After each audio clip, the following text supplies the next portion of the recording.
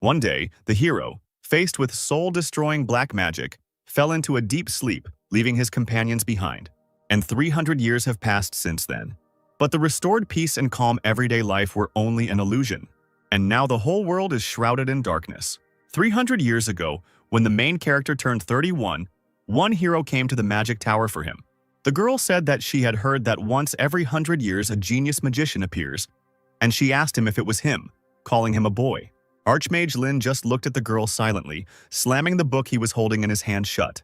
Still silent, he approached the bookshelf and, under the gaze of the stranger, put it away from the shelf. Ignoring the girl behind him, Lin began to sort through the books that were lying on the floor, and the girl decided to call out to him, asking him if he could hear her at all. With a stone face, the guy replied that he was neither a genius nor a child, and his name was Lin. The girl beamed and ran up to the guy, saying that he really was the youngest 4-star archmage in history, and she said that she had come to the right place then. She smiled, looked at the boy's back and said that he was still a child. Laughing, she said that it was hard to call him a genius magician when he still needed to change diapers. She continued asking him to join her party, and then she would change them for him every day. Lin turned around with a dark face. A fireball was shining in his hand. The girl immediately tried to back away, shouting at him not to rush in such a hurry because she was only joking. Without looking where she was going, the stranger crashed headfirst into a bookcase. The books that stood in tall stacks on the cupboard swayed and fell down like rain. The orb in Lin's hand went out, and he stared at the stranger who was buried under those books. Seeing such a sight, the guy could not help but smile and laugh. The girl climbed out of the books and laughed too, and that's when Lin became interested in her. The girl introduced herself by saying that her name was Esther Alter Chiprin, and she said that she was a fake warrior of the Heavenly Light Dragon Church. Esther asked Lin to help her defeat the void spreading from the young pole. In other words, she invited him to join her group of heroes. Esther's group already included 2 famous people, the famous archer of the Kaya's Empire and the fire dragon priestess from the Dragon Republic, Frida. In response to this proposal, Lin told Esther that he did not want to die, to which the girl asked who did. The guy asked the girl if he was as interested in those 2 as she was. Esther laughed and replied that they were as crazy as she was. But there was something even more interesting.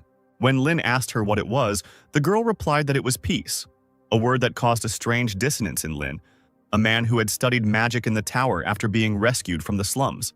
He had a goal to become the highest-ranking mage in the Empire, a 7-star rank mage. It was said that if you reached the 7th star, you could see the truth of the world, and Lin wanted to reach a dimension where no one had ever stepped before. Living here and reading books about magic for the rest of my life wouldn't be bad. But to reach the 7th star, he needed to know about the world outside the magic tower. However, aimless travel seemed tiresome to him, and he wondered whether he needed it at all. And then this clumsy heroine appeared and offered him to save the world. And this unexpected offer was enough to pull him out into the outside world. Even though he didn't have a burning sense of justice to save the world, he accepted it. Kaze was an archer whose accuracy dropped catastrophically without drink. He was also mute. Frida the priestess was a heavy smoker. She said that, as a priestess of the fire dragons, she should at least be able to cast a breathing spell, and then she would blow black smoke into Lin's face, giving out a crazy laugh. After this, a monster could suddenly appear and attack with loud screams. And although the party members had their shortcomings, they were masters of their craft. This monster prepared to attack people, and its eye lit up with a green light. But before he could do anything, a bright flash of light had already curled up in Frida's hand, blinding him. And then a huge wave of fire headed towards the monster. The party was strong. The terrible monsters they encountered on their way and the minions of the abyss approaching the server were nothing to them. Esther often joked with Lin. She would tell him not to dare fall in love with her. In the evening, she asked him when it would all end, and if he wanted to go on a trip with her. While Frida was fighting the bat, Esther nonchalantly told Lin that she was afraid that he would be deceived by another girl, since he was so innocent. And thus, in the company of his companions, Lin spent 5 years. As their journey to save the world from the abyss came to an end, Lin's body began to show signs of erosion. This was the result of 5 years of being attacked by enemies. Before the final battle with the abyss, he was dying, consumed by the poison that poisoned his soul. Kaze stared sullenly at the ground as Esther called out to Lin, urging him to wake up. She asked Frida to do something, but she replied that she could not lift this curse. Tears streamed down Esther's face when she was told it could not be healed. The girl protested and screamed that Lin could not die like that. But Lin muttered that he did not want to die. Esther screamed that she knew. She would find a way, he just had to hold on. Suddenly, Lin began to cough, drops of blood escaping from his mouth as he clutched his clothes tightly. Lifting his jacket, he showed his companions the seal on his chest, telling them not to worry too much. As it turned out, it was the tiny overlord's filter lapel, an immortality spell carved into his heart. It contained magic that would put his body into a dormant state and heal him. Lin muttered a spell, and his body began to be covered in ice. He didn't know how long it would take him to revive, but it was the only option. Esther watched with wide eyes as ice covered the boy's body. Lin tugged weakly at her cloak and told her that he would be back. He chuckled and asked her with all his might to win. Smiling, Esther promised that she would do it. She told him that no matter what, they must meet again. Taking his hands, she said with a smile that then the four of them would go see the world. She told him that she would be by his side until he woke up. Lin smiled at her, promising that she would, and the ice had already reached his head. Lin's consciousness was being pulled into the cold grip of death. He felt buoyant and empty, as if he was sinking into a swamp. Finally, he thought about the fact that he still couldn't see the truth from the magical system of the seventh star. Lin sank deeper and deeper into oblivion. Meanwhile, Esther, Kaze, and Frida returned to the fight. Their journey together across the vast world ended here. It ended in front of the army of the abyss, which rushed forward with terrible screams. All that was left in front of Lin was darkness. But in an instant, he was already tired of floundering in the darkness. Lin opened his eyes. A female voice came from the side asking him if he was okay, and the woman reflected back to him as rain. Turning around at the sound of the voice, Lin immediately addressed her as his mother. Lin's appearance was now different. His hair was black and his eyes were red, and he looked like a teenager. Lin immediately stopped short, thinking about where his mother came from, since he was an orphan, and the woman looked at him questioningly. A bright light shone somewhere to the side and Lin covered his face with his hand, shielding himself from it. Looking around, he realized that he did not recognize these places. Next to him was not a battlefield, but a city and its crowd. The woman asked the boy why he was acting like that and said that it was Heroes' Square in front of the Vatican. The woman continued, saying that there was a monument there in honor of Esther's group. Hearing the familiar name, Lin turned around and saw a statue in front of him. The monument contained the names and dates of life of all the members of Esther's group. Lin asked the woman what year it was, and she simply asked him what was wrong with him. But Lin didn't calm down and asked again what year it was. Exhaling, the woman replied that it was now 1418, according to the Teresian calendar. Hearing this year, Lin's body became cold, and he began to wonder if he had been reborn, or if his memory had been superimposed on someone else's body. He noticed that the feeling in this body was very strange. The memories of Esther's laughter, Kaze's drunken delirium, and Frida's cigarette smoke were still fresh in his mind. But he realized with fear that all this had happened 300 years ago. With a trembling voice, Lin asked if they had won the last battle, but he immediately thought that it was a pointless question. He thought that if they had not won, they would not have had a monument erected to them, and the sky would not have been so peaceful. With a heavy sigh, the woman asked him why he was saying such obvious things. And then she said that they said that now, if you climb the Vatican Tower, you can see the frozen remains of Lord Lin. Lin didn't ask any further questions but answered tensely that he understood. He wondered what it meant that he had taken over someone's body. The woman continued, saying that Lady Esther had remained by Lord Lin's side until she died. She noticed that it was so beautiful and so sad, and then she asked the boy what he thought. Lin, in response to this, laughed, sweating, and the woman asked him why he was laughing because it was a sad story. Remembering his last moments with Esther, he thought it was amazing that she had kept her promise. Lin walked closer to the monument and reached out his hand to the plaque. As soon as he touched her, he pulled his hand back, thinking that someone had not kept their promise after all. Lin burst into tears and said he had not kept his promise. Lin didn't know what the three of them said about him next, but he became a historical figure. The emperor personally erected a monument to him. Many towers of magicians and families of magicians revered him as a saint. And Reina's mother watched her son with excitement. Lost in his thoughts, Lin thought about how these 300 years had left him with only magic. They left him with memories of travels to many places and the faces of his comrades who smiled brightly at him. Now these adventures could be read about in books. Now these memories have become legends. He recalled that Esther had once said that moments become memories when they are shared with someone. So his memories are not yet memories. Until he dies and meets them, they will remain unshared. These are memories he must live with alone, like an unanswered echo. Noticing movement out of the corner of his eye, Lin turned around and saw a cup of tea. Smiling, Lin accepted the cup from Rain's mother. thinking that his friends were gone now, but they had left him this world. Looking at the cup, he thought about what he should do now, and then he remembered Esther again. Lin's eyes widened, and he thought about what else he had to eat and work with. The Holy Human Empire divided the mage class into 7 levels. Eventually, Lin reached the 5-star level of a mage. Only 2 people in the entire history of the empire had reached the 6-star level, known as a sage. Lin thought that, one could say, they had not reached the end of the truth. But Reina's mother waved her hand at him, getting ready to leave. Seeing the outstretched hand, Lin remembered Esther and thought that if he hadn't left with Esther, he would have reached the 6-star level and then grown old and died. But he would regret it all his life. Even if someone could turn back time, he would leave to travel with her again and again. But now Esther is gone. The girl hoped that this world would be filled with laughter. As Lin followed her mother outside, she thought that this world, which they had all desperately defended together, was truly the way she wanted it to be.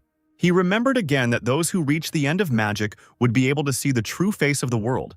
So in this life, he must become a 7-star magician. Stopping again at the statue of his friends, he thought that in order to escape from this sadness and emptiness, he would try. He remembered Esther with a wide smile and flushed cheeks, calling him to look at the flower. He remembered Frida saying it was too romantic to show such things to a charmless brat. Kays only watched the flowers from the side. Lin then shouted that he would rather read another magic book than look at this. He asked what was so wonderful about this flower field. Lin thought that the people in Esther's group were all equally eccentric, but he really enjoyed traveling with them. Looking up at the sunset sky, Lin in Rain's body said goodbye to his friends with a smile on his face. He thought that now they were left in the past and could not be together. The living, following the flow of time, must move into the future. Lin had a dream where Esther asked him if he ever regretted not having a family, to which the guy replied that he didn't even know his mother.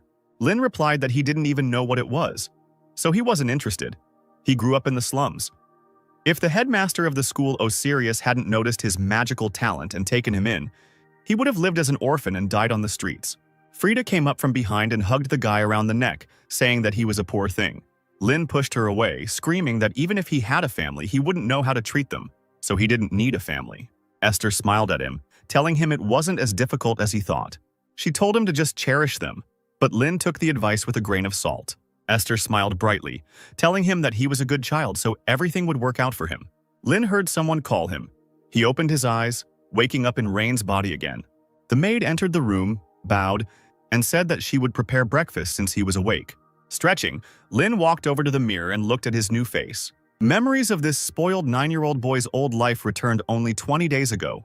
This boy, Rain, is the eldest son of the Ludwig family, one of the 5 great families of magicians. Since Lin himself is an orphan, he had to work hard to adapt to life in a noble family. Lin entered the dining room and was greeted by the maid and Rain's mother. She asked him if he could go and tell his father that breakfast was ready. She said that he would be very glad if he came. Lin smiled, not refusing. A couple of minutes later, he reached his father's office, where he was sitting at the table. Kevin Ludwig noticed his son and asked him if he hadn't had enough sleep. His face had a bad color. Ruffling his son's hair, he noticed that he still looked unwell after the journey. Looking at his father emotionlessly, Lin told him that breakfast was ready. Kevin smiled and removed his hand, saying that this was the only reason he came here. Thanking him, he said that he could go eat first. Lin asked the man if he was not going to have breakfast, to which he looked away at the table. There was a piece of paper with magical seals on the table. Kevin said that the dissertation presentation was next week, so he was in a hurry. The man said that his mind was foggy from eating, so he tried to concentrate and get as much done as he could in the clear morning hours. And looking at the paper, Lin wondered if he was really stuck on this. He asked his father if he wanted him to help him. Kevin asked him if he wanted to support him, to which the boy replied that he wanted to help solve the magic circle. Kevin said that the help was welcome, but his mother would scold him if he was late for breakfast. But Lin didn't listen to him and took the pen. As Lin drew his pen across the paper, he said that magic was the expression of natural laws numerically and then their distortion. He said that the Go rune complicates the equation and conflicts with the hand Cha, so it is better to replace it with the Gu rune. When he finished writing, Lin turned to his father and said that then, using the imperial equation 41:2, he would be able to get the answer immediately. Kevin picked up the paper, asking if such a method was possible. The man thought that this was a difficult problem that even the best scientists could not solve, and yet this was a high-level spell that was 200 years old. Looking up at his son in surprise, Kevin asked him how he had guessed. Digging through Rain's memories, Lin realized that Rain, in terms of his knowledge of basic magic, was a completely ordinary person. However, given that he belonged to a line of mages, this meant that he did not inherit the talent for magic. Lin did not answer his father's question and asked him if he could have breakfast with them now.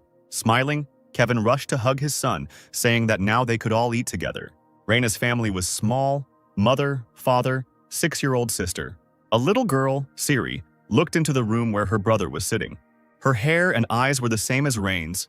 She was a sweet girl who inherited the traits of the Ludwig family. Lin turned around, noticing someone's gaze on him. The girl flinched when she realized she had been noticed. Without thinking twice, she ran away. Lin sighed heavily, thinking that such behavior was quite understandable. Because in Rain's memories, he was never kind to Siri. Instead of being cold, he was simply indifferent to everything. Lin didn't think about it anymore and returned to his book. Esther's voice echoed in his head, telling him that he had to take care of them. He couldn't just run away. Lin slammed the book shut, his teeth clenched in frustration, the words about him being a kind child echoing in his head again. Siri, who was standing behind the door, suddenly heard her brother call her, saying that he taught her magic. The girl looked out from behind the doorway uncertainly. Lin asked her if she wanted to play together then, but instead of answering, Siri ran off somewhere again. Lin sighed heavily, thinking that children were too difficult to deal with. But then, after a couple of minutes, the sound of little feet was heard. Siri walked up to her brother and handed him a book called The Basic Formula of One-Star Magic. Surprised, Lin asked her if she was really reading this at 6, and the girl nodded happily. He looked again at the girl, who was now smiling excitedly. Esther's voice came back to him in his head, asking him if he knew the meaning of this flower. In another memory, she happily shouted that she would tell the story of a certain cliff. Lin always complained that Esther treated him like a child, but in reality, he loved these moments more than anything in the world. Siri sat on her brother's lap and began to show what she didn't understand. Lin began to explain to her that a house with a thatched roof and a brick house are different. It all depends on the materials. In magic, this role is played by a magical figure. The shape of a magical figure determines the attribute of magic. For example, if you draw a triangle, it will be the attribute of fire, the shape of a fan, the attribute of wind. Lin continued by saying that the next step is runes. Runes determine the effect of magic, and runes are magic words. Yule means to bind, and Ho means to disperse. For example, if you engrave the Yule rune on a triangular magic square, you will get a spell of binding with the attribute of fire. Lin said that it actually uses mathematical formulas. Siri innocently asked him what mathematical was. The guy looked back tiredly while the girl looked at him with interest, but he continued to explain anyway, deciding that they needed to go over addition and subtraction first. The servants who watched Lin teach Siri said that Master Rain had changed completely, and someone remarked that he didn't care when Mistress Siri cried before. As they entered the room, Raina's mom and Kevin smiled at the sight that met their eyes. The woman said she wanted to capture the sight in a painting, and meanwhile Siri fell asleep, nestled comfortably in the lap of her brother, who was also sleeping. Kevin said the artist might not make it in time and Siri is too shy, so it might be too much. Looking at the table, the man noticed a book and notes and realized that his son was teaching his sister magic.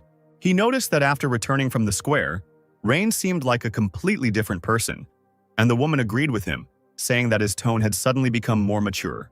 She asked worriedly if it was possible that the void had possessed him, to which Kevin replied that it was not like that. He said that he had a similar experience.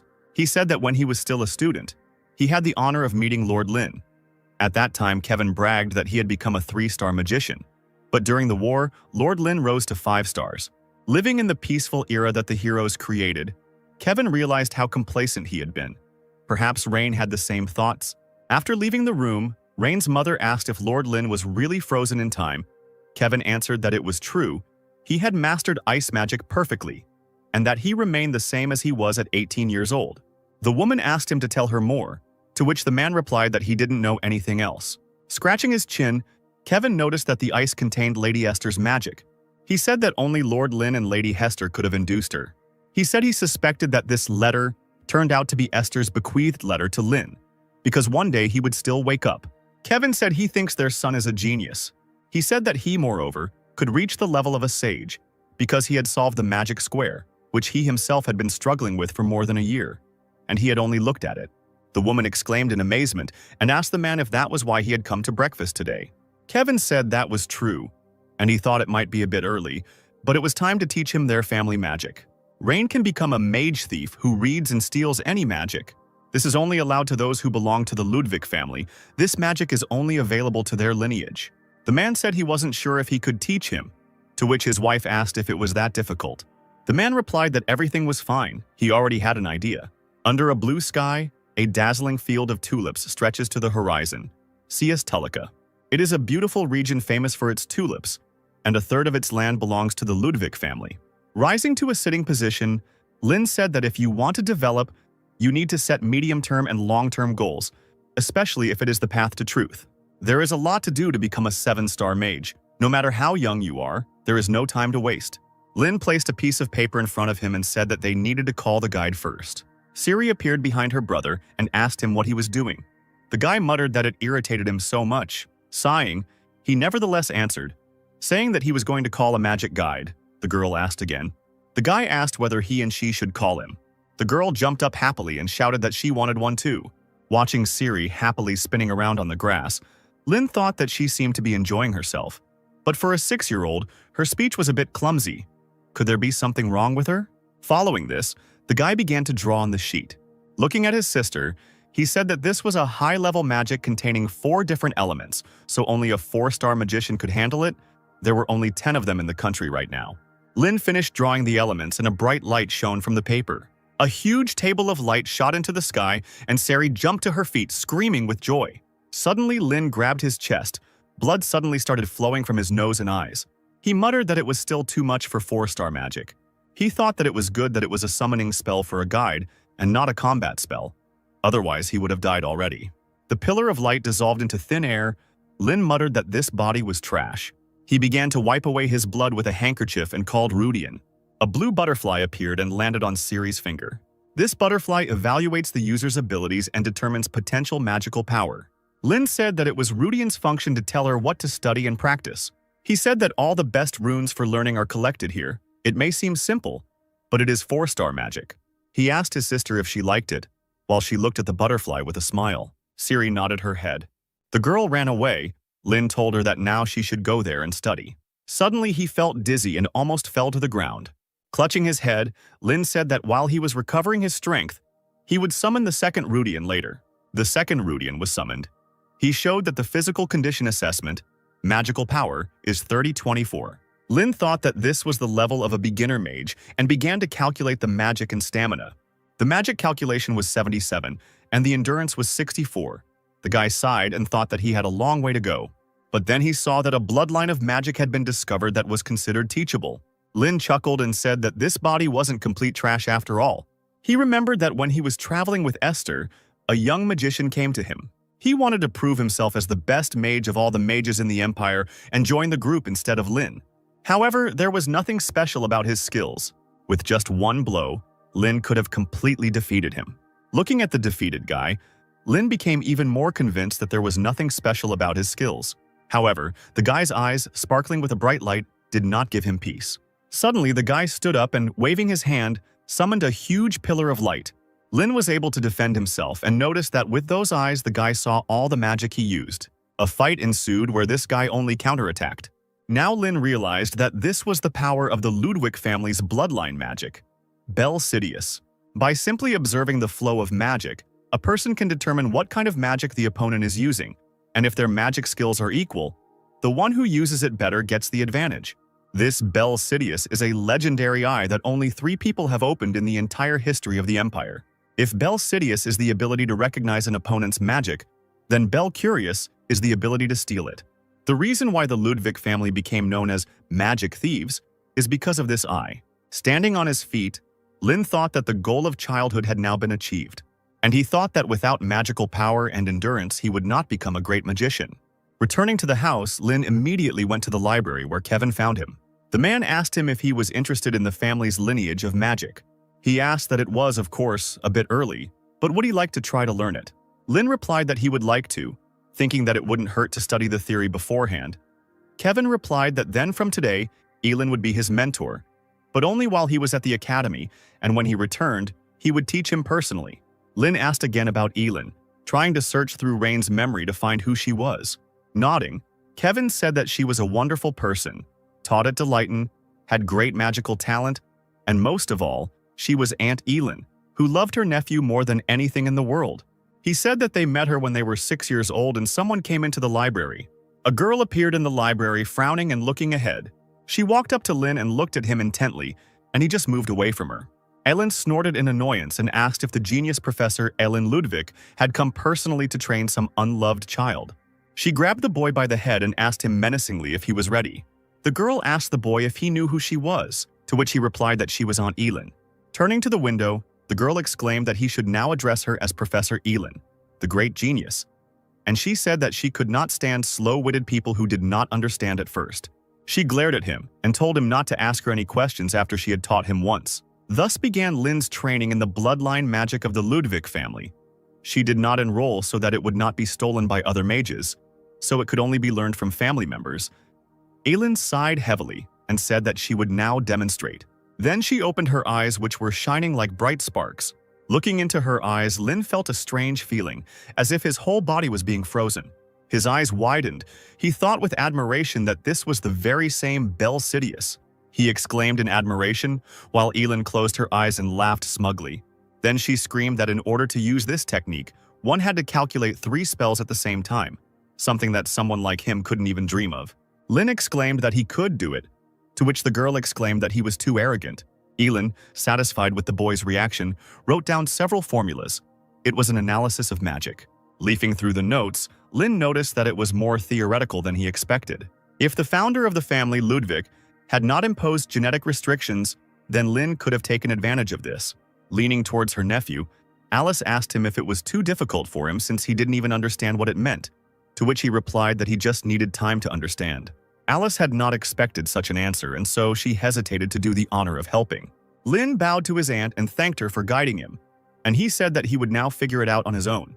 Alice asked him if he didn't need any guidance, and when there was no response, she told him not to ignore her. Lin sat down at the table and began to read the notes. Alice got angry at being ignored and walked away, saying that he could do whatever he wanted, but it wouldn't work anyway. After a while, she sat down opposite the boy and began to read a book. Lin tried to make sense of the notes and got stuck at one point. Suddenly, Alice snatched the paper from his hands without saying anything. She quickly moved her pencil across the paper, her face expressionless. After a couple of minutes, she placed the sheet on the table in front of the boy. The girl buried her face in her book again while Lin looked at her in shock. After a while, Lin thought again, unable to immediately understand what to do, and the sheet was again torn right out from under the boy's nose. And again, Alice placed the sheet of paper with the written solution in front of him. The girl buried her face in the book again. Lin tried to understand what was happening. He was trying to figure out if this was how modern magical education worked or if she was testing him, while Raina's mother was secretly watching them. After some time, Alice announced a break. She left the room, and from the side, a voice was heard calling Rain. Lin asked her what happened. The woman asked him if he thought Aunt Elin was unusual, to which he replied that she was very unusual. The woman said that Elin is not really honest. She tries to teach him everything. So even if he already knows something, he should ask her questions. She remembered that Elin was the same when she followed her and Kevin around. A few minutes later, Elin returned and sat down at the table, burying her face in a book. Looking up, Lin noticed his aunt sneaking a peek at his notes. When the girl noticed that the boy had noticed her gaze, she immediately turned away. But after some time, when Lin returned to the notes, she began to peek again. Lin thought that Elin was very annoying, even more annoying than 6-year-old Siri. Finally, Lin decided to follow his mother's advice and approached his aunt, saying that she didn't quite understand that part. Elin immediately threw the book aside and screamed that if he didn't even know this, then their family was doomed. And she asked what exactly he didn't understand. Lin pointed his finger at the text on the page, to which Elin immediately told him how he should solve it. Laughing, she said that he should use this formula, and then he would be able to solve it much faster. Lin apologized to her, and she continued, asking him about what he did before he was 9 years old. Lin resigned himself to his fate and continued asking his aunt. Elin's teaching was such that it required a lot of effort, but thanks to her, he significantly reduced the time spent studying theory and gained practical experience. On the 10th day after receiving Elin's instructions, he felt a burning pain in the retina of his eye. He felt all the blood in his body rush to his head, the world slowly turning blood red. And then it happened. The eyes, glowing red, were engraved with the mark of death. All information about everything in the universe comes in the form of formulas. Lin used a fire spell and immediately a fireball appeared on his palm, and on top of it were numbers. Lin thought about what he realized was that in the eyes of the young wizard, all his magic looked like numbers. He said it was really amazing. Elin, stunned, asked the boy if he could really achieve this in just 10 days. Even after specialized training, it took Elin 7 years to master Belcidius. They said it would take 70 years to master Belcurious. Elin thought about how in just 10 days, Rain had gone from a blank slate, knowing nothing, to using multiple spells at once. She thought that he could rival Lin, who was called a master of simultaneous summoning. Looking at him, she thought that he might be a genius. Elin went to Kevin, who muttered that his son had awakened Belcidius in just 10 days. The girl told her brother that thanks to Rain, the Ludwig family can become a leading family of magicians. He is really amazing. Elin walked out of her brother's office, slamming the door. Kevin said that as a father he had nothing more to teach him. After that, Kevin called out to Yud, and a black figure appeared behind the red curtain. The man told Yud to send a message to his father. Yud asked him if he was referring to the former head of the family, to which Kevin asked him if there was any problem with that. The man immediately replied that that was not what he meant. Kevin said to pass on a request to guide his grandson, who has an innate talent, on the right path. Smiling, Yud noted that Kevin had truly gone through fire and water for his son. He said he would do as ordered. Kevin just smirked in response. Thus ended spring and a short summer began. Looking out the window, Lin thought about how this summer seemed to last for about a year. Dark clouds covered the continent, pouring rain day after day. Lin was incredibly busy that summer. During the day, he studied household magic from Elin. At every opportunity, he taught Siri the basics of magic. And at night, he concentrated on training his physical and magical strength. The development of modern magic that Lin learned from Elin and from books was truly astounding. And for Lin, a person living 300 years ago, it was quite shocking. He noted that such complex formulas were simplified to such an extent that the activation time was reduced and the power was greatly increased. The level of magic has increased significantly compared to 300 years ago. But now Lin can lose to a modern 4-star mage. He thought that magic grows with time, and with his current state, becoming a 7-star magician in this era is absolutely impossible. He needs strength and incredible knowledge. At dinner, Lin told his father he had a favor to ask, and Kevin asked again. The boy asked his father to send him to the city of magicians. He said that it would take about 3 years. The parents' eyes immediately popped out of their heads.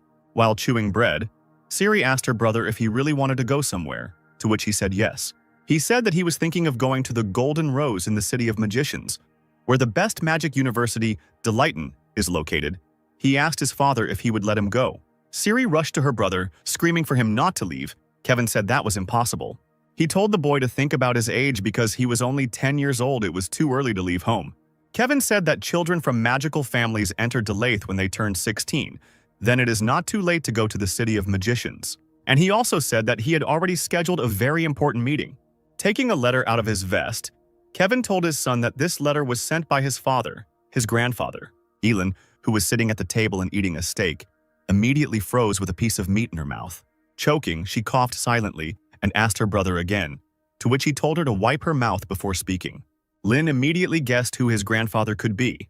Kevin said that in their family, only 3 people awakened the Belcurious. Lin's thoughts were confirmed, and he thought that this was indeed the Belcurious Scalzi Ludwig Motivator. Kevin told his son that his grandfather would personally guide him through Belcurious. Alice rushed to sob into her mother's skirt, and Elin began to wipe her mouth while the man told his son that he should first visit his grandfather. After some time, the carriage reached a huge mansion. Kevin and Lin got out of the carriage and walked down the corridors, Lin looking around. Kevin told his son that he would go and greet his grandfather first. After a while, the man came out of the room and called Rain to meet his grandfather. The man standing by the window turned his red eyes behind him. He raised his hand and pulled out 2 fingers, around which red triangles of the spell glowed. Suddenly, he dropped his hand sharply, which activated the spell. Lin was immediately overcome with an unusual sensation. Everything around shook. The chandeliers on the ceiling swayed. Books began to fall off the shelves. Lin wondered in fear what this old man was thinking. Meanwhile, Scalzi had no intention of retreating. His hand glowed even brighter with the same spell.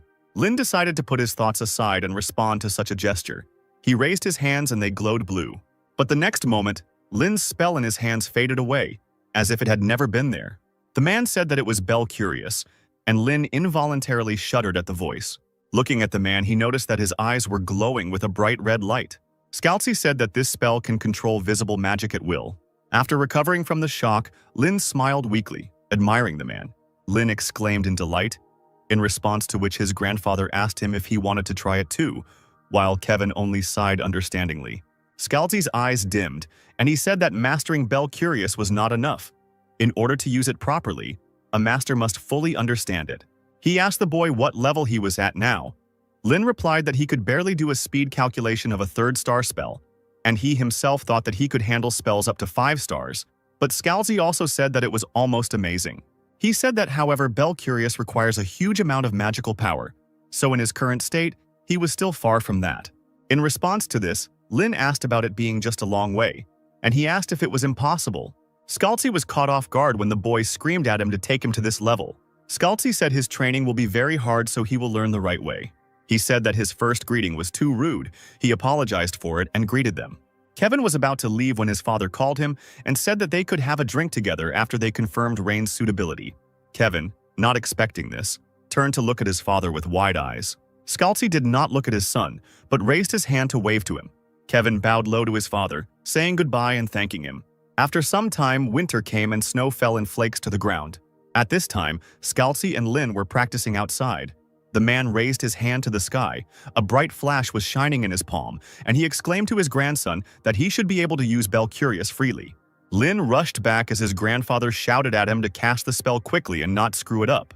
Scalzi's lightning struck the ground, knocking the boy off his feet, and the man screamed, asking his grandson if he was just going to stand there and watch as the enemy's spell was activated. And Scalzi himself thought with admiration that this boy had an amazing talent. If you teach him one thing, he will comprehend 1,000. He is a genius who masters in one go what would take others a month. All that remains is to master the use of eyes and develop magic. Lin ran around his grandfather as he told him that he had to risk his life in his studies in order to grow significantly. Lin shouted back at him that he understood everything. A bright fireball glowed in Scalzi's hand, and he told his grandson that he would release it now. Looking at his grandson, he told him that if he couldn't dodge, he would die. Lin ground his feet, preparing to meet the spell. Rushing forward, Scalzi gave the boy the signal to take action. Lin screamed loudly as he used Bell Sidious, and his eyes glowed a bright yellow. Meanwhile, the fireball was getting closer and closer to him. Scalzi shouted loudly at his grandson to hurry up. Lin stared at the orb, thinking that he needed to master his opponent's magic with Bell Sidious, and then manipulate it with Bell Curious. The ball came closer and closer, when suddenly a bright red light lit up in the boy's eyes. Everything in his eyes began to move in slow motion. The fireball disintegrated into numbers. The grandfather who stood behind turned into a silhouette, covered in numbers. Lin's eyes widened as he realized that he had been able to activate the Bell Curious, the universe being converted into equations and fed directly into his brain. He thought that now he needed to change the formulas for his provision. He held out his hand to begin changing the spell. Information immediately appeared in his head that the array consists of 2 triangles. The designated runic symbol is Rudihin. The range is 23 kilometer, the size is 17 axles. The solution immediately came to his mind, and a moment later the fireball exploded in a bright flash. After finishing casting the spell, Lin began to fall from exhaustion, but Scalzi managed to catch him. Breathing heavily, Lin asked his grandfather if he could do it. Scalzi responded by joyfully exclaiming that everything had worked out. Now all he had to do was strengthen his magical power. Lin smiled faintly as the man continued, admiring the fact that he was able to awaken Bell Curious at only 14 years old. Scalzi thought that he had barely reached this level at 39. This boy could rewrite the history of the Empire. After some time, when Lin came to his senses, Scalzi said that he would not interfere in his life but wanted to give advice. With a serious face, he told him that when he turned 16 he should definitely enroll into Lighten. Lin didn't answer. He looked away and thought that he was no longer interested. Scalzi told him that if he graduated from the university with the highest level, he would have a chance to meet Archmage Lin. Lin agreed, but said that he was not very interested, and he thought that it was time for them to stop mocking the dead. Scalzi said he felt the same way, but Esther's character left a letter. Isn't he interested in its contents? Lin froze in shock. He couldn't believe that Esther had left him a letter. Scalzi told his grandson that no one had ever awakened Bell Curious at 14 years old.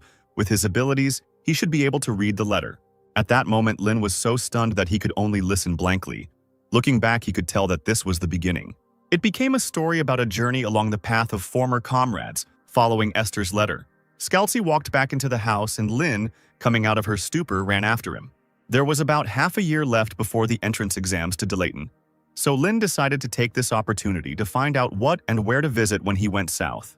Kevin asked his son if he planned to stay in the magical city after the exams, to which he replied that he was going to, because all the knowledge was collected there. At the end of the year, the notoriously difficult entrance exam to Delayton takes place, and those who pass it begin their first semester in May.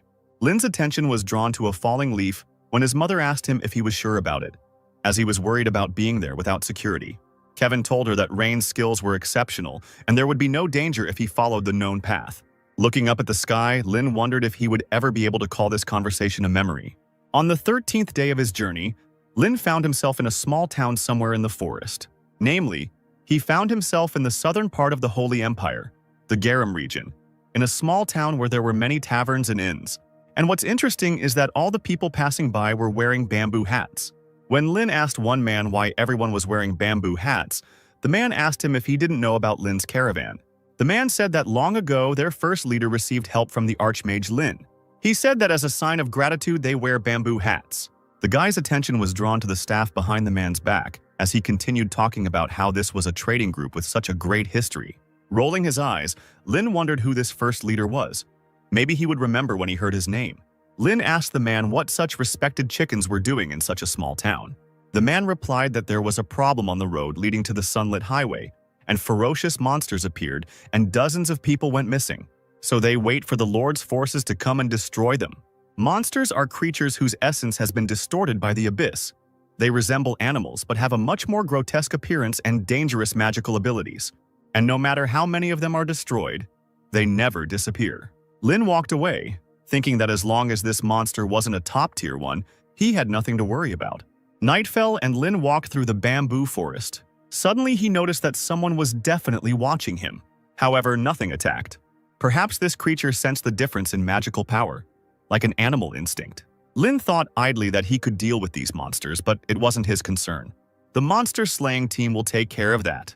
Lynn walked on, memories coming back to life in his head. He remembered Esther pointing somewhere on the map, suggesting a route. An irritated Lynn listened to how they wanted to stop by a flower field on the way. Unable to bear it any longer, he shouted, asking them what they were doing. He reminded them that two groups of warriors who had crossed to the continent before them had been destroyed fighting at the front. Because of this, the front line has stalled and they are barely holding on, waiting for help from others. Frida took a drag on her smoke as Esther said that she understood everything.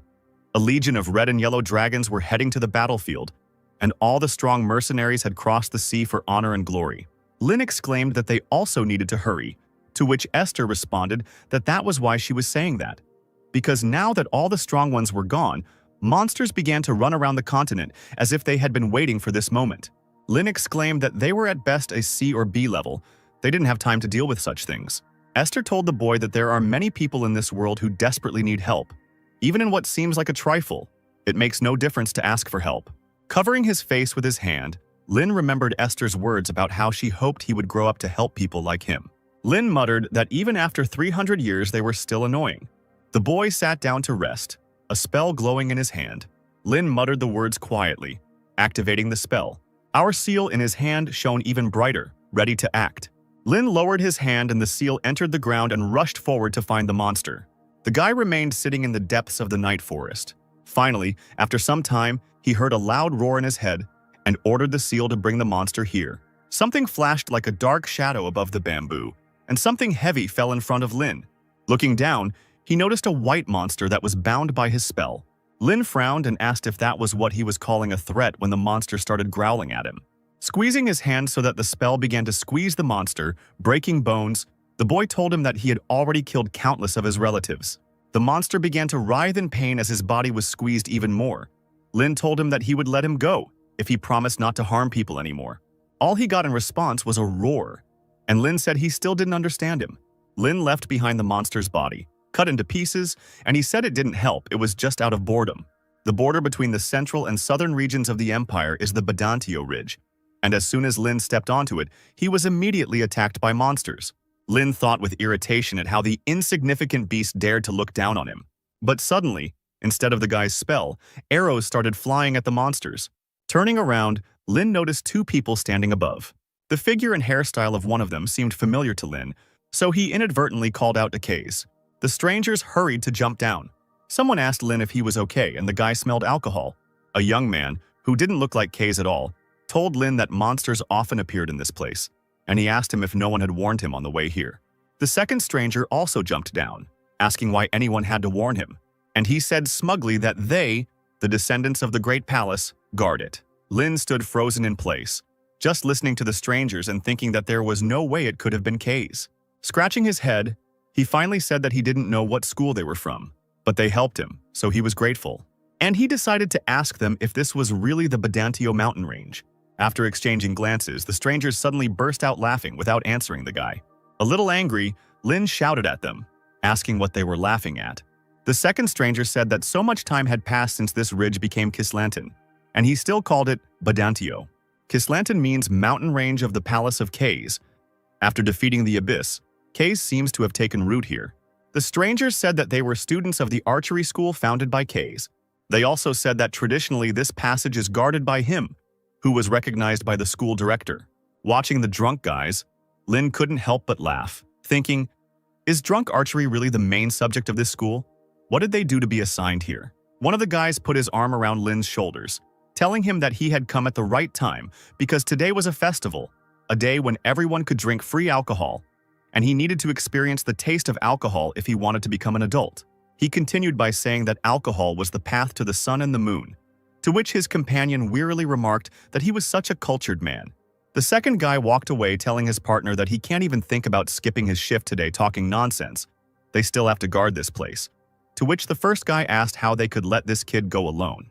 Grabbing Lin by the scruff of the neck, the boy ran away, shouting to his comrade that he would simply take him to the entrance of the village and return. Walking through the forest, the guy said that the road was hidden because of fallen leaves. Although they tried to clean them up, there were endless amounts of them this year. The guy continued to chat, but Lin was no longer listening to him, looking around.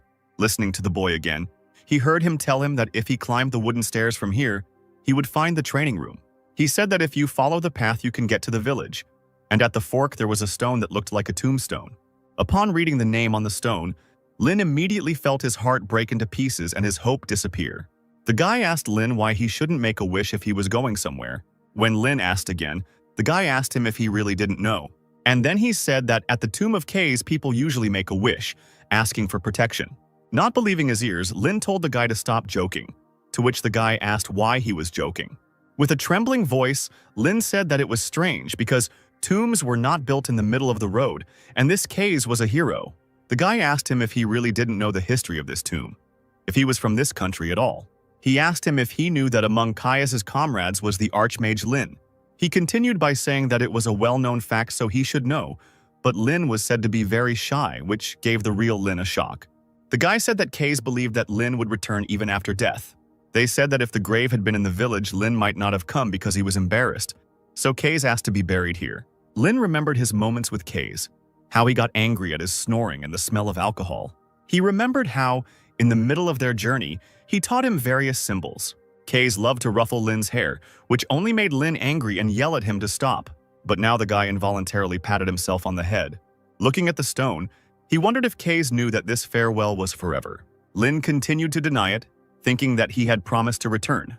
Kaze appeared before his eyes, but when he turned around, his face began to melt, revealing his skull. Suddenly, Lin turned around and ran away.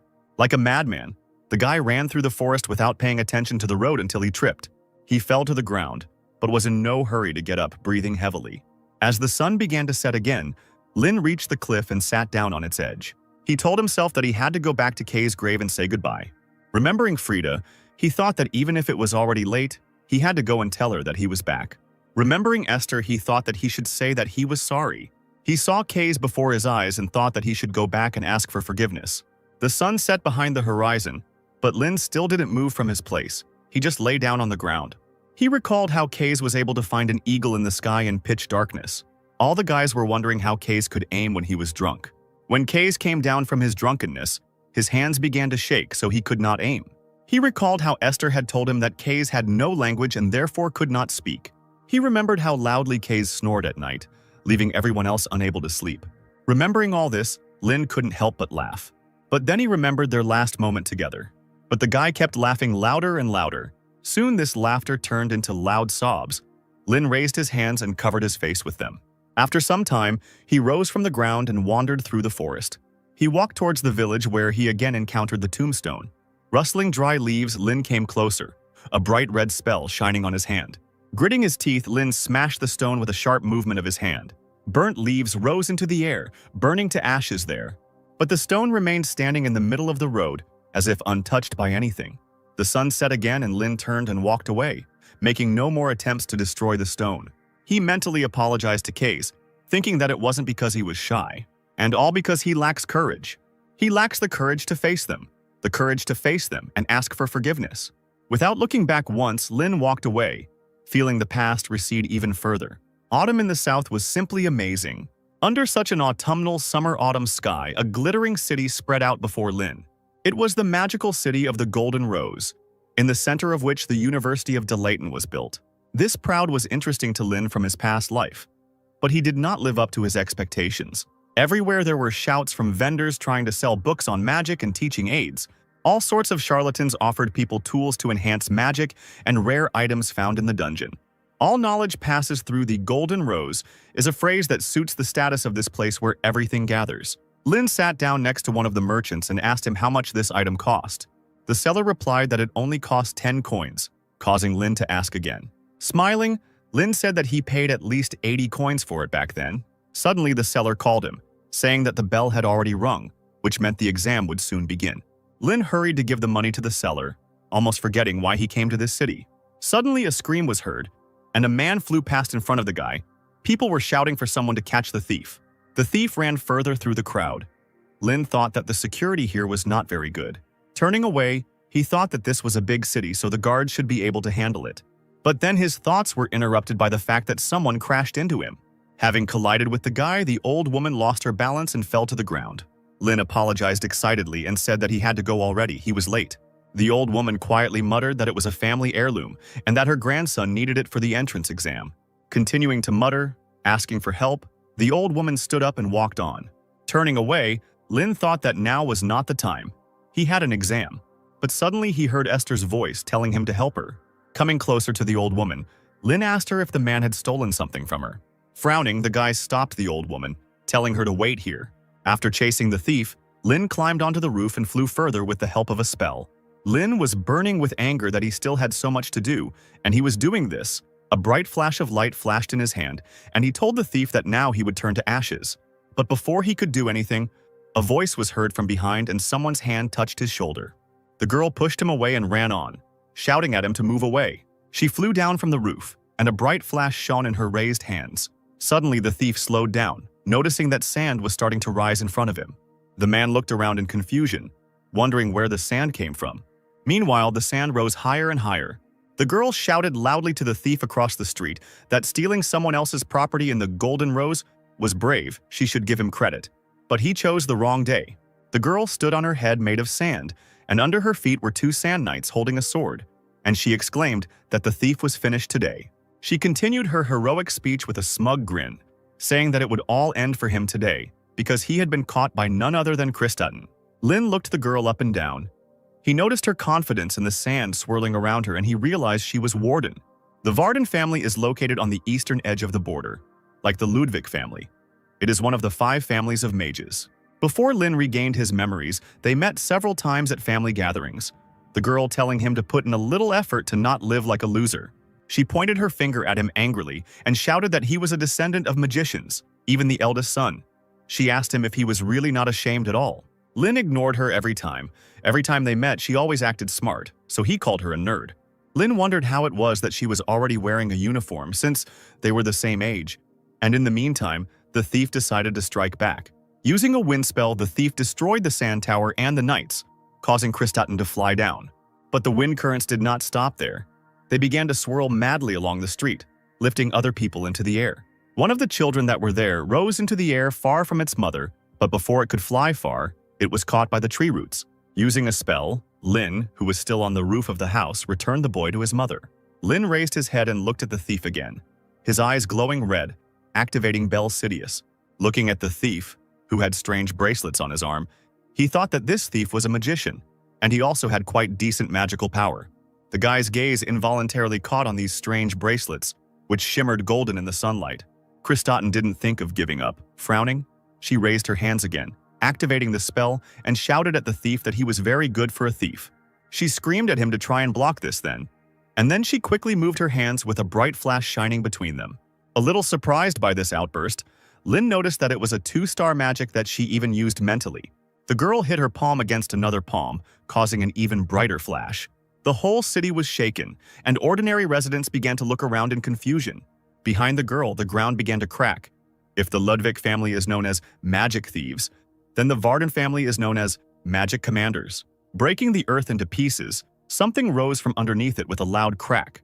A sand golem appeared behind the girl, its eye glowing red, and Lin thought that the Varden family's bloodline magic was earth magic.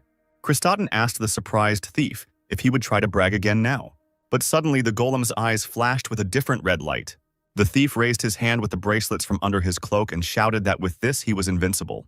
His hand glowed with a dark light, and then something pierced the golem through and through. The golem's eyes went dark, and he was ready to collapse as a heavy mass onto the ground. But after that, the golem's eyes flashed red again, and he didn't care about anything. Noticing this, Kristaten turned to the thief and told him not to even think that he would fall from such an attack, while the golem prepared to attack its mistress. The thief smiled slyly, and the bracelets on his hand once again began to shine with a dark glow. But before the golem could strike, something flew into his hand, smashing it into tiny pieces. Lin appeared in front of Kristaten and said that if he showed his trump card so early, he could get a counterattack. Attacking the golem further, the boy said that just because someone used a spell first, it doesn't mean they've already won. Lin didn't think of retreating. His hand twisted again, but this time with the blue light of the spell. The thief screamed desperately, ordering the golem to kill those children. The golem obeyed the orders of its new owner and decided to strike with its other hand. Lin, in response to this, decided to use a fire spell in a circular shape. Raising his hands to the sky, the boy launched a fountain straight into the golem's face. Kristaten, who, like Lin, was soaking wet, asked the guy if he was a water mage. She said that although the water element is the natural enemy of the earth element, her golem does not fall from a 1-star spell. And to confirm this, the golem rose to its feet again, its eyes glowing with a menacing red light. The thief laughed like a madman and asked how they could boast of such a thing. Kristaten pushed the guy away and rushed forward again. Meanwhile, the golem did not stand still either, and, at the command of its master, rushed forward. Lin once again put his hands forward, using another spell, and the golem was again met by a strong stream of water. Kristaten, who was once again behind the guy, shouted at him that he should already understand that this doesn't work. The man still wouldn't stop and continued to shout at her to stop wasting time and just die. But Lin didn't give up. He continued to use the spell, pressing on the water golem. After a couple of seconds, sounds were heard and cracks began to run across the golem's body. Noticing this, the guy began to spray water even harder at the stone golem. The golem stepped back, and then he noticed that his last hand was beginning to crumble before his eyes. However, she was still intact enough to strike again, which is what the golem decided to do. Lin grabbed Kristaten by the collar and quickly jumped to the side, dragging her behind him. The golem's fist hit the ground with a loud thud, shattering it into pieces. The thief used his bracelets again. Lin thought that he was stealing someone else's magic, but he couldn't use his own. Kristaten, lying on the ground, screamed, asking the guy what he was doing because it was dangerous. But Lin had already jumped to his feet, and a bright flash of a spell shone between his palms. Kristaten noticed that the 1-star spell had only been cast a few seconds ago. Lin began to transform the spell, looking for a solution to this situation. The guy changed the law of the spell. He raised his hands up, and the spell shone even brighter. Lin released the spell from his hands, and it crawled across the ground, breaking it into pieces. From these cracks, plant roots emerged and wrapped around the golem's body. After a couple of minutes, the golem's body was securely tied and pressed to the ground. One of the roots slid across the golem's face, breaking his red eyes. The golem was neutralized. The thief wanted to rush forward, but roots burst out from under the ground again. Approaching the shackled man, Lin tore off his bracelet and asked what it was. Taking a closer look, the guy realized that it was an artifact, and it looked interesting. The thief shouted at him to give it back, to which Lin replied that he had stolen it. The guy thought that stealing control over the enemy's magic was similar to Bel Sidious. There were 2 magic circles engraved on the stone, which meant that he could steal up to 2-star magic. In a panic, the thief asked the boy who he was and how he was able to cast magic so quickly. But Lin didn't answer him and just turned around, walking away and thinking that even if he told him, he wouldn't believe him. Approaching the old woman, Lin returned the artifact to her, telling her to pass this thing on. The old woman took the artifact back with tears in her eyes, and the crowd erupted in joyful shouts. People began to shout compliments to Lin and Lady Varden. Hearing about Lady Varden, Lin immediately remembered the exam and froze. Without paying attention to anything else, the boy broke loose and ran away. An unknown person in a cloak approached the chained thief and put a sword to his throat. Then this unknown person in a cloak approached Krista, who was still sitting on the ground. Krista recognized the stranger as Professor Caroline, who told her that she had made a mistake today. The woman said that it was great to be confident, but she shouldn't have used the golem so hastily. Getting up from the ground, the girl replied that she knew and would be more careful next time. And then she happily asked the professor if she had seen that boy, and noticed that his magic casting speed was almost the same as the professor's. The woman replied that he might even be faster than her. But then Krista said that the guy didn't seem that strong during the selection. Professor Caroline asked why the guy was here if he had come for the exam. Krista asked her what she was talking about, to which she replied that the exam had already started. Krista sullenly asked the professor if there was any other way she could not accept it. She asked if she could be given some slack if she was late because she was helping someone. The woman asked her since when she thought so much about others. In response, the girl exclaimed that a person like that guy should exist to make things more interesting. And she asked with a grin whether it wouldn't be better for the school to have interesting characters. Professor Caroline made no reply to this, but soon agreed. Back in her office, Caroline looked over Rain's file, which stated that he had no experience in magical competitions and no significant achievements in other areas. Perhaps he is a genius prodigy who can become the White One sent to the Ludwig family from heaven. But then the woman noticed that this guy had been Scalzi Ludwig's assistant for 3 years. She was a little surprised by this, because he was a former great magician and the head of Osiris. It didn't matter to him if someone was his relative. Everything depended on talent and strength. He ruthlessly rejected those who failed to produce results. Professor Caroline wondered if he was just an assistant. Then why was he called a prodigy by the 8 great schools? Thinking about this, the woman smiled to herself. Professor Caroline asked her assistant to make an appointment with the rector because she needed to discuss something regarding a private appointment. The sun was shining brightly into the rector's office, and she said that it seemed like history was repeating itself. They told her that it was impossible to say for sure, but it seemed that talents always appeared at the same time. Examples of this could be Hubert from the Racklin School, Lillian from the Rivendell School, Kaiden from the Harimun School, Nora from the Melev School, Logan from the Chehak School. 5 latecomers from 8 major schools were admitted immediately. The Varden family also sent a talented child, but he may have problems. The principal told Caroline that since the conflict between the magical families and the 8 schools was so deep, it was not very pleasant to get involved in the students' disputes, but it was certainly a special situation. DeLayton's principal, Madelia Page, said she would need to notify teachers and professors. She told Caroline to watch the students closely and intervene if necessary, but not too often. Caroline didn't answer the rector, so she asked what had happened. The woman responded that she thought it was too early. She asked if it was too early to make such a decision. The rector asked her to tell her more, and then Caroline said that she thought there was another genius in this generation besides Krista. Madelia asked if there were any new students she didn't know about yet, to which she received a negative answer. She then asked if this was the child she wanted to give an extra test to which Caroline replied that she wouldn't believe her even if she told her. She could very well have seen him at the family meeting. Madelia told her that she still had a bad habit of slapping her hands. Caroline replied that it was just her personal opinion, but maybe they could give Ryan Ludwig the opportunity to do so and not interfere at all. Madelia thought about this, and the professor continued saying that she was interested in how he would behave in this situation. The rector replied that they would have the results soon, to which Caroline agreed, saying that Owen was there after all. The rector asked whether he really said that he would not accept any award, to which she received the answer that he absolutely does not like it when it turns out that he is a hero. It brings him problems. Caroline said that he preferred to read his books in peace, to which the rector replied that he was strange. The professor grinned and replied that strange people make good magicians, as her teacher always said. But then she noticed that Madelia seemed a bit gloomy today. After a short silence, the woman replied to the other that she was still as insightful. She said that if Rain Ludwig caught that thief, then it seems to be connected to the Dark Church. Caroline said she didn't think so, but Madelia asked her if she remembered ever saying anything stupid, and then said that special cases had contacted them first. With a serious face, she told Caroline that she had a bad feeling about this, so she needed to be prepared. The next morning after the chaos, Lin was informed that he had been accepted, even after he missed the exam due to being late. Professor Caroline suggested that he pretend that he had passed the additional exam and was included in the list of successful candidates.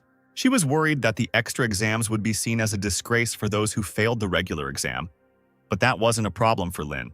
Fearing that he would have to retake the exam, the guy accepted the offer, and now he stood before the gates of the greatest magical university of Delayton U, where the pinnacles of the sacred empire's intellect had gathered. Looking around without much enthusiasm, Lin reflected on how he had never been involved with school. In his past life, he studied magic under the headmaster of the Asura school, and in this life, all his education was given to him by his new family. Even now, he didn't feel the need to learn from anyone. But in this life, he needs to find what Esther left behind. She is waiting for him at the end of this path. Smiling to himself, he thought that until then he should improve his magical skills at least to the level of his previous life. Suddenly, a girl's scream was heard behind him. It turned out to be Krista. The girl immediately recognized Rain. He greeted her, and she shyly responded to the greeting. Krista wanted to thank the guy for helping her, but soon she screamed that she could have done it herself. The girl's scream caused other students to turn around, recognizing the girl as Krista Varden, who was the most popular of her generation. Lin noted that she was even more popular than he thought, to which she sheepishly replied that there was even a saying, "Anyone in our generation who doesn't know Krista Varden is a spy for the Republic." Krista waved her hand, telling Lin that he could be happy, because he was an opponent she had acknowledged.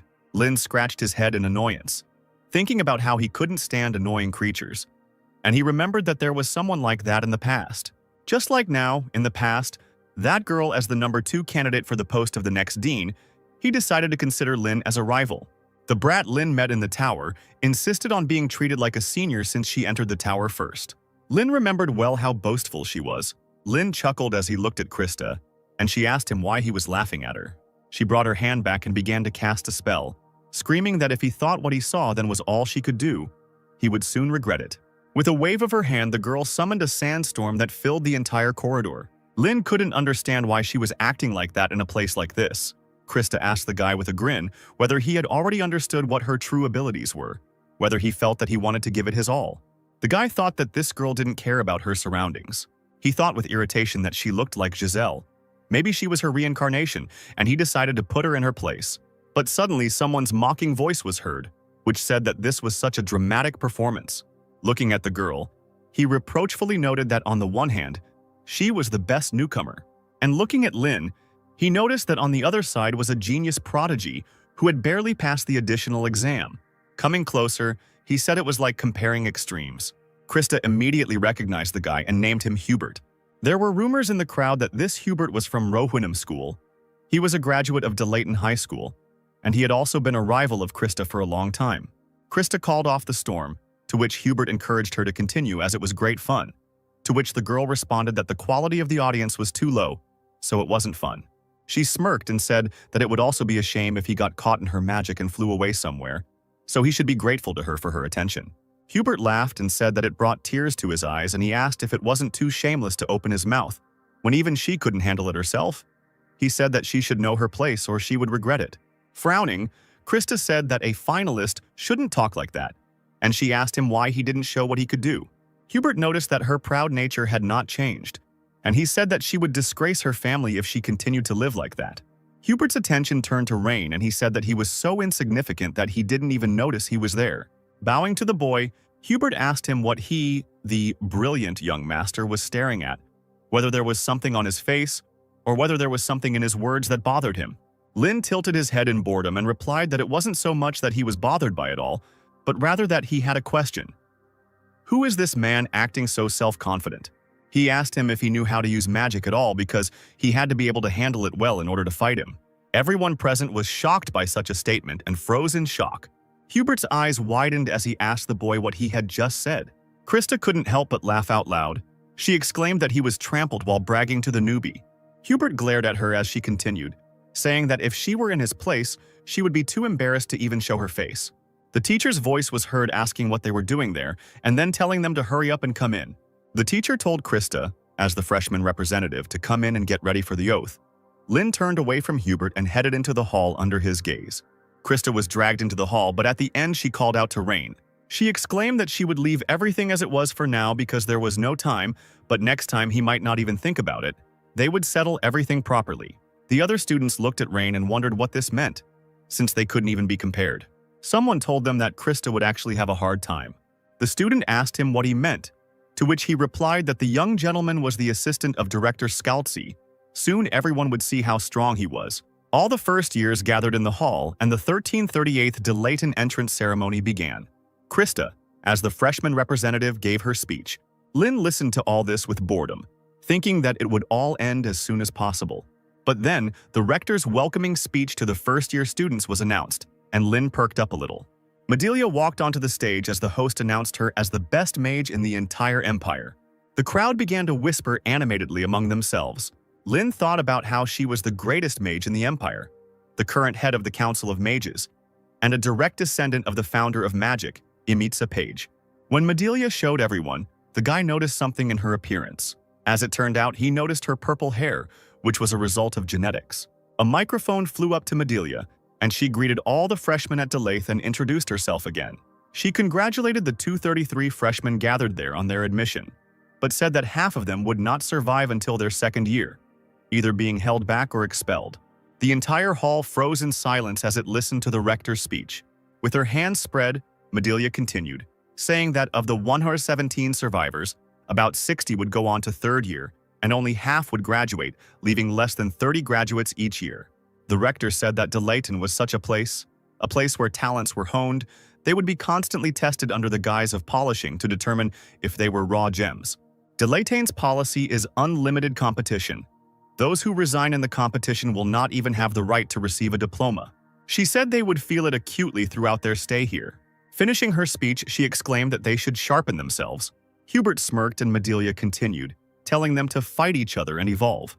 After all, Delayton only works like this, until the insignificant cameras shine with their own brilliance. Madelia told them that she would be happy to meet them again in 3 years. She said that after these 3 years, she will greet them as a fellow magician. Smiling, she said that only then would she wish them luck. After a while, the crowd began to clap hesitantly. Then the audience burst into joyful shouts and Madelia walked off the stage. The students stood up from their seats, clapping their hands loudly, and Lynn thought about how much he was looking forward to this day. Meanwhile, the professors stood on the balcony and watched the new students. Caroline said they were chaotic, but she liked the energy, to which they countered that energy should match ability.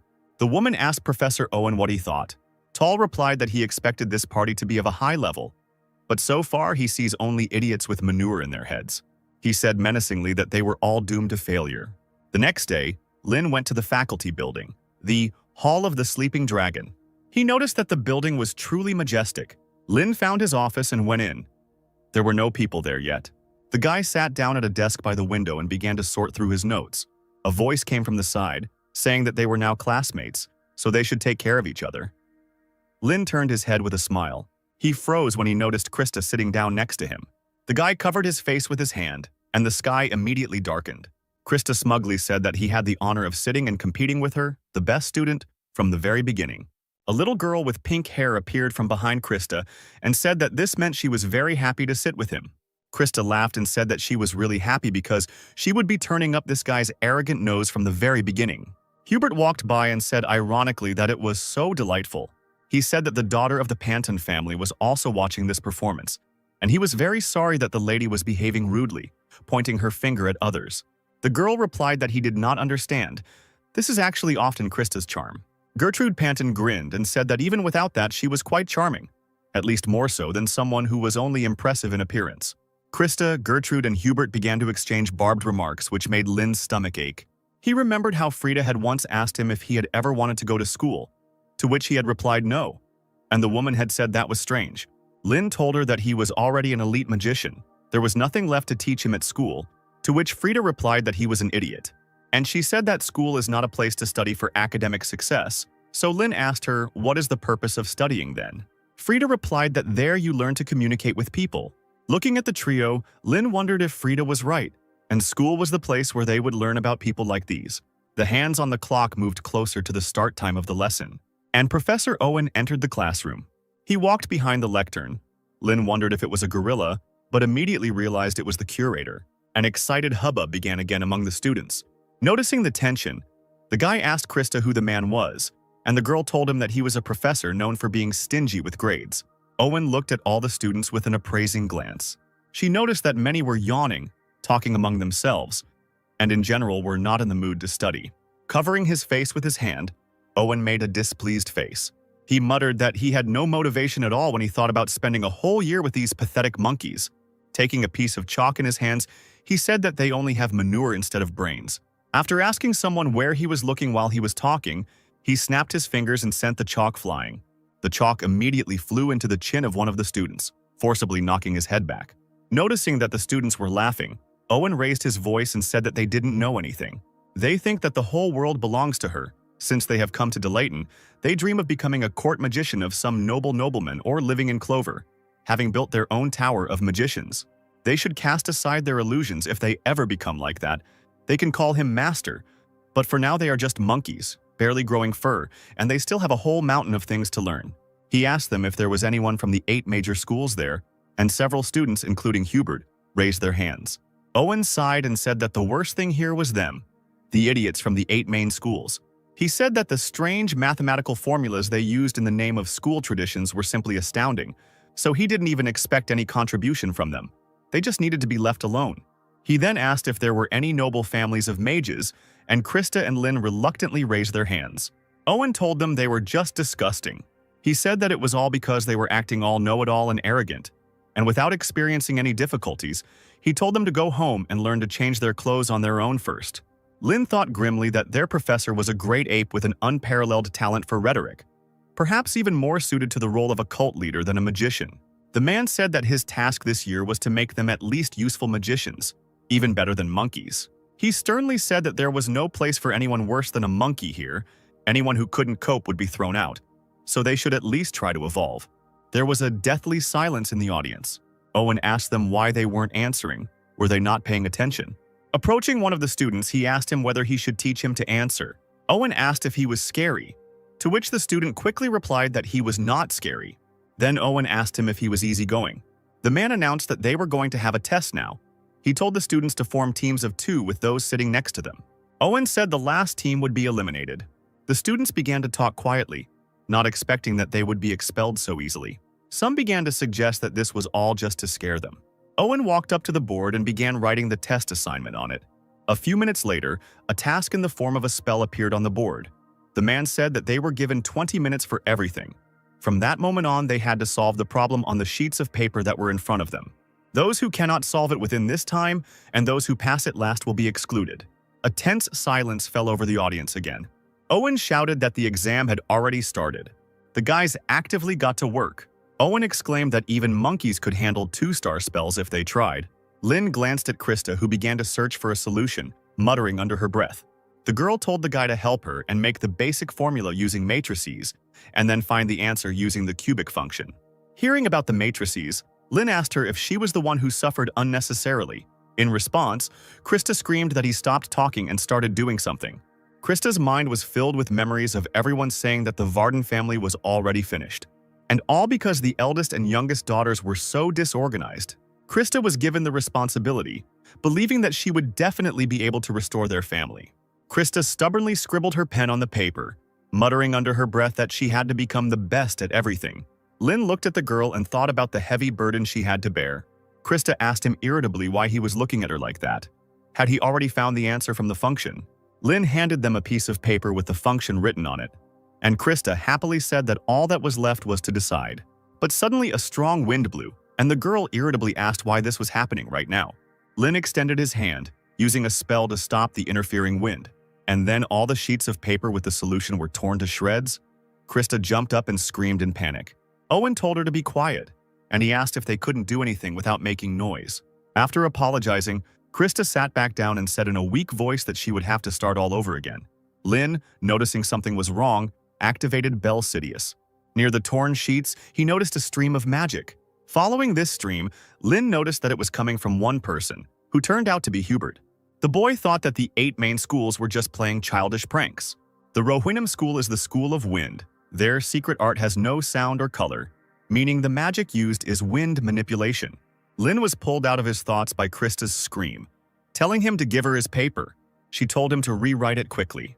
Unable to bear it any longer, the girl quickly took the piece of paper from him, asking him what he was doing. She began to write nervously, thinking that there were 8 minutes left, and she already had the solution process in her head. But then Lin snatched the paper from her hand. Before the girl could ask anything, the guy told her that they wouldn't be able to finish on time using this method. Krista asked him how he could know if he hadn't tried it, to which he replied that she wouldn't understand anyway. The girl looked at the guy with irritation, almost cursing. Lin told her that the task was doable.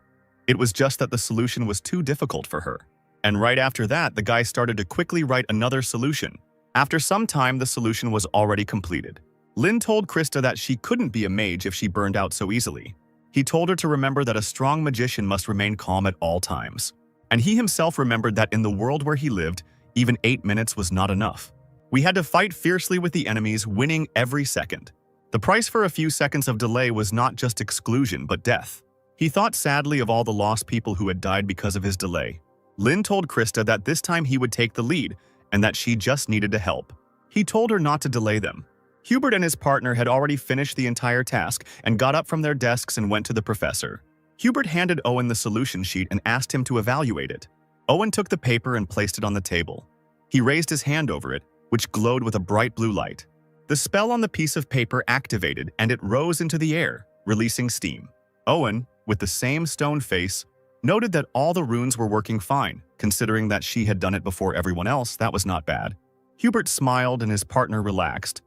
But then the man told them not to be so confident because it was not good. Sitting down at his desk, Owen told them that the problem would only take 2 minutes to solve, and so he gave them only a C. Bowing slightly, Hubert said that he couldn't accept it.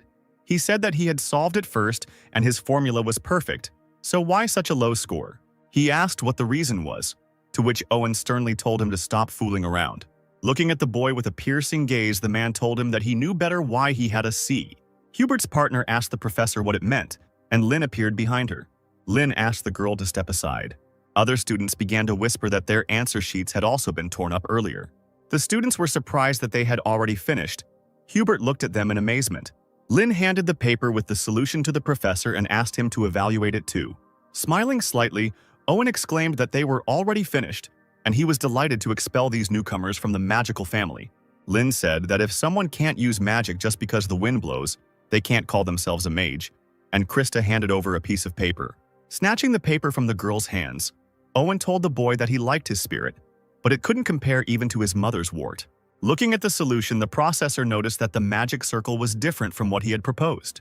Lin said that one magic circle is shaped like a fan, and the other is drawn as a circle. The professor asked him why he changed it, to which the guy answered him that the rune J works well with water attribute magic. Based on this, he simplified the formula for this rune to work. Lin said that if the rune requirement could be solved with a first-order equation, the activation time would be accelerated, to which the professor remarked that I was reminded of this in high school classes, and he knew it very well. Lin and Owen continued to talk about it, which was starting to give Krista a headache. Lin said that one cannot say that one is using magic correctly until one has fully mastered the runes. So, with that in mind, he changed the shape of the magic circle. Owen thought about how he was trying to shorten the activation time based on his understanding of the runes, and he said that was a smart answer. But whether it would activate properly was another story.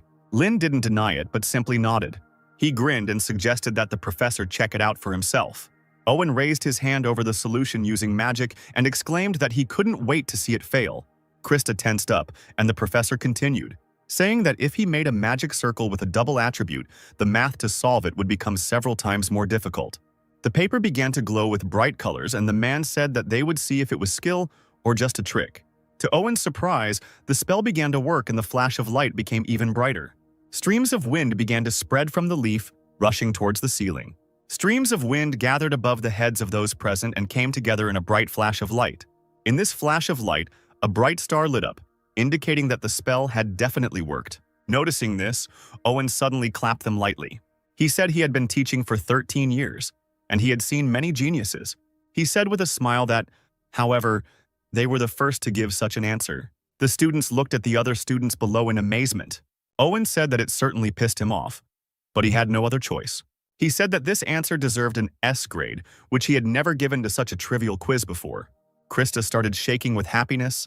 and Lin said with a smile that this was high praise. Smiling broadly, Kostra thanked him loudly. Raising her hands to the sky, she began to jump for joy. After a couple of minutes of such joy, Owen came up to her and said that they could go back to their seats if they didn't want him to lower their grade. Turning to Hubert and his partner, he told them that they could leave too. The assessment was over. Krista walked past Hubert with a triumphant look. Lin stopped in front of Hubert and stared at him, causing the latter to flinch. Lin's eyes darkened with irritation, and Hubert asked him with a smirk if he had anything to say. Taking up his book again, Owen told them not to make him repeat it unless they wanted to get discipline. Walking past Hubert, Lin told the boy with a menacing voice that next time everything would be different. Some students were able to pass the symbol test, however, and then she endured her first lesson, listening to the harsh criticism of Owen's processor. Lin turned to Krista, pointing out a part of the work. However, the girl did not answer him in any way. Then the guy asked her if she was listening to him at all.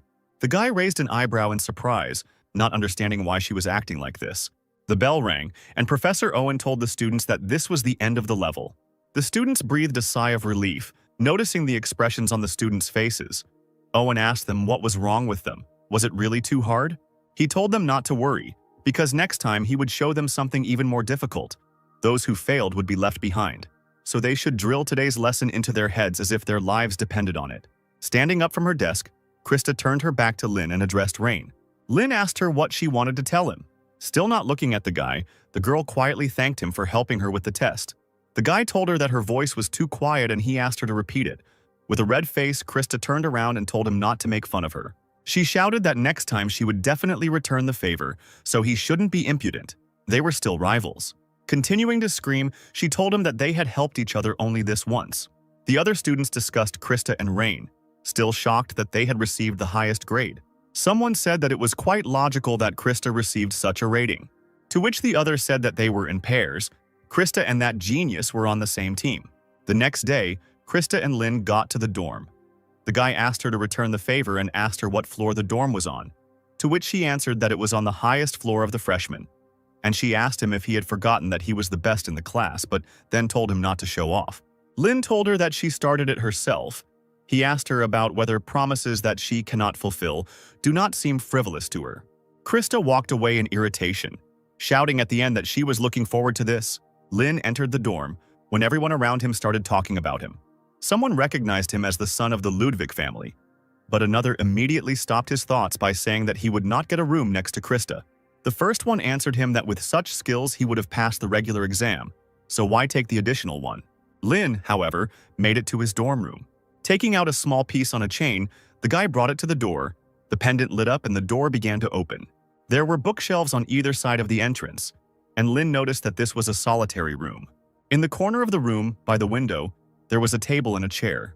Walking up to the table and running his hand over it, Lin said that it reminded him of his time in the Magic Tower. He smiled as he thought about how even in his past life, he had sat in a room like this, focusing only on studying magic. And he immediately remembered his room in the tower, where Esther came for the first time. Lin shook his head, trying to clear the memory. Approaching the bed, the guy fell onto it with all his might. He thought that there was nothing else here except the first lesson, and he wondered if he should instead infiltrate the Vatican and explore its remains. He thought that it would be too difficult to get in there with such a personality and abilities. He raised his hand, on which the spell began to gather. 3 red triangles flashed in the air above the boy's hand. Following this, they began to cross paths with each other. But the very next moment, the spell burst like a soap bubble. Lin frowned and thought that even 4-star magic was still too much for him. Suddenly, the guy noticed someone sitting on the window frame of his window. As it turned out, it was an owl, with a rope tied to its paw in a bag. Lin got out of bed and stroked the owl's feathers, taking the bag and taking out a box. The owl flew away, and Lin noticed that the box had the date 1388 written on it. When the boy opened the box, he noticed that there was no sender on the box, and he assumed that his father might have sent it to him. Inside the box were several books with no inscriptions on the covers. Lin carefully took out both books, examining them carefully. One of these books was pretty worn out. The guy looked at it more carefully and his attention was drawn to the inscription. He immediately recognized in this book the diary which he had entrusted to Esther at that very last moment. Lin froze in shock and immediately wondered who could have sent him this. In a panic, the boy looked out the window in an attempt to see the owl or the sender. Looking around the street, he wondered if anyone knew his true identity. The next day, Lin and the other students went to the campus's magical training facility, the Battle Dragon Field. The students watched someone fight while a countdown sounded that there were 30 seconds left to the goal. As it turned out, it was Krista, who fought various monsters alone. Gertrude noticed that there were only 15 seconds left, and she asked the girl if something good had happened. Continuing to fight, Krista asked her why she thought so. Gertrude continued counting and said that she felt more excited than usual. Counting down 5 seconds, she asked her if it was all because she met Lord Rain. Gertrude said she wondered what happened between them. While furiously killing another monster, Krista screamed that nothing happened. She was just annoyed that she would see his annoying face again today. Krista continued to make excuses, and Gertrude remained silent, thinking that she would not deceive anyone with her behavior. She thought that it seemed like the rumors about Rain Ludwig helping her during the exam were true. The girl thought that it was surprising because he was not like this at the family meeting. By that time, Krista's training was over. Hubert walked down the central hall of the student dormitory. Suddenly, someone called out to him, calling him a loser with a C grade. Hubert told this guy, whose name was Logan, not to mess with him. Otherwise, if he continued like this, he might die. Logan, a graduate student at Chakek School, told the guy to calm down. He just heard someone get a C and nearly died laughing. The guy continued by saying that besides, Krista got an S rating even with sandbags. He asked Hubert if that genius wasn't in his group, and he wondered what he really was, whether he was just a coward like the rumors said or not. And he noted that he was still better than him. Hubert simply told him it was none of his business, calling him a muscular fool. Turning around with his eyes blazing with anger, he asked the boy if he wanted to challenge him. Logan's eyes also flashed dangerously, and he said that he could and wanted to. The room began to shake slightly, under the pressure of the two mages' forces. The noise was cut through by a quiet female voice asking them to stop. The girl indifferently insisted that it wasn't just the two of them here.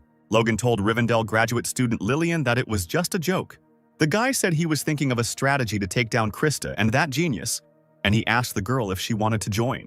Without looking up from her book, the girl replied that this was the reason why his magical achievements were not growing. He was always up to senseless pranks. She said that even this was Krista. There was no benefit in bullying the weak.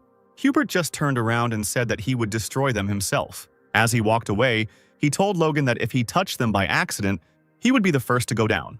Hubert reached his dorm room and cursed quietly at Logan. Taking a deep breath, the guy suddenly hit the wall with his fist. Gritting his teeth, he could not believe that this Rain worked under Professor Scalzi as an assistant, chosen not by blood ties, but by skill. While Hubert was thinking about how Rain couldn't even get a rank, he was sitting in his room reading one of the books from the package. Leafing through the book, he summed up that the first part tells about Lin's life. The second tells about the magic and fighting styles that he used. The guy slammed the book shut and sighed, thinking that this was incomprehensible. He wondered if anyone knew his identity, and even if they did, why they hadn't gotten in touch. Looking at his watch, Lin began to get out of bed to turn off the light before the duty officer arrived. As he approached the switch, his gaze caught on his diary. Thinking of Esther again, Lin couldn't help but pick up the diary. He leafed through it, and suddenly a blue butterfly flew out of the diary. Noticing this, the guy immediately threw the book aside and jumped back. Looking closer, he noticed that it was Rudian, whom he had created in his past life. He frowned as he thought about how this one was twice as big and much darker than before. He thought that even if it was him, how could he have survived for 300 years with whose magical power he managed to do this, and most importantly, for what purpose? The memory of his friends flashed before Lin's eyes again, and Rudian sat on his finger before the boy could react. Rudian informed Lin that his progress in researching the unique magic could be continued, with progress at 37%. And then a whole wall of text flew out of Rudian. After briefly glancing at the text, Lin immediately realized that this was all the things he had researched in his past life to reach the level of a sage. He immediately noticed that all 12 original runes that he had tested in real battles 300 years ago were there.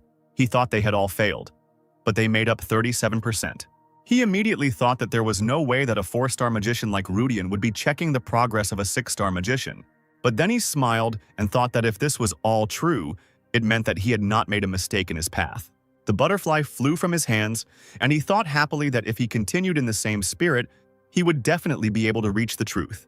Lin sat down on the bed, completely oblivious to everything around him, and began to read his research. This sudden hope made him completely forget about the sender of the books. This information disappeared from his head in the blink of an eye. The next day, Lin got up and started getting dressed. Having dressed, He went to the door intending to continue his research again after 300 years. On the way to his destination, he was reading one of the books sent and noticed that it was raining. He noted that unlike the north, where it gets cool during rain, the southern regions remain warm even during rain due to the influence of the Badantio mountain range. The guy went out into the rain and, humming a song, walked on. Lin reached the place and asked about where he could freely practice magic. The girl at the answering machine said that Battlefield was perfect for him, and she asked him why he was wet. According to the head of the dormitory, Battlefield is a place to train powerful magic with a wide range, surrounded by high-level fire magic to prevent and restore damage. Grievances can mindlessly cast spells without caring about the surrounding environment. The headman pointed to the ring and told the boy to use it to enter. Lin followed her instructions and used the ring, and the walls of fire immediately parted to the sides. A voice came out greeting the student Rein Ludwig and informed him that there were currently 30 rooms available. The headman told him to feel free to use them all. Lin walked inside and took the farthest room, room 15. He told the system to give him a stronger target, and half the room lit up with bright light. A green one-eyed monster immediately appeared from the circle of light on the floor. Looking at the monster, Lin noticed that it was at the level of 2-star magic. The boy opened his book, choosing a spell he wanted to try. Closing the book, he decided to start with the rune U, which gives molecules the property of wriggling, thanks to which the flame, if engraved on fire magic, can burn for a long time. Lin decided to get down to business, and a triangular magic circle began to glow above his hand. On this magic circle, he found the rune U. However, the spell did not work, but simply dissolved into thin air. Frowning and putting all his strength into it, the boy noticed that the magic of 1 star was not suitable for this spell. He put his hand forward and 2 magical triangular circles began to shine in front of him. Vigorously waving his other hand, Lin began to engrave the rune again. Triangles with runes quickly rotated in the air. Slamming his fist into his palm, Lin caused the spell to explode. But it didn't end there. The fire turned into small flames that surrounded the monster. Lin watched intently as the lights surrounded the monster. When the monster was already shining with lights, someone in the next room asked what kind of trash magic it was. It was Hubert, and he wondered if this guy couldn't even use the magic of 1 star properly. He thought that the characteristic of flame magic was to be noisy, and since it was so quiet, it seemed like this guy was still in the beginning stages. Turning away, Hubert thought with a smirk that it seemed the rumors that he was Scalzi's assistant were not true. Meanwhile, the monster continued to quietly shine from these lights, but suddenly his whole body began to crack, and then he fell to the ground, dead. With a sigh of relief, Lin noticed that he had barely managed to cope. Looking at the monster with its head smashed like a watermelon, he thought about how the flame with the hand U penetrates the target's body and melts it from the inside. But it took a full 30 seconds to melt the 2-star monster, making Lin wonder if he needed to refine the rune, and then realized that it was a possible problem in mathematical theory.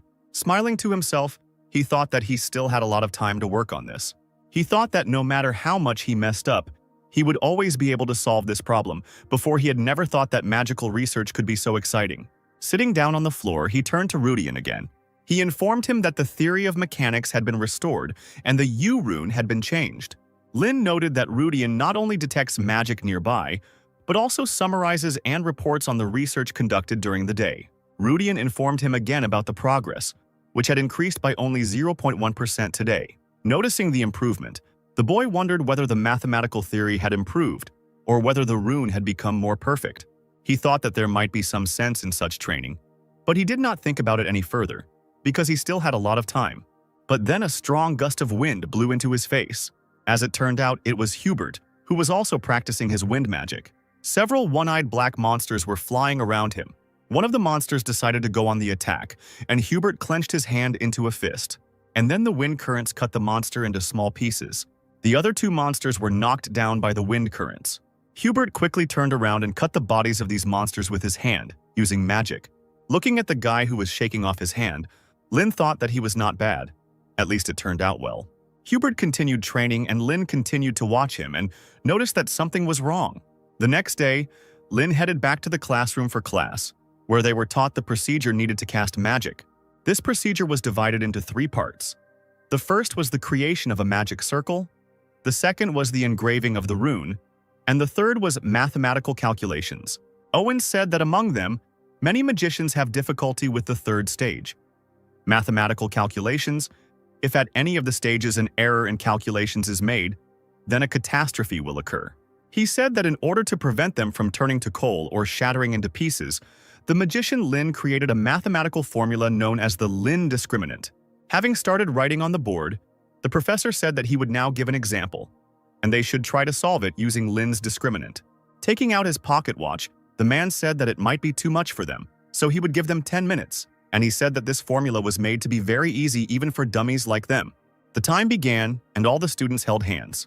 Lin wondered who had passed on this formula. Thinking about his friends, he remembered that they didn't even know this formula. They barely knew how to add and subtract, so they couldn't learn it. But, delving into his memories, he thought that there was one person who could remember her. One person came to his mind, that annoying child who had proclaimed himself his disciple and stubbornly followed him around. This child was a man named Tarina. Lin wondered if he had passed it off as his idea, but then he thought that couldn't be true, since it had been 300 years ago. A touch on his shoulder pulled him out of his thoughts.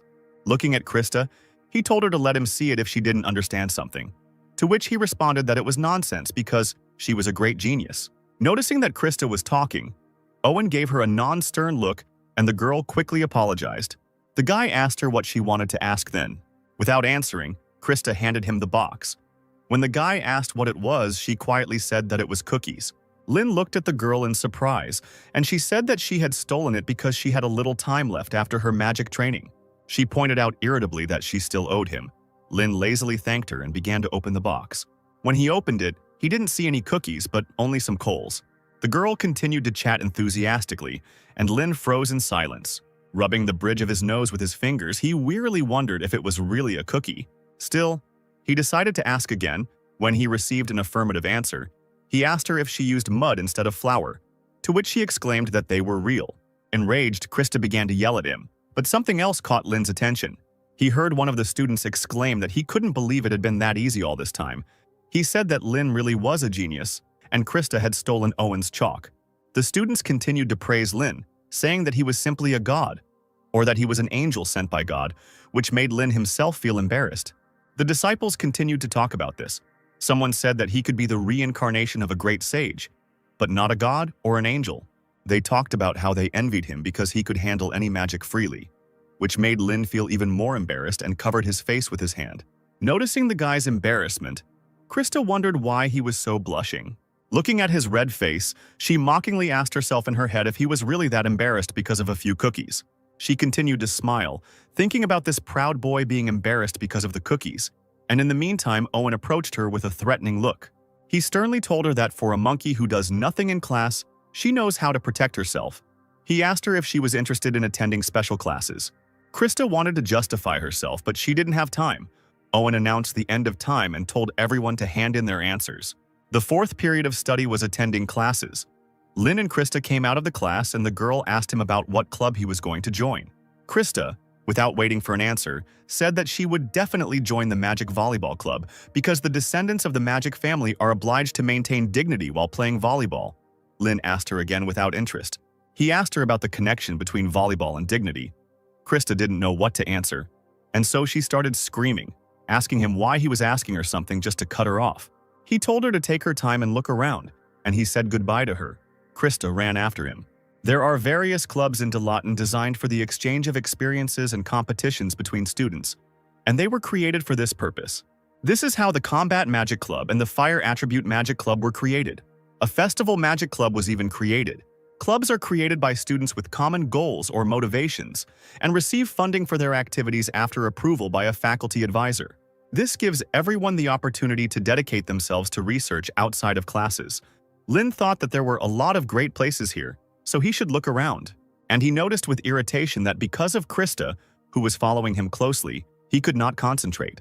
She followed him, exclaiming that the magical family should join the volleyball club. The guy answered her that he hadn't heard that, but even if so, it was not a problem. Krista asked why it wasn't a problem, to which Lin replied that his father told him he wouldn't interfere wherever he went. Gertrude appeared from behind Krista and said that this couldn't be. She told him the same thing as Krista, in response to which Lin asked her if it was necessary. He smiled and said that he found the Fine Arts Magic Club much more interesting, and there was also this local development club. He thought happily about how in those days people were clinging to survival, but when the world became free, everyone was gradually able to do what they liked. He remembered Esther one evening talking about how when Lin grew up, the world would be a prosperous place. She hoped that Lin could protect these lives. Gertrude began waving her hand near Lin to break him out of his thoughts, but to no avail. The guy, without saying anything, walked on. The girl asked him where he was going. Lin told her that he was going to check out the local development magic club. Gertrude watched him go, wondering if he didn't know that magic volleyball was an integral part of all Soviet get-togethers. She said that the glory of the Ludwig family, which has been rivaling the Page family for over 100 years, could end with Lord Rainey.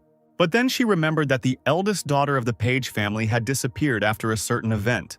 Smiling, she thought that even if the Ludwig family lost heart, a new era would begin under the leadership of Lady Krista. Realizing this, Gertrude turned to Krista with a joyful expression. However, there was no one behind her. Having lost all her enthusiasm, she thought about whether she could go after Lord Rain. Krista actually followed Lin, justifying herself by saying that she was just curious about what the Magical Development Club was like. Finally, they reached the hall above which the name of the club was written. As Krista continued to make excuses, Lin glanced at the sign and wondered if this was the right place. From behind the door came the voice of a guy asking how he could accept such ridiculous conditions. Krista and Lin quietly looked inside. The other guy answered him with a grin that the strong take everything. That's the main thing. DeLayton is right. Logan told the guy that the room would be useful to them, so they should give it to him. Lin asked Krista who the guy was, to which she asked him if he really didn't know. But she still said it was Logan, a junior at Chehak High. Now Lin asked about the Chehak school, and the girl told him that it was a school that specialized in producing magicians with an emphasis on martial arts. Logan asked the guy with glasses if he really wanted to settle everything with a duel, if he had the courage to fight the elder. He continued by asking why they even needed this ridiculous lust of magical development. While the other students leaned on the couple in the doorway, Krista said that this happened often, because a club needed a room to run its activities. Logan continued to say something to the guy with glasses, and the girl continued, saying that sometimes there are no free rooms and you have to take the premises of another club.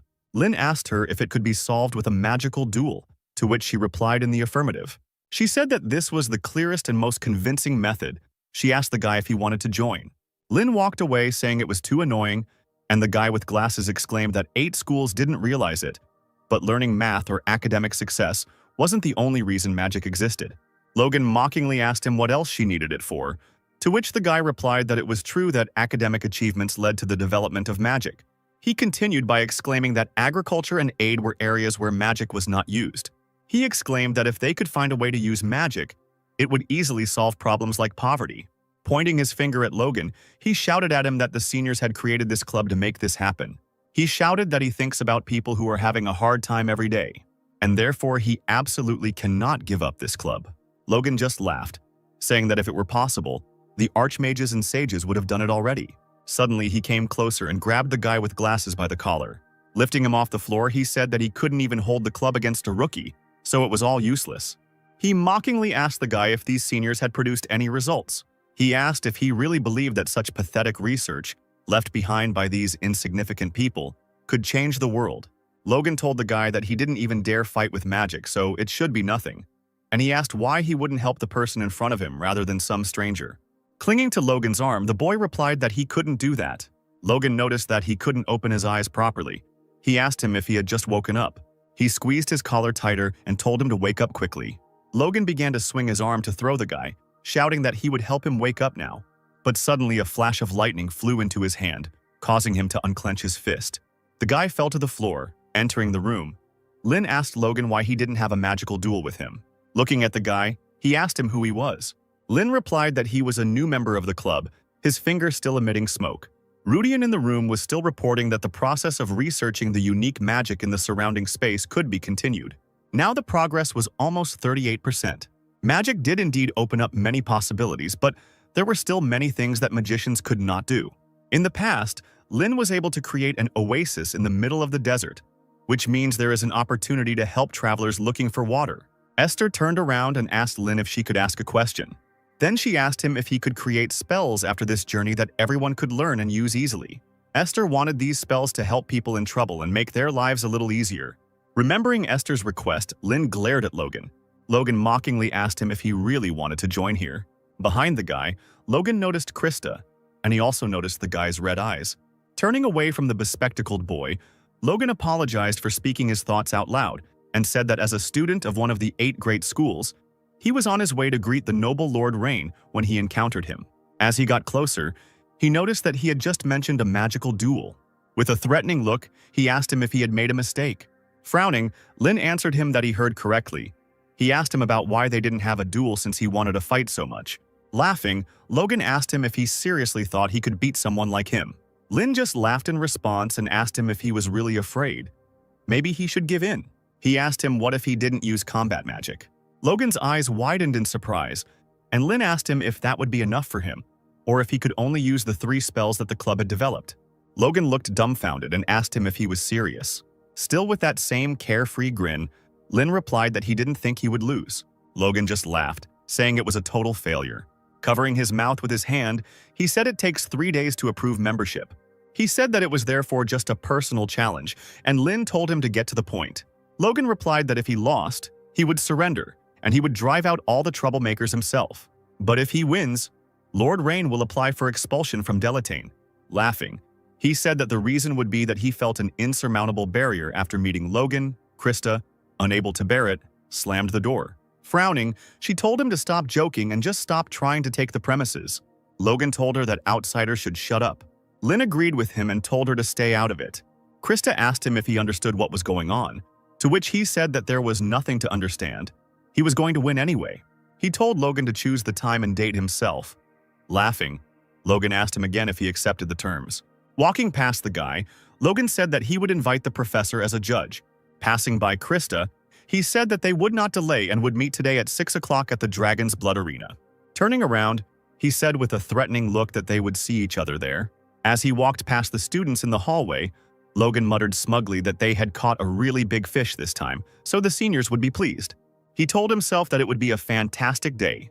Krista was still standing at the door, and she asked Rain if he had forgotten his position here in order to participate in a magical duel. While leafing through the book, Lin asked her if it was because he was a freshman, to which the girl told him not to joke. Noticing that the guy was not paying attention to her, she turned around and walked away, telling him to do whatever he wanted. Lin looked after her and wondered why she was so angry. Getting up from the floor, the guy with glasses told Lin that what he did was something logically incomprehensible. The descendants of a magical family never engage in magical duels. Lin noticed a ring with a dragon with spread wings on the guy's hand, and realized that he was already a second year. Lin asked the guy why this was so. He replied that it was because you had too much to lose compared to what you gained. He said that he was more puzzled than grateful, and he asked why he had helped him. The guy replied that he wasn't going to help, but you could say it was for the task. The guy with glasses said that he was grateful anyway, but it seemed like he was underestimating Logan. Lin asked him if he was really that impressive. The guy replied that he was a king-type mage, and was especially strong against general mages who specialized in long-range magic. Moreover, thanks to his strong physical abilities and character, he has already participated in several duels and won more than 90%. Sitting down on the table, he told Rain that he had embarked on a very reckless adventure, all because he had spoken carelessly. He went on to say that he may have exaggerated when he argued with Logan. It is not such a great club. While wiping his glasses, he said that he grew up in a village and that the villagers collected money for his education here, and he decided to repay them in his own small way to make the village better. That's why he joined this club and started studying magic. But things didn't go as planned. Over time, the anxiety and worry only increased. But he continued to cling to it for his own personal reasons, but he never achieved anything. He asked Lin if it was really a shame. Laughing, the guy with glasses said that it was simply the will of God that he drop everything and take part in this duel himself. But Lin asked him what was pathetic about it. He said that he had agreed to this duel himself, and he asked if he could borrow some books related to the club's magic to look through. Taking the books, Lin walked away, saying that he would return them when the duel was over. The guy with glasses called out to him. Suddenly, Lin asked him if he knew why Archmage Lin started practicing magic. He himself answered by saying that he started it to survive, and everyone starts for personal reasons.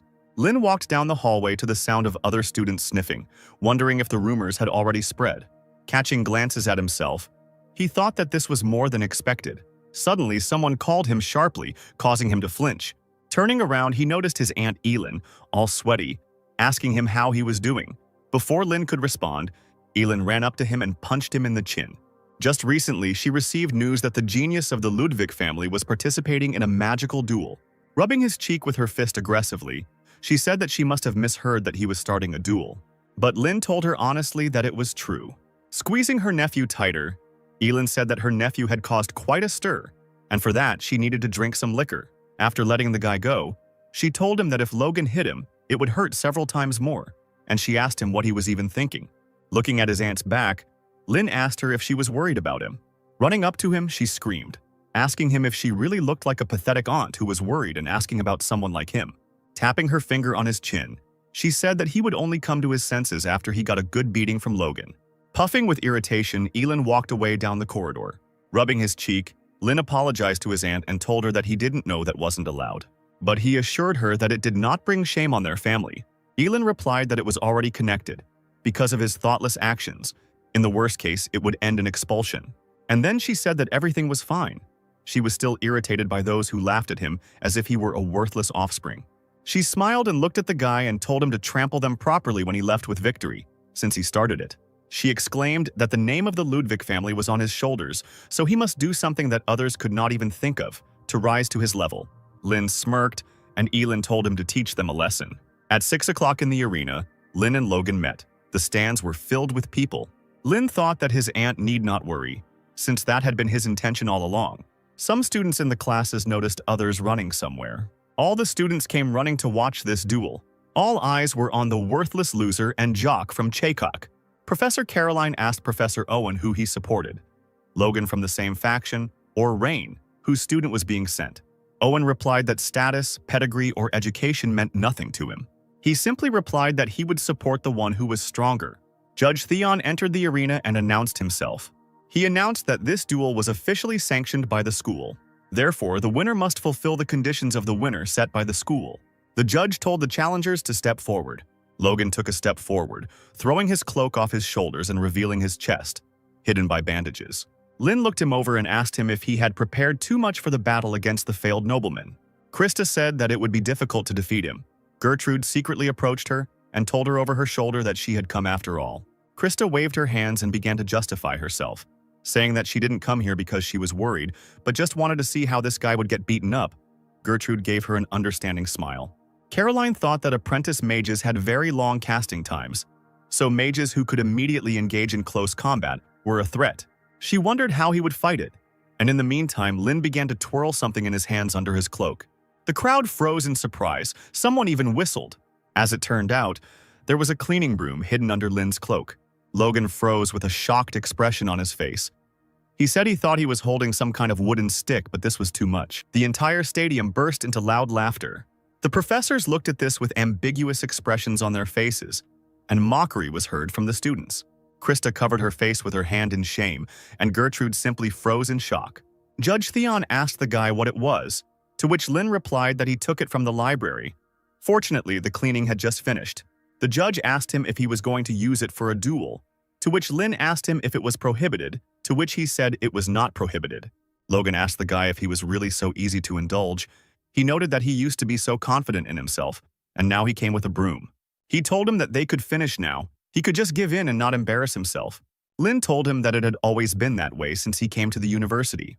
He noted that from a senior's perspective, it was truly unfortunate. Logan asked him, confused, which senior he was talking about. But Lin didn't answer him, but only continued, asking him why young people at this time are so good only at empty talk. They are not witches sending curses. He asked him since when magicians began to win with words. Judge Theon told the boys that they were getting too close and he told them to move away. After clearing his throat, the judge said that he would now announce the final confirmation before the duel. He announced that if Logan lost, he would serve as a security guard at the local magical development club until he graduated. Otherwise, Rain will be expelled from Delayton. The judge asked them if they agreed to these terms, and the boys answered yes in unison. Theon, raising his hand with a spell, told them to disperse. Logan and Lin moved a few meters apart and the referee began the countdown. Using magic, he summoned a golden clock that began to count down 10 seconds. Students from all over the university ran to the duel. Elin's assistant asked her if she wanted to take a look, and she would sort it out, to which she replied that she didn't want to. The assistant noticed that she was so calm when her nephew was facing a serious test. Elin asked her threateningly if this meant that she could not remain calm. Elin turned to the window, and the assistant began to say that she had not meant it. Smiling to herself, she mentally told her brother that Rain could be a sage. As Logan began to remove the bandages from his chest, he said there was no need to watch. He said that the outcome was already predetermined. 10 seconds passed and Logan ripped off his bandages, telling his opponent to watch carefully. He shouted at him that once he was expelled, he would no longer have the opportunity to see it. Waving his hand, Logan cast a spell on the mark on his chest and exclaimed that this was the secret technique of the Chehak school, strengthening the body. Gertrude noticed that he seemed to be going to finish it in one go. The mark on Logan's body glowed green, and that green light began to flow through his veins. Noticing the speed of the spell's activation, Hubert thought that a small mistake could lead to broken bones or ruptured internal organs. Caroline thought that it was no wonder that Logan was considered one of the great graduates of Chehak school. Lin gripped his broom tighter. Lin closed his eyes and exhaled, collecting his thoughts. Logan's eyes turned red from the strain, and he exclaimed that he would finish this in 10 seconds. Lin continued to stand in place, and Logan jumped up and rushed forward. Lin stood there with his eyes closed, even as his opponent came very close to him. As Logan raised his fist to strike, he thought that this guy couldn't even move, but the result would be the same even if he could. He thought that body fortification was a spell that both attacked and defended. It created a wall of magical power on the surface of the body to defend and exploded the magic at the point of impact to damage the opponent. As he flew forward, he thought that this could not be stopped. He would end this duel with this blow. But suddenly, a broom handle approached his fist. Lin began to spin the broom in his hand, pushing away his opponent's hand. But he didn't stop there. Turning around on the spot, he swung the broom. Lin swung his arms and hit Logan hard in the chest with the broom. The force of the blow sent Logan flying upward. The professor's eyes widened and they froze in shock.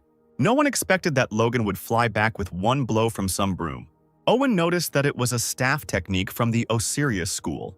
He remembered that 300 years ago, this amazing achievement elevated the Osiris school to the rank of one of the 8 major schools.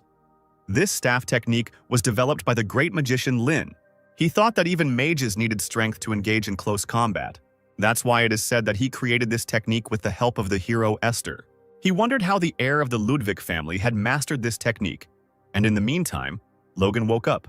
He immediately turned around in the air and landed on the ground a few meters from the enemy. Caroline kept her eyes on Rain, still surprised. She noticed that even from such a blow, the broom was not yet broken. She thought about how if the guy hit the body surrounded by body reinforcement with a normal broom, it should have shattered into pieces, she replied. The incredible magic control that was needed to enhance the strength of this broom. She wondered what this guy really was. Lin twirled the broom and threw it over his shoulder, and the entire stadium exploded with cries of delight. They started shouting that Logan had simply been thrown out while he was still on his knees. Suddenly, he felt a sharp pain in his chest, and saliva began to flow from his mouth. As he leaned on the ground, he thought that the reinforcement of his body had been broken, and he couldn't believe that it had happened with the broom that this useless scum had used. Lin said mockingly that 10 seconds had already passed and the end had not yet come. The guy said it wasn't fun to torment a promising junior, to which Logan shot him an angry look. Twirling the broom between his fingers, Lin said he was done in 6 seconds. He moved the broom behind his back and told his opponent to attack. Logan stood up with difficulty, thinking that he was showing off just because he was able to land a punch. Deciding to take a different approach, Logan quickly lifted his leg. Releasing magic, he smashed the ground with force, shattering it into small pieces.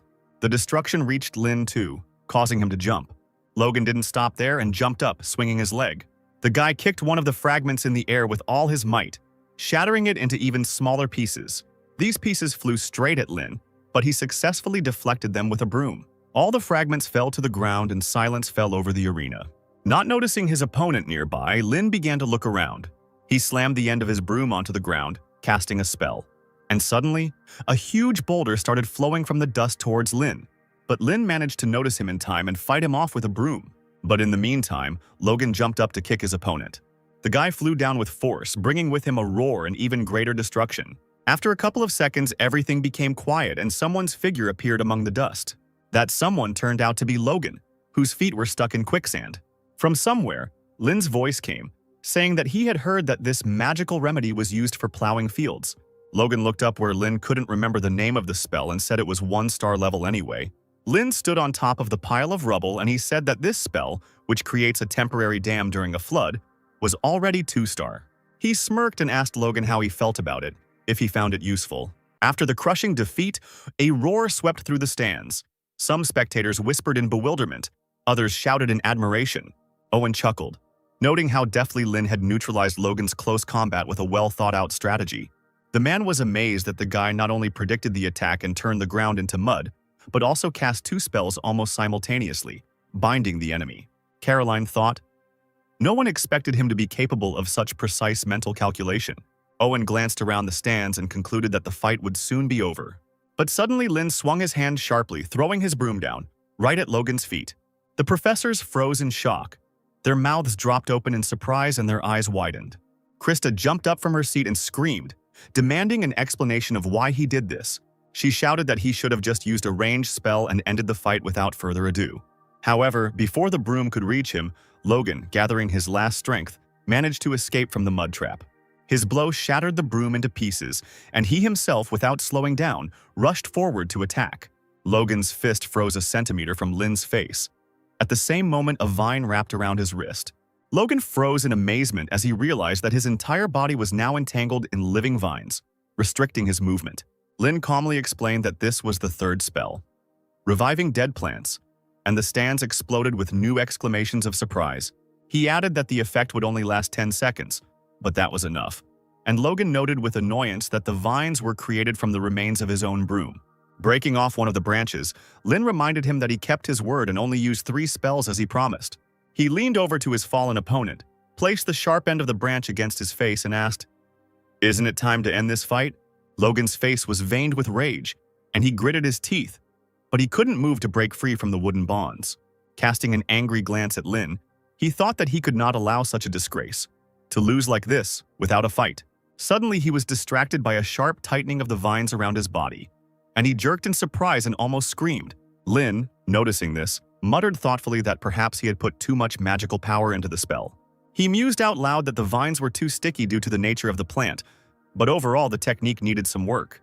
He then reassured Logan, telling him not to worry, but he still flinched when the sharp end of the branch came close to his face again. Lin looked at him with an icy gaze and said that he would soon feel more comfortable. Instead of gouging out the eye, he hit Logan on the head with the blunt end of the stick. Logan shouted after him that he promised to finish it all with 1 blow and not to mock him. Lin responded indifferently that the fight was already over and Logan should accept defeat. He ordered him to shut up, since he had already lost, and not to disgrace himself further. Then, turning around, he asked Logan if he now understood what it was like to be hit, and advised him to change if he didn't want a repeat of it. The stone platform beneath Lin's feet began to crumble, sending him plummeting downwards, leaving Logan hanging helplessly in the vines. Logan couldn't believe what was happening. For the first time in his life, he felt so helpless, as if he was that boy again that everyone laughed at.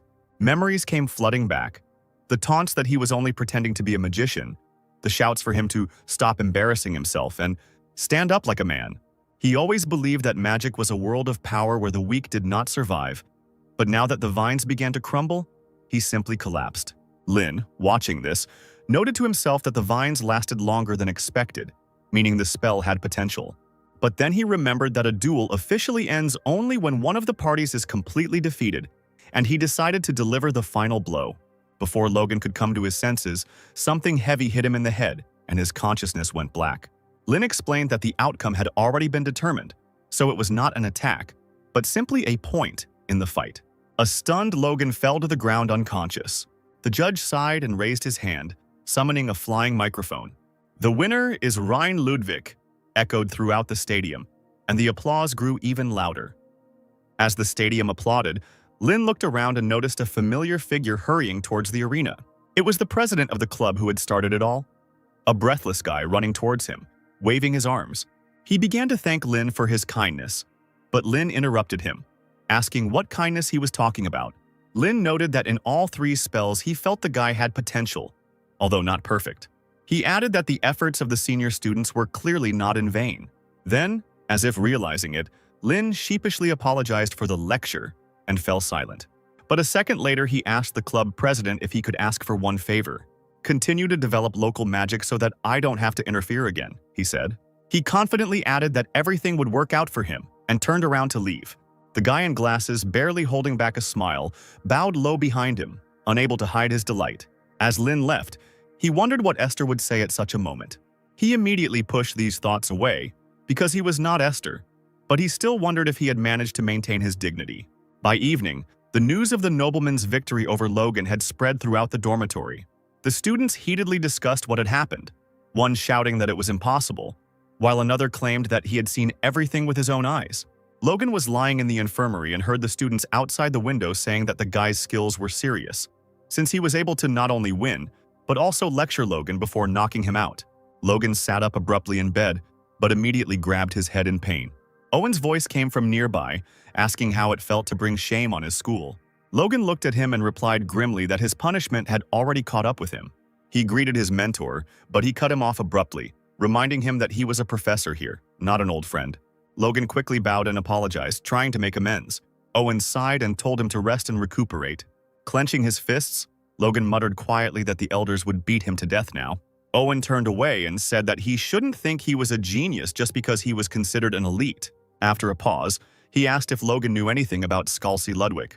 He explained that, according to the students from Rivendell, this old man had kept Rain as his assistant for 3 years. If even the heartless Scalzi tolerated him for 3 years, it means that this guy's abilities are truly impressive. Logan thought angrily that he would never acknowledge the eldest son in such a family. Owen advised him to establish connections with Rain now, because one day he will become an important figure in the magical world, but Logan sharply refused. He shouted in irritation that this guy was a disgrace, and next time he would definitely beat him. Owen also started to get angry and asked if Logan was so stupid that he couldn't see the obvious. He asked sharply who was really the disgrace if Rain defeated him in close combat, and even felt sorry for him. Owen added that he was the one who observed Rain the closest and understood his strength better than anyone else. But if Logan can't realize this, then let him do whatever he wants. As he left, Owen reminded him that since Logan lost the duel, he had to fulfill his promise. Left alone, Logan admitted defeat through clenched teeth. He muttered that he was not at all afraid of Rain, but kept silent out of respect for his elder. 15 minutes before the duel, Lin went to the Delathan Central Library, where thousands of books, biographies, and historical records were kept. Lin found it strange that his own diaries and biography were now lying before him, already part of history. He approached the librarian and showed him the list of books he wanted to find. The girl looked through the list, then took out several volumes and placed them in front of him. These were The Life and Achievements of the Palace Archer Caius and the Fire Dragon Priestess Frida. Seeing them, Lin smiled slightly, remembering the past. He remembered how Frida had proposed a bet on whose biography would be longer. Lin then asked why he should care about a rating compiled by a stranger, to which Frida replied that he didn't have confidence in himself. She laughed, came closer, and asked if he was afraid because he was arguing with the legendary priestess. While Esther was training, they continued to argue, and eventually Lin accepted the challenge. Holding a huge boulder, Esther suddenly said that she was betting on Lin. Frida laughed, calling it an obvious choice since she always spoiled him, while Esther wiped the sweat from her face. Lin asked why she chose him anyway.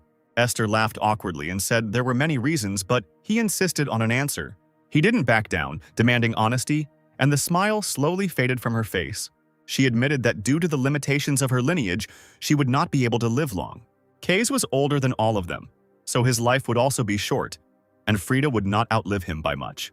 But Lin is still young, and therefore his biography will be the longest. Smiling awkwardly, she added that this was precisely why his book would be thicker. She laughed and said that the future was unknown, but she hoped to see his biography one day. Remembering this, Lin bitterly thought that he had died first. He looked at the book in Frida's hands and mentally congratulated her on winning their argument. Comparing the thickness of the volumes, he noticed that Kays' biography was still slightly larger. Opening the book, Lin began to read about how Kays, known as the Holy Archer, founded the Drunken Archer School, where they taught archery even when drunk. As Lin continued reading the book, he was surprised to learn that Kays had married a noblewoman 20 years his junior and had descendants. Smiling, the boy realized that his friend must have lived a happy life. Lin put down the book about Kays and picked up the book about Frida. As he leafed through the book, he noticed that there were no entries after 1168. He read there that she had led the Republic for a long time as a priestess, but her subsequent whereabouts were unknown. She did not appear until 1200, and the Republican Association of Witches officially announced her death. Lin couldn't believe that Frida, who loved being the center of attention, died alone. But he didn't think too much about it, deciding that this could have happened. She could have changed. But the very next moment he changed his mind again, because he could not come to terms with this information. He knew Frida better than anyone alive, so she certainly couldn't die alone. Lin thought that there was definitely some kind of incident that was bound to happen. The thought crept into his head that she had simply been made to disappear. Lin's head couldn't get over the fact that the altar priestess who saved the world simply disappeared, and no one noticed anything.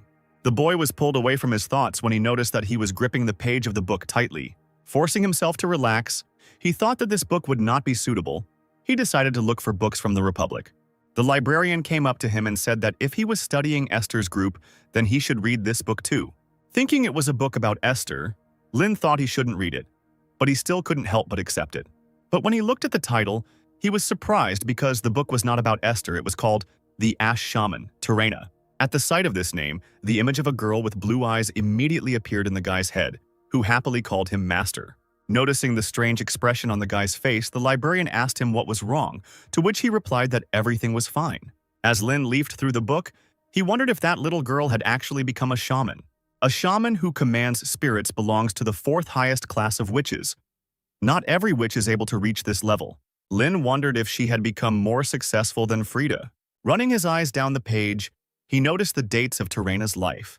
The guy thought that this didn't make sense because a person couldn't live that long. Still debating whether he should get the book from the Republic, Lin heard a sound. He immediately realized that he was signaling that it was time for a duel. The guy lazily thought that he needed to go, even though it was none of his business. Getting up from the table, Lin asked the librarian if she could keep the book. Taking the broom, Lin went to the duel, and the girl promised to keep it, but if someone asked to give it back, she would have to do it. Lin told her not to worry because he would be back in just 15 minutes. After finishing the magical duel with Logan, the guy rushed back to the library. He saw that the librarian Karen looked very agitated and was looking for something. Karen asked the guy if he had taken the book, to which he replied no. Lin asked her if the book was missing, to which she replied that when she finished her business, the book was gone, and no one could have taken it out, because if they hadn't taken it out of the library, the sound signal would have gone off. As Karen continued to babble nervously, Lin looked at her and thought that it didn't look like she was lying. But not much time had passed. Karen continued to apologize non-stop when Lin got an idea. Interrupting the girl, he told her that they could just buy a new one. The guy said he would pay for the book so she could make it look like he had lost it, to which Karen exclaimed that that wasn't necessary. After some more persuasion, Lin was able to convince the girl, thinking that this was not something he should be principled about, but she was very attentive. Suddenly, Karen said that she was surprised that a person like him existed, and she thanked him sincerely with a smile on her face. As night approached, Lin returned to his dorm room and lay down on his bed. He thought about how lately he was constantly hearing thanks. Thinking about the head of the club, he thought that it was a waste of time, but he doesn't feel bad, which is strange. He thought that it might be because his body had changed, or maybe he had become more free in life. In any case, he should think about the incident. Sitting up in bed, he noticed that there were many strange things about this case.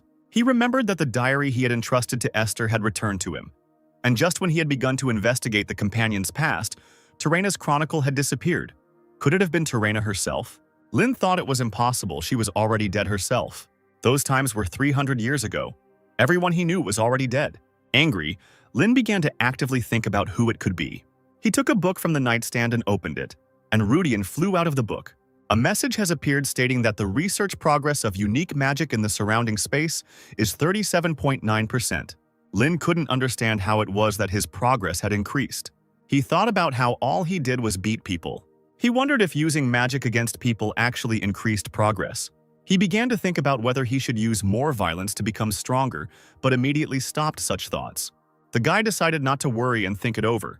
He thought that although power can rule the world, it doesn't seem like it works only through power.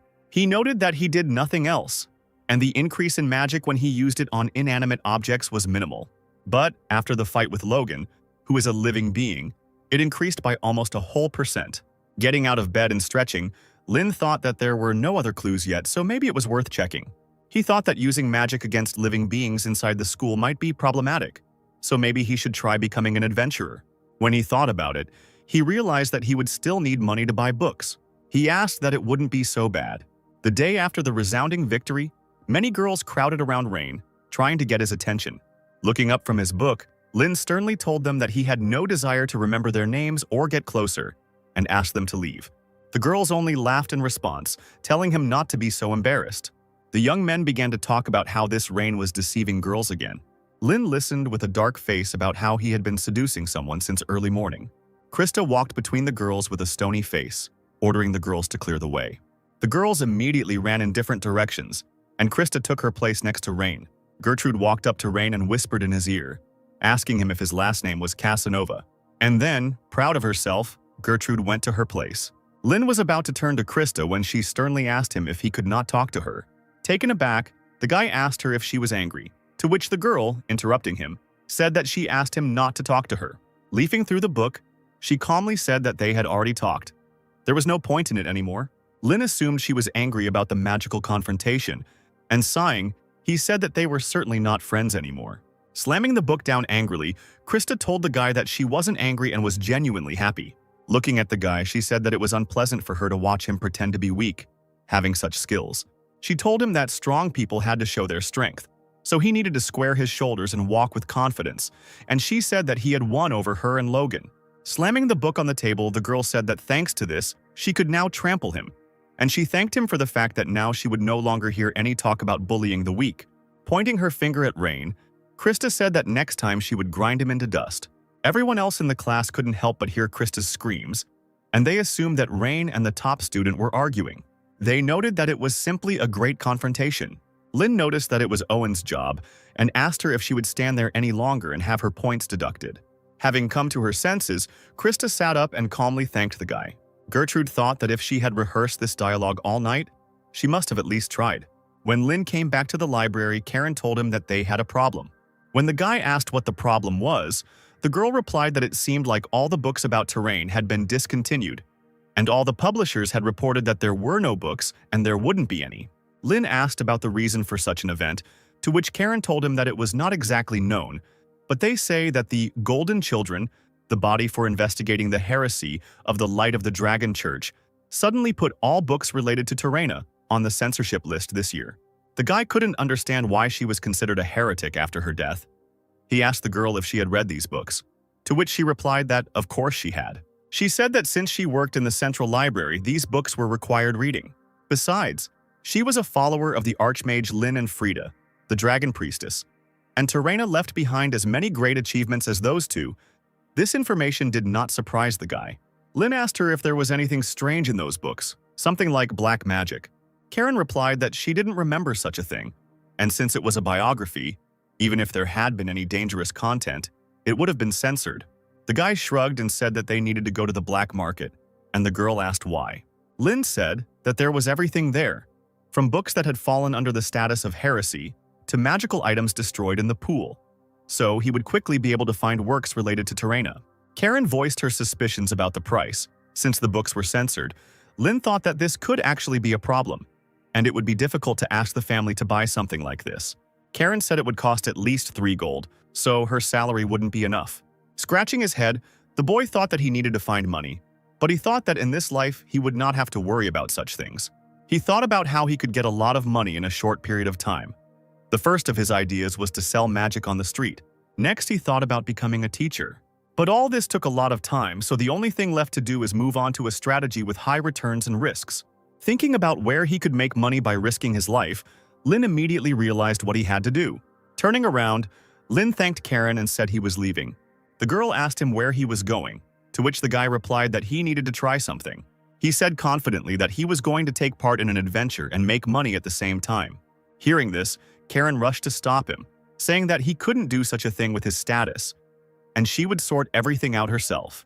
The guy quickly stopped her, saying that this was the only quick way that came to his mind. The next morning, one of the library workers noticed that Rain Ludwig had taken Terraina's biography. He said that a first-year student during the first semester can't take something like that, and he asked who gave him the book. The girl standing next to him answered that it was Karen, who had been working for them for 4 months. The worker asked the girl where she was, to which she replied that she had a day off. A girl passing by overheard a conversation about how Karen had not yet received permission to issue books, and apparently Rain had been begging her for a long time, but the worker said that she was not the one to make mistakes. The girl suggested that the name might have been written incorrectly, and Professor Elin often comes here. The workers noticed that Karen's handwriting was very messy, making it really difficult to tell who had taken the book. And since everyone is talking about Rain right now, Karen might have accidentally made a mistake. Besides, she's been spending a lot of time with Rain lately, And when she's in love, she could make even worse mistakes. The worker decided that there was no problem then, and you just need to correct the reader's name to Professor Eland's. If we talk about adventurers in the past, their work was always dangerous but at the same time profitable. There was still a chance to run into scammers among such people. However, now it has taken on a different form. Adventurers are either masters of combat who help people or mercenaries who exterminate monsters. If they reach the highest level, they will be treated as a hero.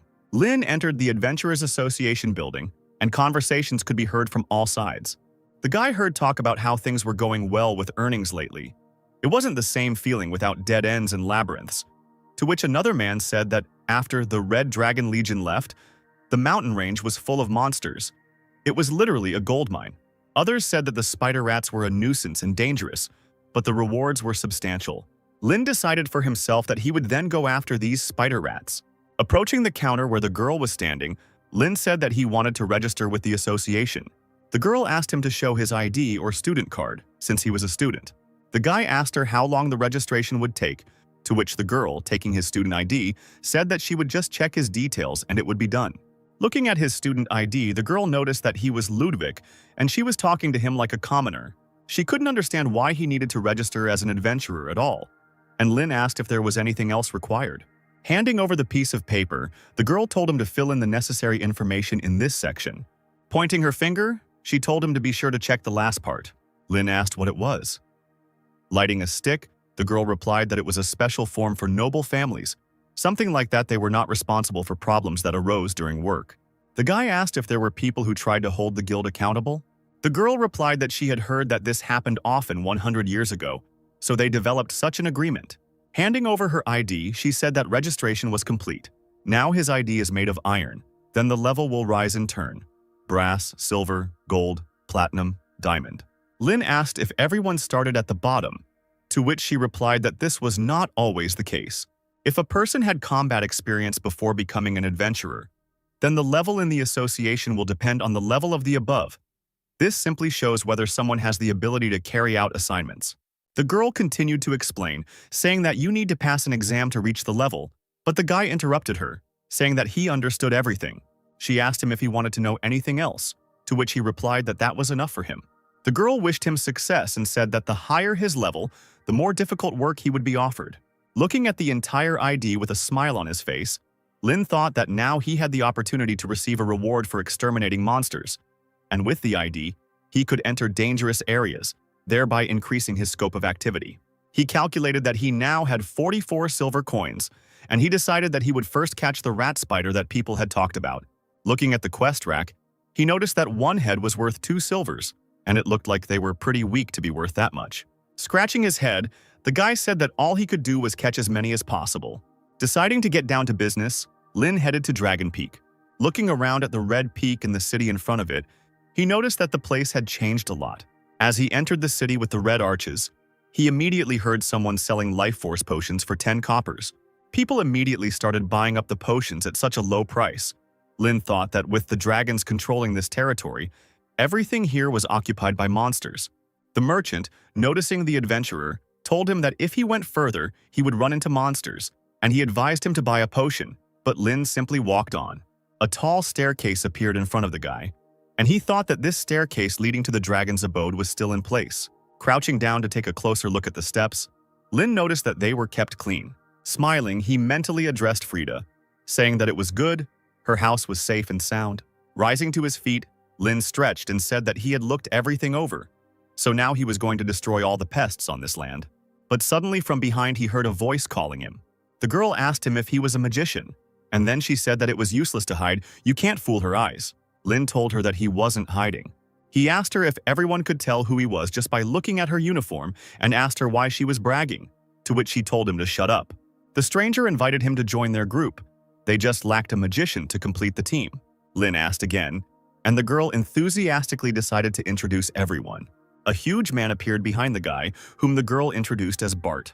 Lin turned around in fear and met his gaze, and the girl continued saying that he was a very strong silver-level fighter. Lin finished telling her not to play a prank on him.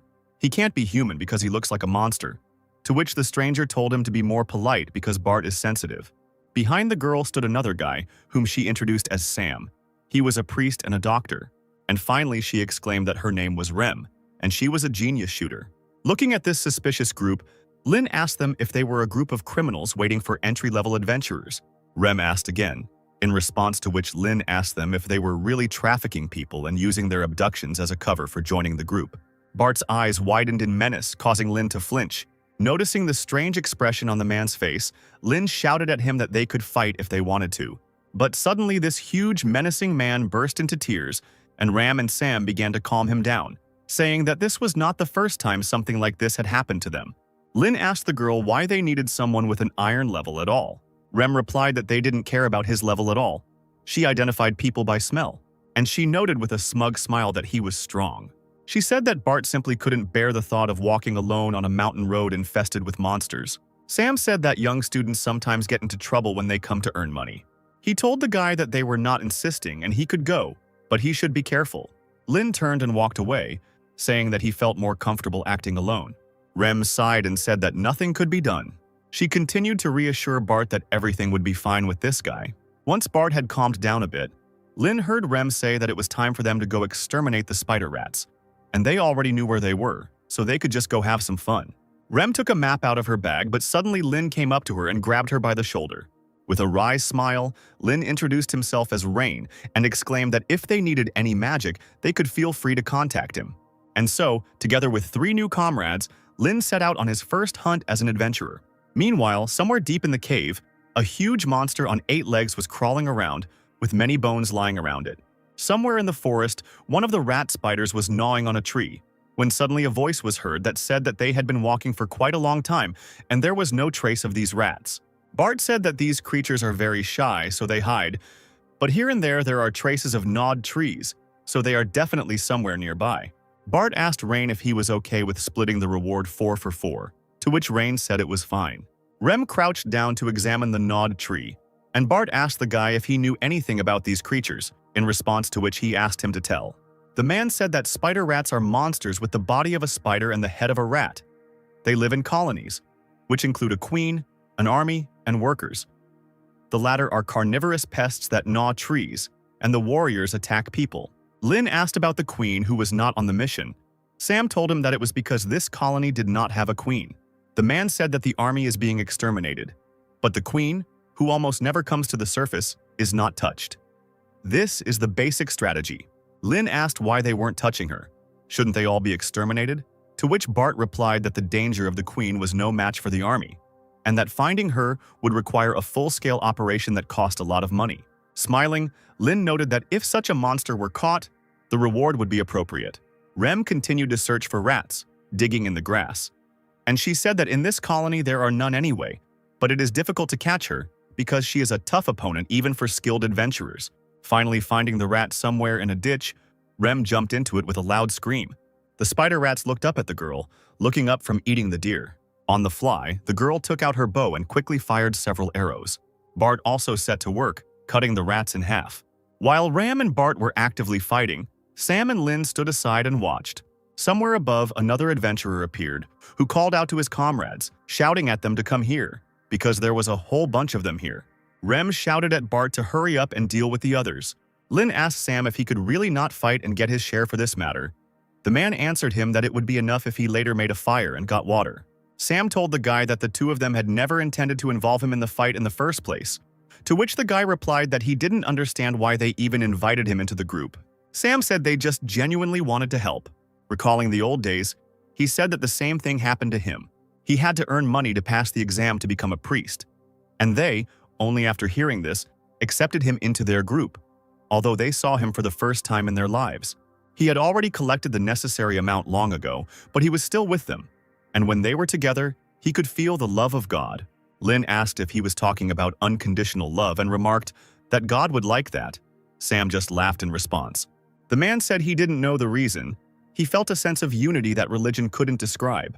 He said it was like wanting to be one, and the reason is simply because it's a lot of fun. Sam said that the days spent together, the travels they took together, made his chest feel warm. The man quickly came to his senses, apologizing to the guy for talking so much and saying that he, as a follower of God, should be ashamed. But Lin suddenly agreed with a smile, saying that traveling with someone really is great. Remembering his comrades, Lin suddenly remembered terrain. He asked Sam if he knew about terrain. The man asked him if he was talking about the Ash Shaman. While the adventurers were chasing rats, Sam calmly told them that everyone knew her. Lin asked him if the church had recognized her as a heretic. The man replied that it seemed so, but at the same time it seemed as if it wasn't. Meanwhile, the adventurer, who had run away from his comrades, met a huge monster. Sam and Lin's conversation was interrupted when they heard a loud scream. Everything around shook. The adventurers began to look around, not understanding what was happening. But then a huge spider rat came into their field of vision, with the body of that adventurer sticking out of its mouth. Rem immediately tensed up when she noticed this monster and cursed quietly. The huge monster was getting closer and closer to the adventurers, looking at them with its dark eyes. Everyone screamed in panic that it was the queen. Lin panicked and asked Sam how this happened, because they said that this colony did not have a queen. Sam only noted its size and said that this queen was twice as big as usual. Rem answered the guy that everyone had simply forgotten about this queen a long time ago. With her red eyes shining, the queen raised her head and screamed piercingly. The adventurers immediately panicked and ran away. Bart shouted after the fleeing men to stop, because they needed to fight her face to face. Feeling something strange, Sam yelled at Rem and Bart that they better leave. Rem replied that there was no problem, the queen was just a huge rat, to which the man responded that that was not the issue. The man exclaimed that when the queen appears, the remaining individuals turn into groups of mass murderers. The monster's eyes glowed red, and they began to attack everyone around them. Taking out a bottle of alcohol and taking a sip from it, Rem began shooting, exclaiming that this was why the young were useless here. Bart, breaking the rats into pieces, shouted to Rem that there was no point in catching these small fry. They needed to target the queen, to which the girl replied that she knew. Rem yelled at Sam to heal the newbies and at Reyna to protect Sam. Taking 4 arrows from her quiver at once, the girl shot at the queen with a precise and quick movement. All 4 arrows hit the queen in the eye, causing her to let out another piercing screech.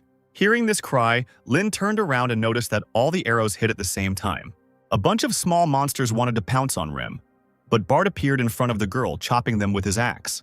Having pushed aside the crowd of monsters, the girl and the man ran to the queen. Continuing to suffer from her damaged eye, the queen did not have time to do anything, and Bart managed to run up to her and hit her on the head. Noticing this, the other adventurers immediately perked up and began to smile. The queen stopped moving. Her eyes rolled back, drool began to flow from her open mouth, and everyone decided that she was dead. But then Lin noticed that black liquid began to ooze from the wound where the blade of the axe had hit. The boy shouted at the man to run away quickly, otherwise he would die if he touched him. Leaving the weapon in the monster's skull, Bart rushed away, managing to run away a moment before the black liquid gushed out like a fountain. The other adventurers, who were still fighting off the other rats, suspected something was wrong, because it wasn't blood. As it turned out, the queen was not dead. She grabbed the axe in her skull with her paws. With a squelching sound, she tore the weapon from her head. The axe flew to the ground, and the edge that was in the rat's skull melted. Without thinking twice, the queen raised her paw again and tore her wounded eye out of her head. But soon the eye recovered, as if nothing had happened to it. Having regained full vision, the queen immediately looked at Bart, who then plunged the axe into her skull. Rem immediately became excited and wanted to run to her comrade to protect him. But the queen quickly rushed forward and bit Bart on the hand. Ram, ignoring the rats that were biting her, took out her bow and fired in an attempt to protect her friend. The rats continued to bite her, but the girl did not pay attention and continued to run towards the queen.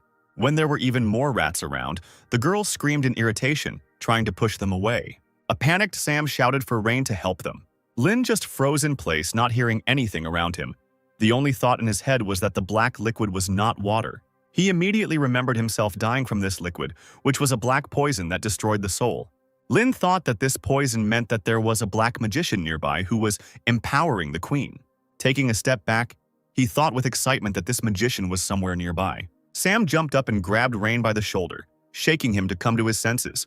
When Lin looked at him, Sam asked the guy what was wrong with him. He told him that he can't use offensive magic, so Rain is the only one who can fight. Sam shouted at the boy, begging him to help. Lin had cold sweat running down his face, his expression darkening immediately as Sam shouted that he didn't want to lose his friends. Lin looked around randomly and noticed that Rem was still trying to deal with the rats that surrounded her. Bart was clearly losing the fight with the queen, who also had his hand in her teeth and had already knocked him to the ground. Finally, Lin said something, but Sam couldn't hear him. The boy repeated his question, asking the man how much they would get if they killed her. A little confused, Sam answered him, saying that they would get about 20 gold. The guy still had sweat running down his face as he exclaimed that it was almost 1,000 regular spider rats. He nevertheless agreed and with a quick movement launched an arrow with a spell at the queen. The spell, as soon as it hit the victim's body, immediately worked, exploding and tearing apart her flesh.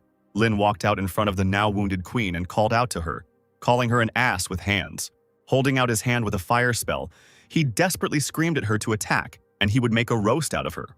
Lin summoned another spell onto his hands and slammed his palms together, causing a bright flash to occur. The guy opened his arms, causing a bright light to fill the entire space, causing Sam to close his eyes. The rat also couldn't stand such a bright light, and she covered her eyes with her paws. Almost unconscious from blood loss, Rem noticed that the rats that surrounded her fell to the ground from the bright light, and she was caught by a root. The light went out and the root quickly threw Ram and Bart aside. The boys fell to the ground next to Sam. Lin, who was in front, shouted at the man to take care of them. Without waiting for an answer, the boy called the other adventurers and told them that if they wanted the healer to return alive and help everyone, they had to protect him. Rem lay tiredly on the ground in her own blood, looking around. Having resolved the situation a little, Lin shouted to the queen that he would deal with her himself. The wound that the explosion had inflicted on the queen began to heal, becoming covered in black poison again. And suddenly, with a loud sound, a new whole paw burst out of the rat's flesh. Taking a deep breath to calm himself, Lin noticed that the rat was missing one leg, but it didn't seem to care. Deciding to act a little differently, the boy rushed forward, casting a spell as he went. He quickly ran past the rats and behind him, the spell exploded. Getting closer to the queen, Lin began to cast a spell again. The queen wanted to hit him with her paw, but the guy managed to dodge. Sliding on the ground, the boy said that he was using the spell's power at full capacity. But the spell was never cast. The queen struck again with her paw, which distracted the guy, forcing him to dodge. Landing a little to the side, Lin thought that there was no guarantee that 3-star level magic would work, and there was also a limit to the power he could use, and he forced himself to calm down. The guy decided that first of all, he needed to understand the enemy, and he decided to use Belsidious. Looking at the queen, Lin noticed that many dark spirits were crowded around her. The boy noticed that it was 3-star level dark magic. The regular rats didn't stop attacking, but Lin still managed to come to his senses and dodge. The boy extended his hand and cast a spell, causing a thin twig to wrap around a tree branch. Pulling himself up, he thought that there was too much poison and his body could not handle such a dose. He thought that if he couldn't remove it with Bel Curious, then he would have to use 4th-tier magic. But he immediately thought that it was too reckless, and if he failed, it would be the end. He couldn't forget that there was a dark mage somewhere nearby, and the risk was too great, and Rem was watching Rain. She couldn't help but notice how the guy's face distorted in painful thoughts.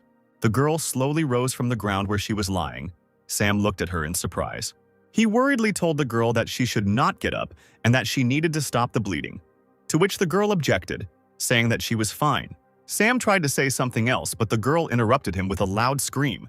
She looked at her comrade and, in a calm voice and with a smile on her face, told him to take care of Bart. And the girl again entered the battle with the monsters, mercilessly making her way through.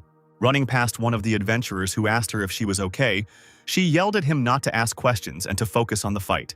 Lin still couldn't come up with a solution, thinking that nothing would work. Deciding that he should retreat first, he noticed that something had flown into the tree he was sitting on. Looking to the side, the boy noticed with fear in his eyes that it was the eyeball of a monster. Looking back at the queen, Lin noticed that she was throwing her own children at him.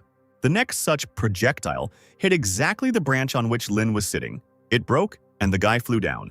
When the boy fell to the ground, the queen immediately rushed to attack him, but he managed to use a spell, summoning a stone shield. Meanwhile, the sound of a shot was heard again, and the arrow again hit the queen's eye. The rat took the arrow out of its eye and looked in the direction it came from, breaking the arrow into small pieces. Completely exhausted, Ram told the rat that she shouldn't have ignored her and now she would pay for it. With a furious cry, the queen now rushed at the girl who dared to attack her. While everyone around was shouting at the girl to run away, she just dropped her bow on the ground and thought that it was not time yet. Almost falling off her feet, the girl thought only about how she had to stand firm. Noticing that his comrade was in danger, Lin immediately jumped to his feet to cast a spell. Throwing a small dagger, Rem shouted at the guy to finally pull himself together. The dagger hit the queen in the eye, causing her to lose her balance, and Rem was able to jump on her. Looking at the guy, she desperately shouted to him that he would cope with everything. Lin hid behind a rock and tried again to calm himself and concentrate. A first-level spell glowed between his palms with a dim red light. As Lin worked with a tense face, the triangles in the spell grew larger and larger, and the light grew brighter. Rem was trying her best to resist the queen who was desperately chasing after her, and Lin couldn't believe that something had thrown him off balance like that. The girl lost her last strength and could no longer move. She fell down without the ability to do anything, and at that very moment the queen struck her. Sam wanted to rush to his girlfriend, but the other adventurers who were supposed to protect him stopped him. Lin couldn't help but hear these desperate cries, but he still tried to stay focused on the matter at hand. Still, Sam managed to escape the other's grasp and quickly ran forward. Rem lay almost unconscious on the ground. The Rat Queen swung her paws to finally kill her. The paws hit the ground, but Sam appeared at the very last moment and managed to quickly drag the girl away. Grabbing her by the collar, he shook her, asking if she shouldn't come back alive. They must all come back to smile at each other again. Sam began using his healing spells on Rem, telling her to stop being a hero. The girl put her hand on the guy's shoulder and quietly apologized to him. Smiling, she told him that when they returned, she would definitely write him a letter with the changes. After finishing healing the girl, Sam and she stood up to re-enter the fight. But before they could take a single step, a wall of fire appeared in front of them. It was a fire spell that consisted of 4 triangles, and the queen's body immediately burst into flames. Fire raged around all the adventurers, surprisingly only affecting the monsters.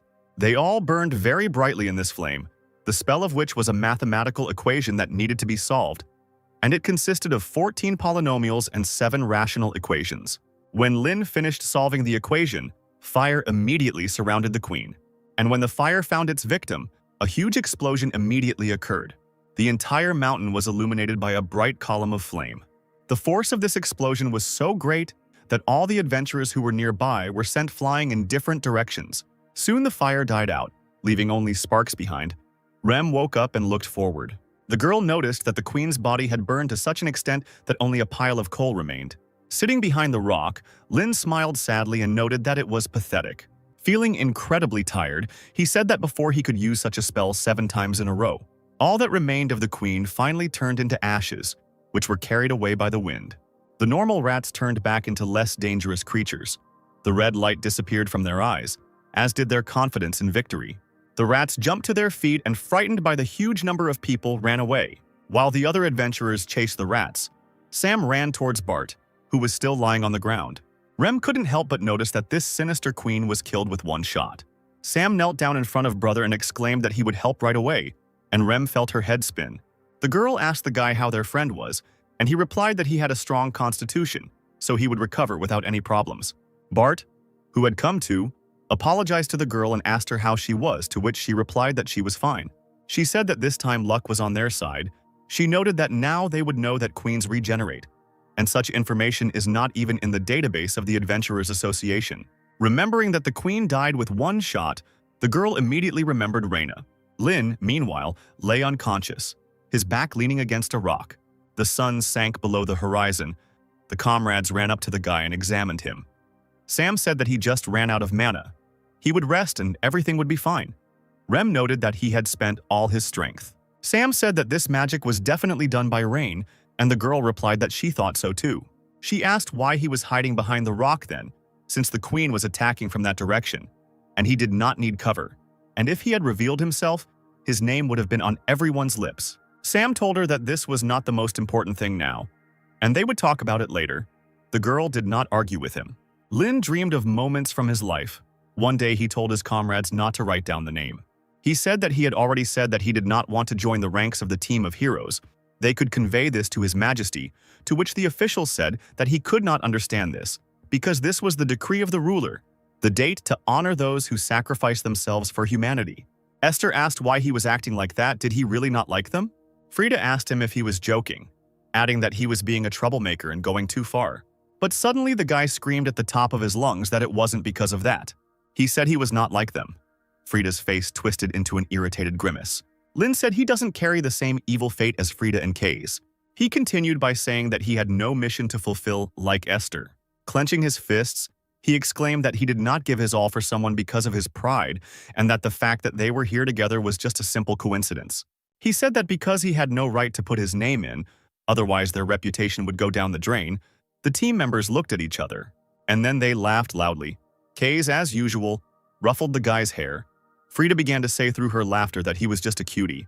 Esther, relieved, told him not to worry about it, and an irritated Lin exclaimed, waving it off, that he had not worried, but had come to the conclusion with the brains in his head. Taking the boy by the hand, Esther told him, no matter what others say, he was and is part of the team. He doesn't have to worry about self-sacrifice and other things. He can do whatever he wants. She told him with a smile that this world had already recognized him as the archmage of the team of heroes. After some time, Lin woke up and found himself on Bart's back, with the city lights shining nearby. Looking around, the guy asked where he was. Rem noticed that he was already awake, and she said that the school was already nearby, so they returned to the Golden Rose. Relaxing, Lin felt his whole body ache and thought that he had overdone it. But fortunately, they went unnoticed by the Black Mage. Bart asked the guy if he was the one who used that fire magic. Lin didn't answer, and Rem told him not to dare lie to them because they would definitely find out everything. After a short silence, Lin said that he had nothing to hide, and the girl said that she knew it. She said that they thought he would want to keep it a secret, so they wrote in the report that they used a scroll bought from a peddler. She asked him if there was anything that needed to be corrected, to which the guy replied that everything was fine. He was satisfied with this version. Rem told him that it seemed like he had his own reasons for keeping it a secret, so she wouldn't pry into his soul, but he still saved them, so they owed him. The guy tried to cut everything off, saying that they didn't have any debt. Sam suggested to his comrades that they give the entire reward to Rain, and they readily agreed. Looking out, Lin still noticed a strange expression on Rem's face and asked her what was wrong with her face. Didn't she say that justice was her specialty? He asked her if she really expected him to say that they were all great and offer to share the reward, to which she replied that there was no harm in dreaming, and everyone laughed. Lin dropped to the ground and said that they could give him 5 gold pieces and split the rest, but Bart objected, saying that it would be fairer to give him everything. The guy continued to persist and said that he hadn't done anything special, so he could only take the amount he needed, but they replied that they hadn't done anything special either. While Bart and Lin were arguing, Rem intervened in the conversation. She said that she and Bart were going to be the best adventurers, and since he was arguing, he could invest the money in them. She asked him how he liked the idea, and he said with a smile that it was not bad. Sam intervened in the conversation and asked Rain if he remembered asking him about terrain. Sam shook his head and said that when he was studying, he heard some things, but they were just rumors. Leaning towards the boy, he whispered in his ear that it seemed like she had been practicing black magic in her later years. A couple of minutes later, Lin said goodbye to his comrades, remaining in the square. When they turned around, the smile slowly slid off the guy's face. Back at the dorm, Lin began to thoughtfully flip through the book. After looking through it, he noticed that it certainly didn't contain any information about Terena having anything to do with black magic. Looking at the book in his hand, memories came back to his mind. In some ruined city 300 years ago, Lin looked at all that remained. Hearing a rustle, the boy grabbed his staff and began to climb the stairs. Climbing up, he slowly looked into one of the destroyed houses. And there, in the ruined city, among the houses that were half buried in the swamp, he found Terena. Finding some boards and tearing up some books, Lin started a fire with a snap of his fingers. As he rose to his feet, he heard the sound of a rumbling stomach behind him. The guy's hand reached into the bag.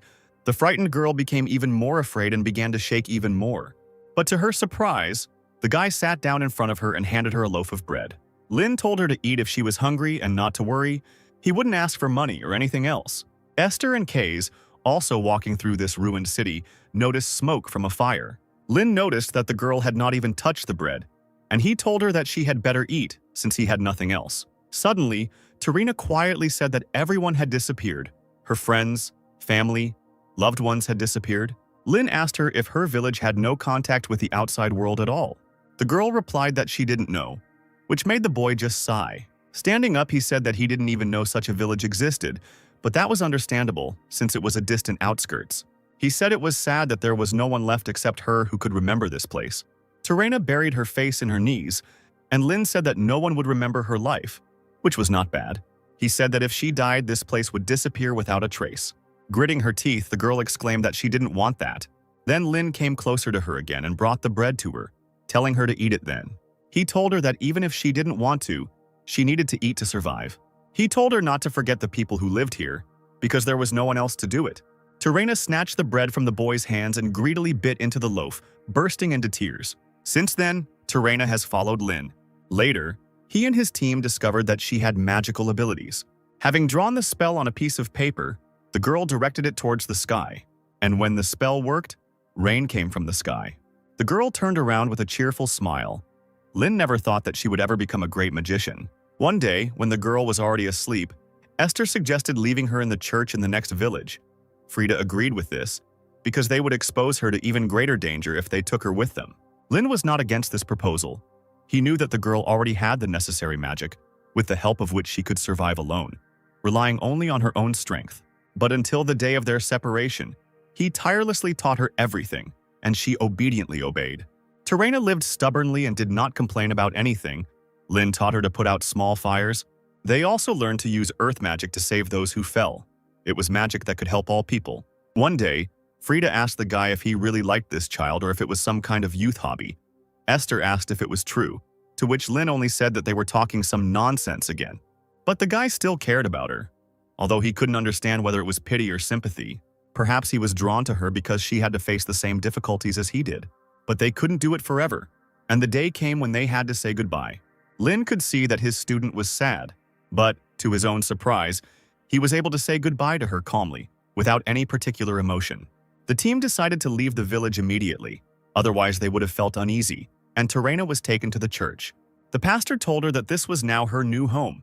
The building might be a bit big, but she would soon get used to it. He told her that from now on she had nothing to worry about. They were her family now. But Terena replied that they were not her family, and this was not her home. Her family was her mentor, and a spell began to shine in the girl's palms.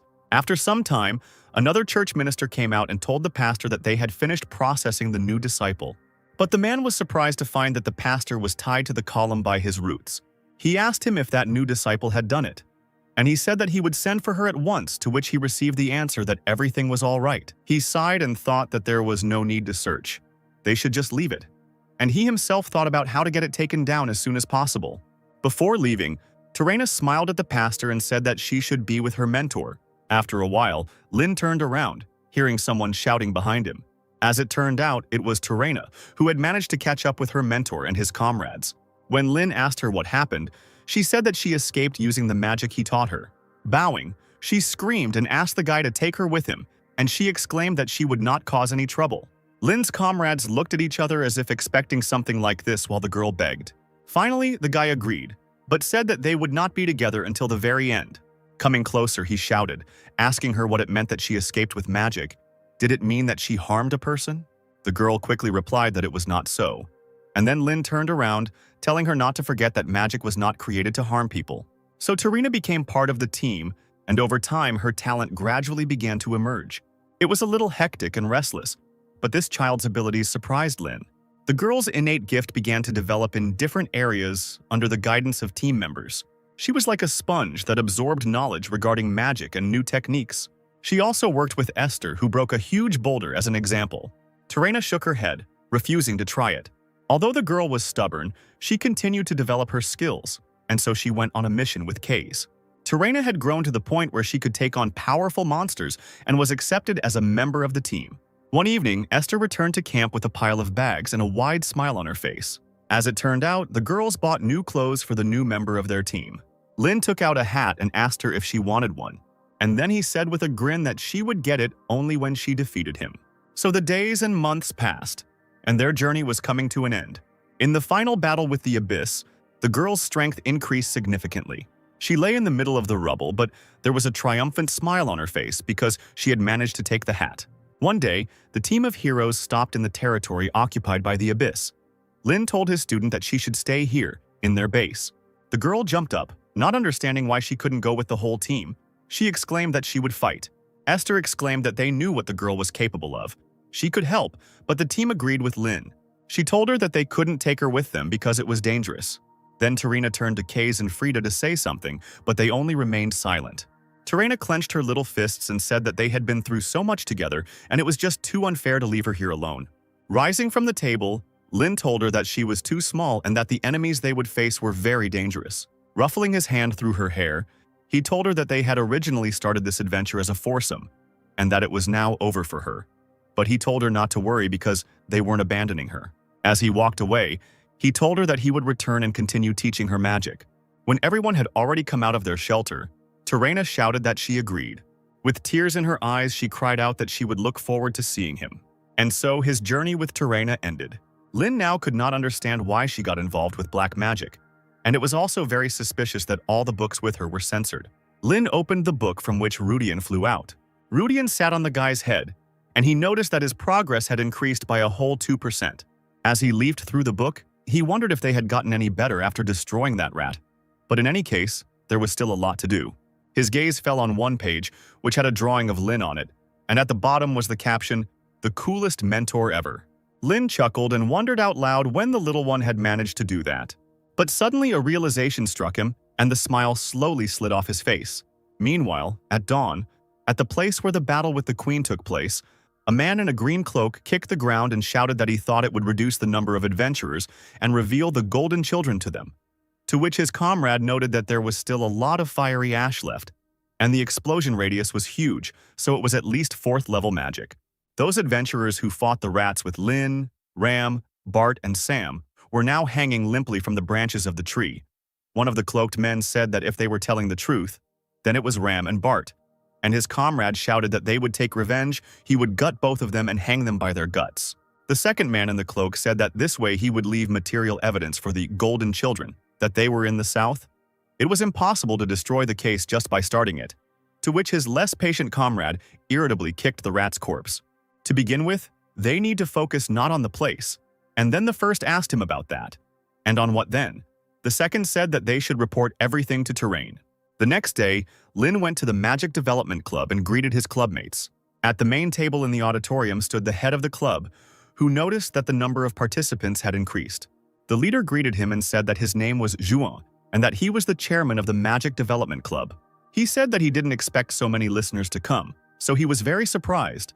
But he couldn't help but be happy, and he hoped that they would all get along.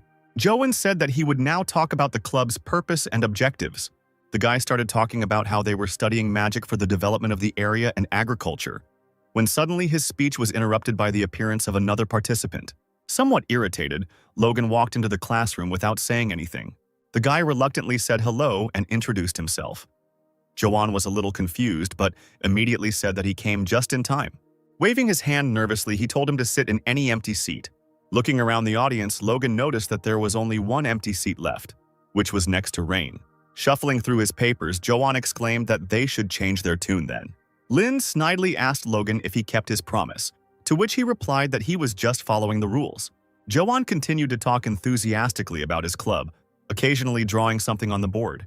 Lin couldn't help but think that there was a black mage nearby, and he wasn't sure he could defeat him again in his current state. Rudian flew out of his pocket and showed his stats, where his magic power was 12,564 and his physical power was 311. Lin thought that he needed to strengthen his body as soon as possible. He thought that without training this could not be achieved, and he thought that it would be great if someone helped him. As he thought about this, his gaze immediately turned to Logan, who was sitting next to him. After some time, Logan and Lin moved to the gym, where Lin tried to do push-ups and Logan harshly scolded him. An irritated Lin tried to keep himself in his stance, under the indignant shouts of the other guy, and thought only about how he would shut up. But if he wants to develop physical strength, then he needs to listen to the guy. Then in the audience, Lin asked him to help with training, to which Logan replied that he did not understand. Didn't he defeat him then? Why should he learn anything from the loser? Lin asked him why he was refusing so quickly. He was the best in the group at building muscle mass. Logan annoyedly told him that he had indeed lost the confrontation, so he could ignore him. But he has no reason to treat the entire faculty with contempt. Tapping his finger on the book, Lin told him that he didn't have time to make fun of others, and it seemed he didn't understand, so he would say it straight. Lin told him that he was strong, so he asked him for help. He said this without sarcasm, and had personally seen it, and he was surprised that someone at such a young age had achieved this. Not understanding the part about being young, Logan still thanked her for the compliment. The guy told him that a strong body is the foundation, but he doesn't have it. He said he wanted to devote time to training but not waste it, which meant training under the most promising person in the field. After receiving compliments, Logan finally agreed, saying that no one was better at this than him, but he still told him that he couldn't, and that he should ask others. Lin immediately exclaimed that it was not free, and he could pay, to which the other said that was not the point. Logan sighed and replied that he was from a great family of mages, and he was a student of one of the 8 schools. They were enemies. How can they ask each other for help? Lin didn't answer him, but only called him by name. Opening his eyes, the boy noticed that another one was pointing a finger at him with a spell. Lin fired theatrically, causing no damage to his neighbor. Without any emotion, Lin told him that he was lucky. Lin said that if he had thought the same way, the guy would have been dead in that fight. The fact that he stopped and did not kill him suggests that they are not enemies. They are not warriors, but students. And this is not a battlefield, but an academy. Lin put his hand on the boy's shoulder and told him that they were not enemies, but colleagues studying magic spells together. Finally, Logan couldn't find what to say to this, although he himself couldn't believe it. After Lin finally finished the set, Logan told him that he was surprised because he didn't think he would do it, to which Lin responded that he was sincere. Logan told him to get up for another exercise, so the guy asked him to lift him, which the other guy immediately refused. He asked what would happen when someone saw them. They would laugh. Lin asked him if he really thought about it all the time, if he really needed muscles just for beauty. He told him with a smirk to get rid of everyone who said nasty things. Logan smiled and took his hand to lift him up and told him he was right. Owen stood behind the wall and listened to their conversation with a smile. Suddenly, a woman's scream was heard. As it turned out, Krista entered the hall and, noticing the guys together, asked what they were doing. She assumed that they were fighting again, but they dispelled her assumptions, saying that they were training, but the girl could not believe it. Logan, ignoring the girl, handed his student the magical protein and told him to drink it. Krista asked Rain if he was crazy for humiliating him before, and an irritated Logan asked her if she couldn't see that they were busy. The girl continued to scream, not believing that they had become such friends. Owen came up to her from behind and put his hand on her shoulder, saying that the girl always made a lot of noise. Hearing a familiar voice, the girl immediately calmed down and froze. Logan asked the professor what brought him there, to which he merely replied that he had seen a group of monkeys when he passed by, and that he had an official message for them. He said with a serious face that this was not good news. As it turned out, the man came to tell them that it was time for midterm exams. Lin couldn't understand why this was bad news. Krista told him that at Delaith these were not normal exams. She said that this is, in fact, the same as the transition to a new stage of life. There will be those who will be able to break through and those who will fall behind. Owen reminded that Delayton's ideology is one of endless competition. Turning around, he said that those who did not comply would be expelled. Returning to his room, Lin lay down on his bed. Rudian flew out of the book again, and the boy thought about what he needed to check, what he needed to do before the exams. But suddenly he noticed that Rudian looked strange. He was blurry. When Rudian became normal, everything around him was illuminated with a bright light. Looking around, Lin discovered that he was no longer in his room. A message appeared stating that the research progress of unique magic was now 40%. Confirmation of a new magical power scheme has begun. A message appeared that the mental barter is being detailed. The holy stream is within a radius of 20 meters from the magician. Lin noticed that some kind of glowing sign appeared on his hand. Now the success rate when using unique equations and runes increased to 33%, and the power to 66%. But the required amount of magic power to understand was 20,000. While the guy only had 12,564, the activation imprint for using the mental barrier was determined. Blinking again, Lin found that he was back in his room. He realized that he had now reached a mental barrier due to the fact that he had reached 40% mastery. The mental barrier was a secret technique that even among the sages, only 2 could use. The guy thought with anticipation that this was simply incredible. He wrapped his hand with the sign in bandages, hiding it. Once he got out into the city, he headed straight to the black market. Humming the song joyfully, he thought that so much had happened in the last few days that he was almost going crazy. Suddenly, he crashed into someone's large back. He immediately apologized, rubbing his bruised nose. Suddenly, he realized that the voices in front of him sounded very familiar. As it turned out, he met Ram, Bart, and Sam by chance. Bart grabbed the guy and said that they hadn't seen each other for a long time, and Rem noted that it had only been a couple of days. Bart immediately threw Rain over his shoulder, to Rem's loud laughter. Having grabbed the guy, the team immediately decided to go on a new mission. Lin shouted at them to stop, asking them what they were doing. Rem cheerfully replied that the students were very busy and they were all going together, so this was the fastest way. Sam told Rain on the run that they had been told that for their punitive expedition against the rat spiders, he, as the main character, was obliged to receive a reward. Bart told him not to be so stubborn, and besides, sometimes you need to visit places like that. And he said that this award would be given at the central office of the Adventurers Association, which surprised the guy a little.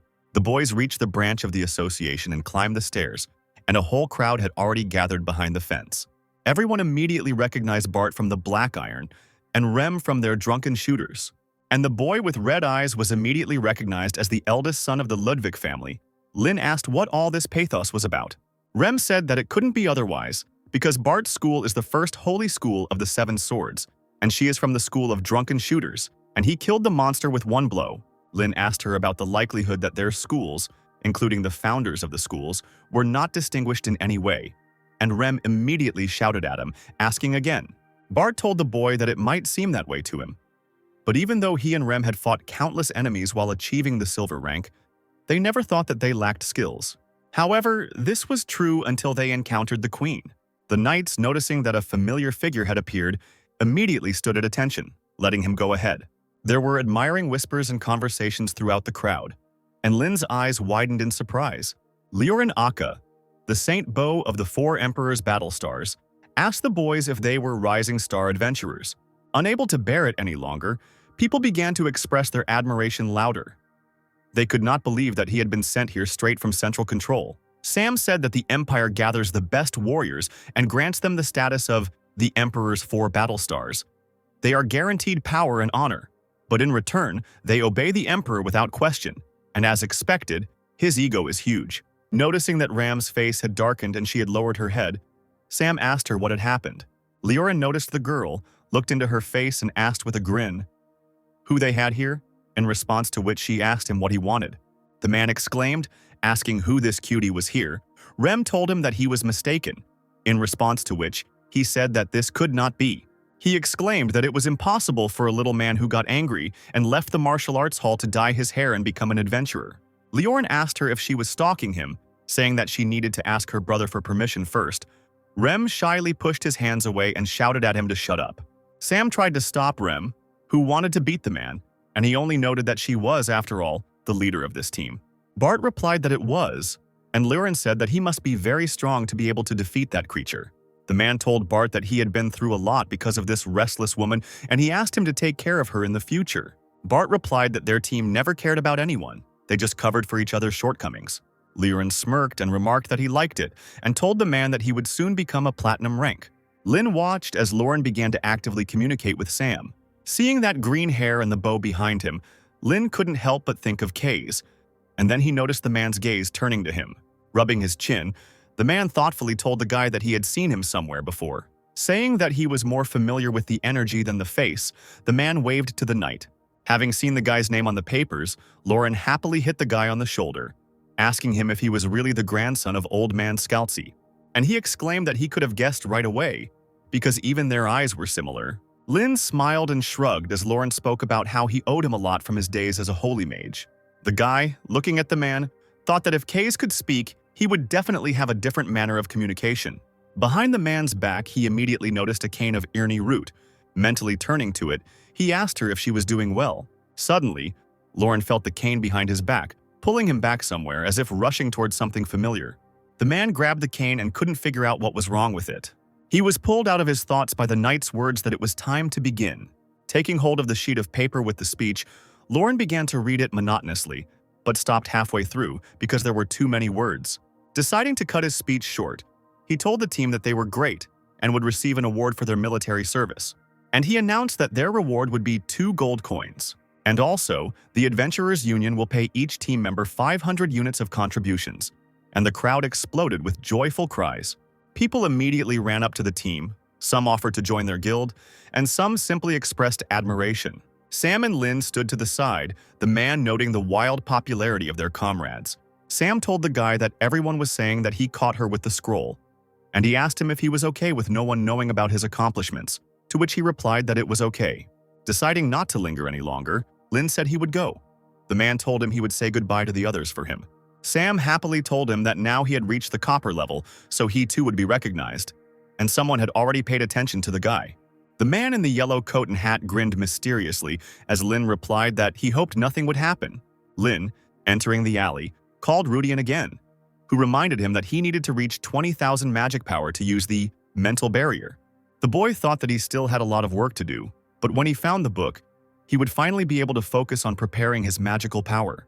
Smiling smugly, he thought about how he couldn't achieve this in his past life, but now it was in front of him. Suddenly, a loud cry was heard behind him, calling for the young master Ludwig.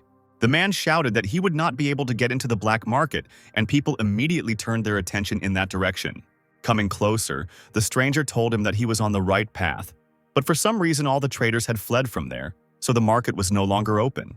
Taking off his hat, the man said that he was from the Union of Magicians and said that it was nice to meet him. He asked the guy if he could spare some of his time. They reached the restaurant, where the stranger immediately began to order lunch. He told the guy that he had nothing to fear. He wasn't going to interrogate him about why the guy went to the black market, but Lin couldn't understand how he knew about it.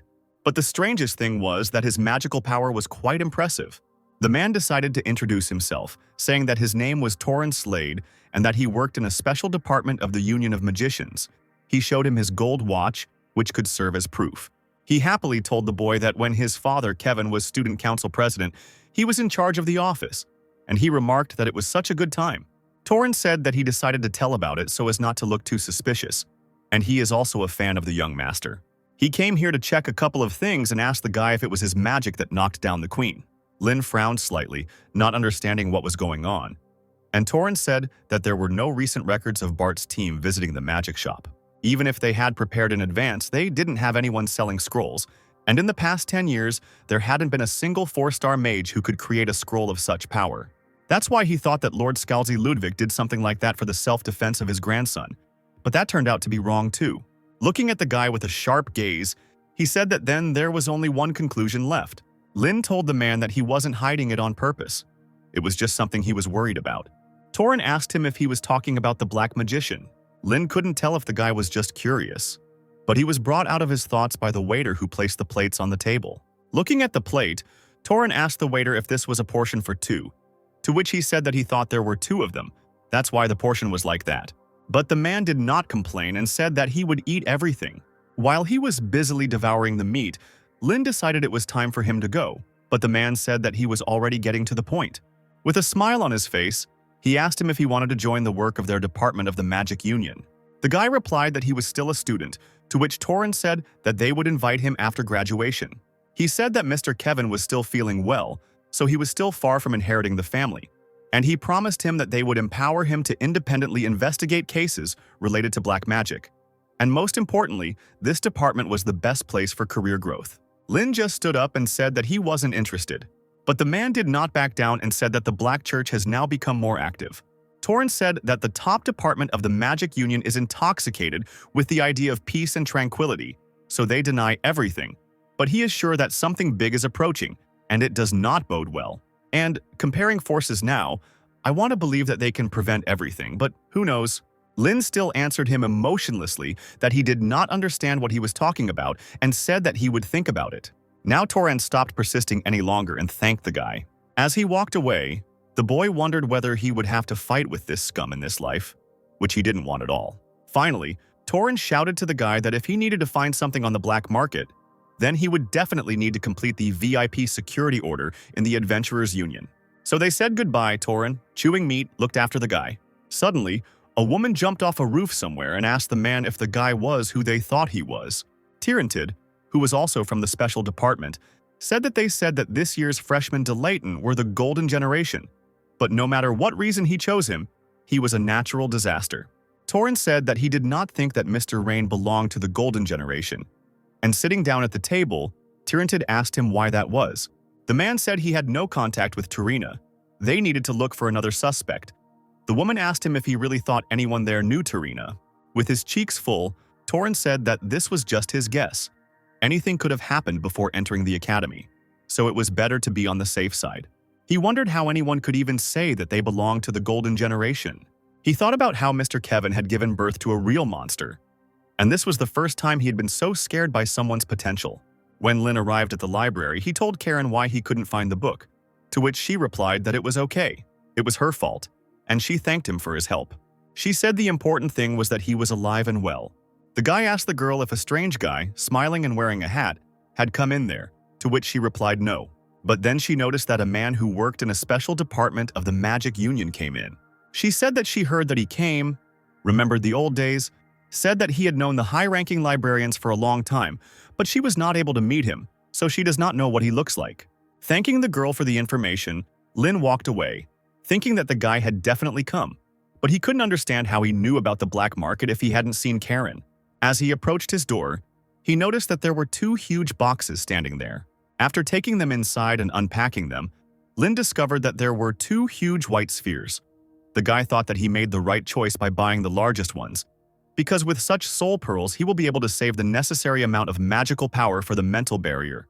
He sighed and placed his hands on them, remembering that he currently had about 12,000 magic power but needed 20,000. He decided that now he would save 8,000 units in these balls, and when he would create a barter, he would take them back. The guy tensed his whole body and the balls under his hands rolled with a bright light. The light grew brighter and brighter until Lin fell to the floor, exhausted. Out of breath, he announced that the introduction of magical power was complete. He decided to wait until they were safe. Lin sat in his room until the evening, meditating to restore the strength he had already spent. When he felt that he had already recovered, he decided that it was time. He clasped his palms together. A bright light lit up between them.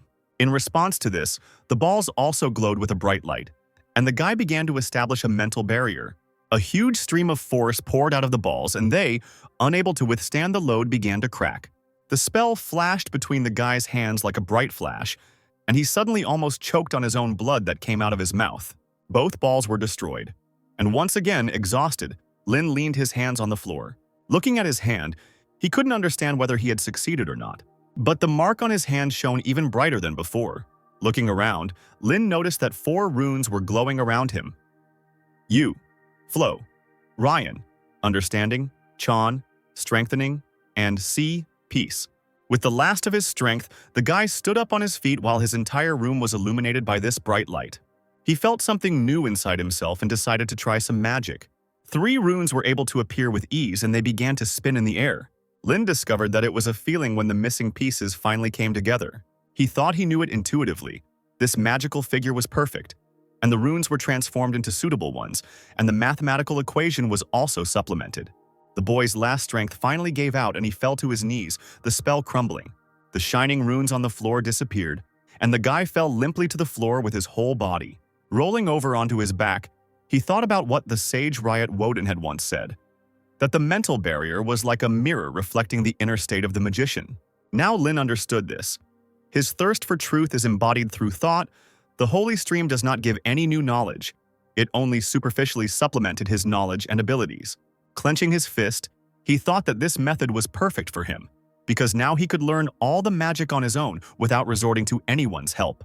Smiling, he said to himself that he had taken another step towards becoming a 7-star. The next day, all the professors of the institution gathered in the Day-Layton conference room. Medelia glanced at the piece of paper and said that they were finished with the undergraduate graduation schedule. Vice Chancellor Medelia Kyle said that since they have already decided on the current location for the internships, they will be able to focus on freshmen within a week. Among the professors who spoke of the great things they expected of them were Owen and Theon, who remained silent. Professor Ivan said he didn't know about the rest, but it looked interesting, especially that young disaster guy hiding his talent. He was about to continue talking about this when he suddenly noticed that someone right in front of him was burning with rage. Elin said with a frown that he was already talking too much. Caroline hastened to reassure her colleague and told her that there was no malicious intent in the professor's words. She asked the girl if she had much time. Otherwise, after Logan, the girl she was guiding could be erased. Medelia thought only of Canessa, who could also study here if everything were as before. As the heir to the Page family, she could become a student representative and a key figure in the Golden Generation. Professor Marjana told the rector that they needed to hurry. Following the advice, Medelia announced to the professors that they should announce to the students that the exams were starting today. Lin sat at his desk, completely tired, thinking about how Logan was giving him increasingly difficult assignments every day. He noticed that his classmates were getting ready to go somewhere. Lin asked Krista what all the fuss was about, to which she responded by saying that there would be a briefing about midterms right now and that everyone was told to gather in the auditorium. The guy asked if the exams weren't starting next week, to which the girl sadly replied that this was Day-Layton, where the director and professors changed the schedule at their own discretion. He asked her why this was so, and then Gertrude intervened in the conversation and asked the guy what he thought the reason was. And she answered her own question, saying that this was all so that the students wouldn't have time to learn everything at the last moment. And she said that last year they announced the schedule and started midterm exams the next day. Lin responded by saying that he liked how funny the professors were. The girl replied that she couldn't believe he said that, because she was simply abusing her power. The guy said with a smile that if a student can show his skills at any time, then this is real knowledge, and the professors know about it. Gertrude laughed in response, agreeing, but thinking about how much this all irritated her. But what irritated her more was that it was true. But in any case, children from powerful families are nasty, of course, except for Mrs. Krista. Standing up from her desk with her bag, Krista said that this is why you always have to make every effort not to get upset. All the students gathered in the assembly hall on the first floor of the main building. Looking around the crowd, Lynn noticed that most of the students were very nervous. In the crowd, the guy quickly found Logan. They greeted each other in a friendly manner and began a dialogue. Gertrude ran up to Rain and excitedly told him that he couldn't be so friendly because Logan was one of the opponents he should be afraid of. But Lynn told her that they are not opponents. He is his trainer, and he gave him magic protein every day. The girl asked him if he really thinks that he is good. Since he gives him food, he is not some kind of pigeon. Logan intervened in the conversation, mockingly asking Gertrude if Krista's lackey was there. He asked her if she wanted some magic protein too. The girl answered him that she was not in the mood for jokes right now, and therefore, if he wanted to fight, he should get his ass ready. Logan, not at all scared, told her that she scared him, but he was thinking of sharing a pinch with her. Krista appeared next to them and told them that they were being too noisy. Looking sternly at the couple, she told them to go somewhere else if they wanted to make noise. Gertrude looked down guiltily and immediately apologized. Logan told Krista that she was being a bit too sensitive. Her skills were a surefire way to get through, so she shouldn't worry at all. The girl shouted back at him to stop talking nonsense, and she said that midterms were easy only in words, but they were arranged to weed out students without skills. As she walked away, she dropped that if they wanted to stay, they had to make every effort. A couple of minutes later, a loud greeting was heard that shook the entire hall. Caroline told the students that she enjoyed the tense atmosphere and hoped that the mood would continue until the end of the exams. She said into the microphone that she would make an announcement regarding midterm exams. She announced that they would be held during this week, from today until Friday, which made everyone shudder in surprise and fear. Caroline said that they would receive grades according to the responsible teacher system. In case the teacher makes a decision about expulsion, then the student must pack his things and leave the dorm within a day. And she took it upon herself to introduce the professors who would evaluate them. Gertrude immediately began waving her arms when she noticed someone on stage. Lynn asked her, confused, what was the matter, and she, screaming, asked him if he really didn't know Professor Margina. She said that she was the head of the Magic Union, and now she is a senior teacher in Delayton. And the head of the Magic Union is the most honorable position that can only be occupied by an outstanding magician, recognized by all the magicians of his time. Logan frowned and thought that this was a very important person in the magical world. But Gertrude went on to tell Rain that it was she who had replaced his grandfather in that position, and now Lynn was surprised. Lynn thought that this woman was on the level of his grandfather, maybe even higher. The girl continued to shout that there were still outstanding personalities behind. She said about Kyle that he was a genius student who graduated with the highest scores among 1,378 groups. She said about Professor Zeron that she built her magic tower at the age of 20. And about Elin, she said that she has her own column in the Magic Herald. The girl exclaimed that these professors are the elite and are in charge of the second and third years. Hearing all this hubbub from the hall, Margana stepped forward, a bright ball of light shining between her fingers. Like a megaphone, this ball of light carried the woman's voice throughout the room, and she told everyone to shut up. The students, who had almost fallen to the floor, immediately closed their mouths. The professors were also under the spell. The woman slammed her cane down and shouted at the students, asking if they really thought they were going for a walk. And she told them that they would now get rid of the most useless among them. She said that the professors evaluating them this time were not the professors responsible for their first-year teaching and who treated them like children. And everyone immediately remembered the tough Owen and couldn't believe it. Margana shouted that they were now with heartless people who would expel them as soon as they decided that they had no abilities. And they were all wondering how many students would remain. Quieter now, and with a smirk on her face, she said that she could now see from their faces that they realized the seriousness of it. Exams are held at different sites. The location will be appointed taking into account individual characteristics. The location will be announced soon, so once they get the information, they can head there. She raised her voice again, exclaiming that in Delatane the strong go on, the weak go away. With a big smile on her face, she told the students to move forward. The first testing ground was the Red Mountain Range, Chu Lin Peak. Kyle told the students that they would have to get out of this labyrinth using all their magical knowledge and experience. The students began to talk excitedly. wondering if she would be able to get out of there safe and sound. Lin said thoughtfully that, as far as he remembered, there was no cave in this area. Kyle noticed his expression and asked him what was the matter, to which he replied by saying that this red mountain range was the sacred land of the Red Dragon Core. So it was surprising that there was a cave in such a place. Kyle was pleasantly surprised that he knew this, and he said that this cave was artificially created specifically for the exam. What is inside is controlled, so they do not have to worry about safety. He smiled and said that they could, of course, get hurt, but there was almost nothing there that could harm life. He told the students that they had better worry about whether they would pass the exam or be expelled. Kyle said that he would now talk about the grading system, and compared to absolute grading, he liked relative grading better. Therefore, the first place will be given to the S level, the second and third to the A level, and so on. The F level is 39th place, and everyone who ends up lower will have to retake the exam or will be expelled immediately. The evaluation criterion is the time spent on completing the labyrinth, and completing it means destroying all the targets located inside the labyrinth. But if you don't meet the deadline, you will be immediately expelled. Kyle said that the exam would be held in pairs, and nearby, Assistant Zamar was adjusting something on his magic screen.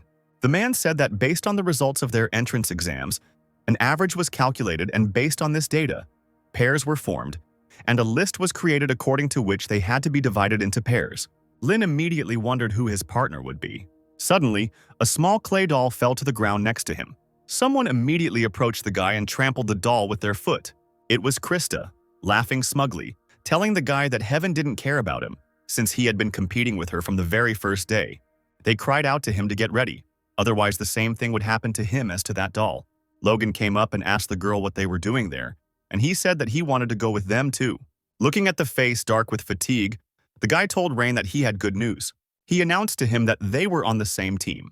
Shaking his hand to his partner, Lin said with a smile that he was lucky and that they had to try harder. Krista screamed, asking if this distribution was strange. She couldn't understand how two of the best students could be paired together. Lin asked her if she had just acknowledged his abilities, to which she immediately shouted back that he wasn't as good as her. But suddenly she remembered that Rain had taken an additional entrance exam instead of the main one, which meant that he was, in fact, the worst of all. The other students noticed that Rain and Logan were on the same team, and they immediately wondered if she would fight like last time. Understanding the reason, Krista finally said that she would still take first place one way or another. Lin noticed that she seemed ready to put her life on the line for the exams. He suddenly asked Logan if these exams were important, if he was going to graduate as the top student. The guy replied that they were very important, because they only take 4 official exams a year. Hearing this, Lin apologized to Krista, and he said that this time he wouldn't be able to be a gentleman. Smiling, Krista told him not to even hope. Kyle announced that he was giving the students 10 minutes to discuss how to get through the maze, and they could come in whenever they were ready. The exam would start as soon as time was up. Kyle said that there were a total of 20 routes in this maze, each with the same number of targets. There could only be one team on one route, so it was better to focus on their own route rather than others. And all the students began to discuss heatedly what to do. They discussed how to use magic and which one was best to use. Zmar asked the professor if there was a reason why he insisted on giving this exam to freshmen every year. He replied that the moment when one can see the true abilities of a magician comes precisely when he encounters something that he has not encountered before. In such situations, all thoughts disappear from the head. The ability to make decisions decreases and their execution slows down. However, it is in such situations that geniuses emerge. Exams are only a basic assessment to identify talents, and they find such children and encourage them to further education. This is his job. Logan suggested to Rain that they kill everything they see when they go inside, to which he smiled and said that it was all brilliantly simple. Putting aside the jokes, he said that this was indeed a good option, but it was better to have a spare one, because if you didn't distribute the magic correctly, there would be problems. Someone behind him mockingly repeated the guy's words. Krista asked him with a smug grin. If he really thought he could get better with such a plan, the guy sullenly told her to think better about how she would go about it. To which the girl said that they had already come to an agreement regarding their plan. Logan told her that the magic they would be using was not too different. She was too confident. To which Krista said that he would soon see for himself. The girl asked Rain if he had expressed a desire to graduate as the best student. She said that she had never won first place before, so she would show him today. She exclaimed that he would definitely see the difference between their abilities. Calling out to her partner, Krista quickly ran to the entrance.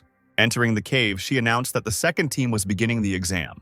At the entrance to the cave, a magical projection appeared, in which one could see girls running through the cave. They jumped down, and Krista commanded her partner to conjure light.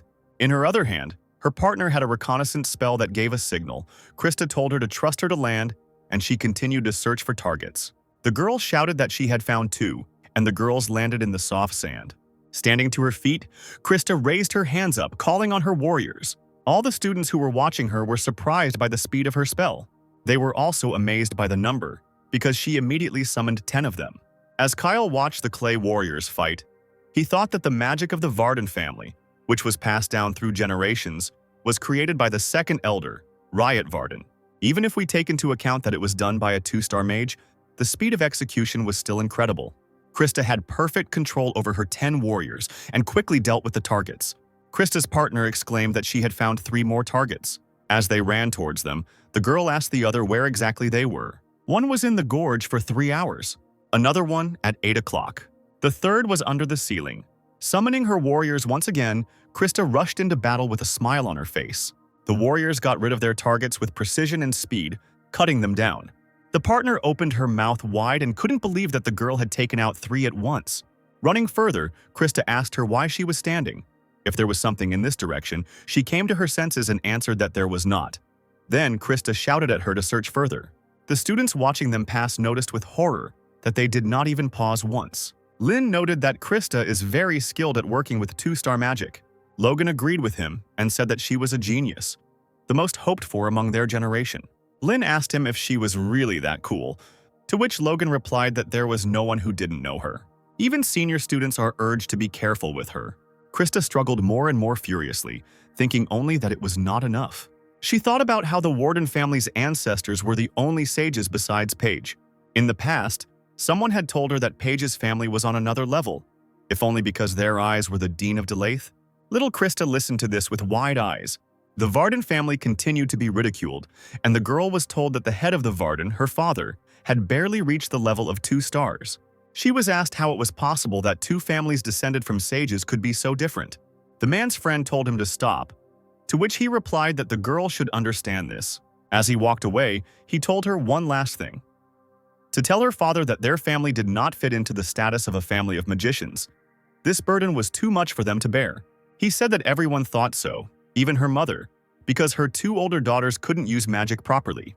He said it was time to retreat, because despite the suffering, things would only get worse for them. Krista continued to fight furiously, killing 20 targets already, thinking that they had nothing to be ashamed of. It was just a lack of talent. Krista immediately turned to her partner to find out where the next target was, in response to which she, breathing heavily, asked to rest. Krista grabbed her partner with a hand made of sand and carried her further, asking her again where the target was. Dragging the girl behind her, Krista continued to run forward, drenched in sweat. The students whispered that it was amazing. They even got goosebumps. Krista thought that everything was fine. She could already handle magic of this level. In her childhood, when she was learning magic, one day she was asked what was wrong. The girl replied that she would become the best magician, simply magnificent. She said that this way, mom, dad, and sisters will no longer be treated with disdain. As she continued to cut down the monsters, she thought only of how she would definitely return their glory, authority, and make them respect her all. Meanwhile, a monster jumped to the ground, which was several times larger than the previous ones. He waved his paw and the girls flew to the side. Krista's mother in the past grabbed her daughter by the shoulders, burst into tears, and said that all hope was only on her. Krista quickly gathered herself and summoned a golem of a larger size. Driven by the determination to lift her family up, she rushed towards the monster. With one of his fashionable blows, the golem killed the monster, slamming it into the stone. Zmar, looking at his screen, announced that there was a signal on this route that all the walls had been destroyed. He announced that the second team had completed the exam. He said it took them all 4 minutes and 13 seconds. Zmar said he couldn't believe it took them less than 5 minutes. Kyle chuckled and said, as expected from a descendant of one of the magical families. While Krista was trying to catch her breath, Kyle said that she was a great S tier. With a satisfied smile, Krista walked out of the cave.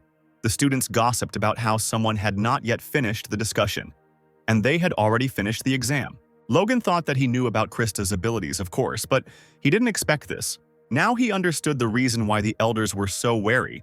He thought that she was already being considered as a candidate for the position of head of the Union of Magicians.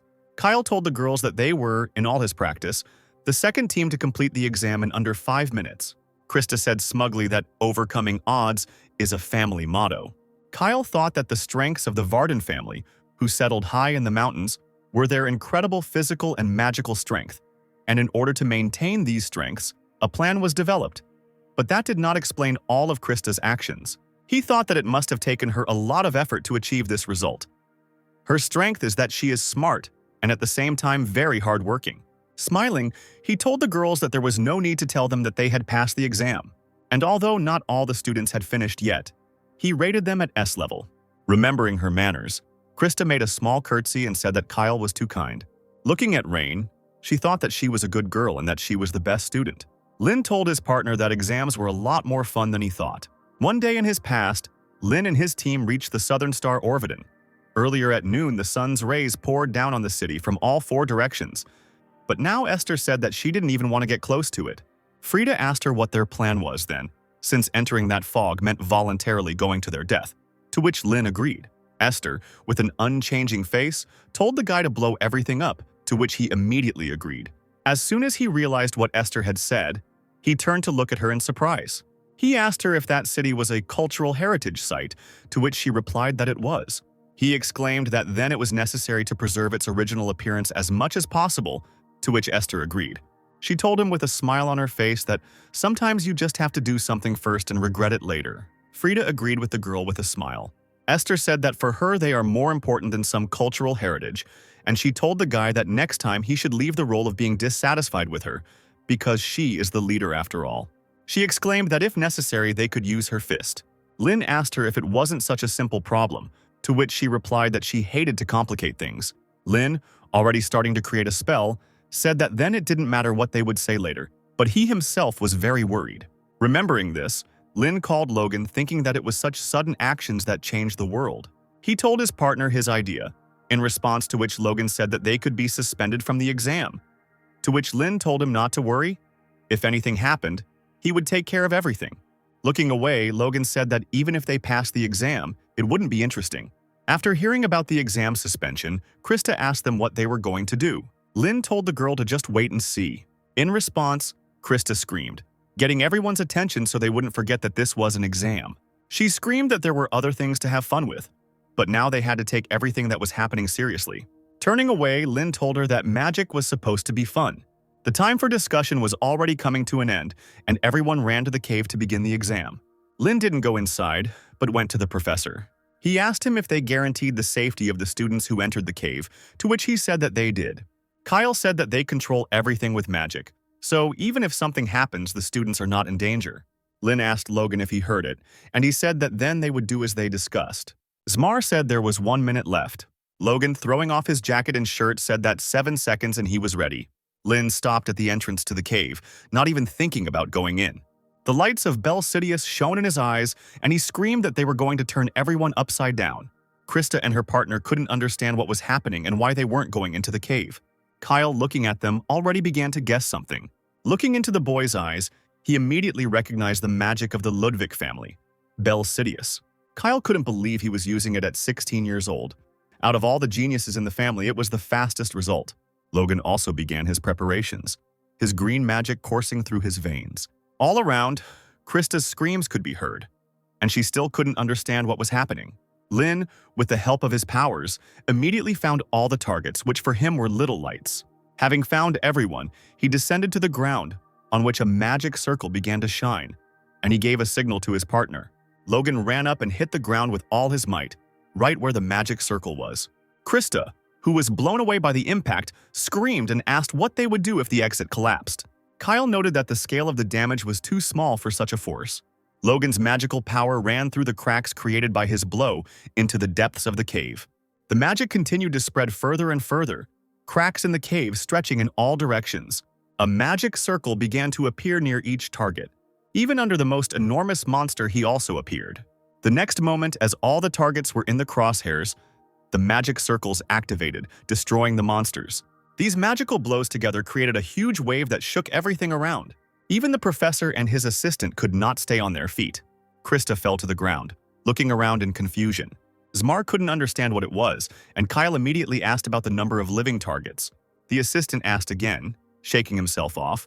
Kyle asked about the number of living targets inside the cave. Looking at the screen, Zmar said that there was no one left inside.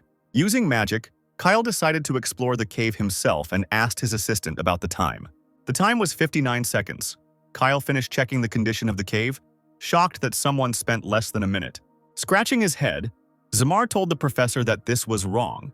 Kyle asked him what he meant, to which he exclaimed that he couldn't understand.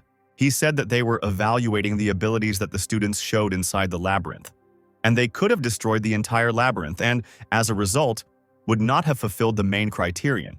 But it was only by chance that they hit all the targets without destroying the walls and the ceiling. He said that the S grade is the ideal result, and what they saw was not ideal, but some kind of disgrace. Kyle paused for a moment and then said that genius is not always ideal. An ideal is something that corresponds to some superior standard that is widely accepted in this world. However, the geniuses who change this world have always exceeded this norm. A genius is not a person who fits into the framework of an ideal, but one who creates new ideals. Zmar asked again about the new ones. Kyle said that the team of Rain and Logan is still far from perfect if you look at the traditional criteria. He asked him if he had ever thought of destroying the labyrinth, to which he replied that it had never even occurred to him, but he could do it if he had thought about it. And the professor said that now it was the young people who had paved a new road.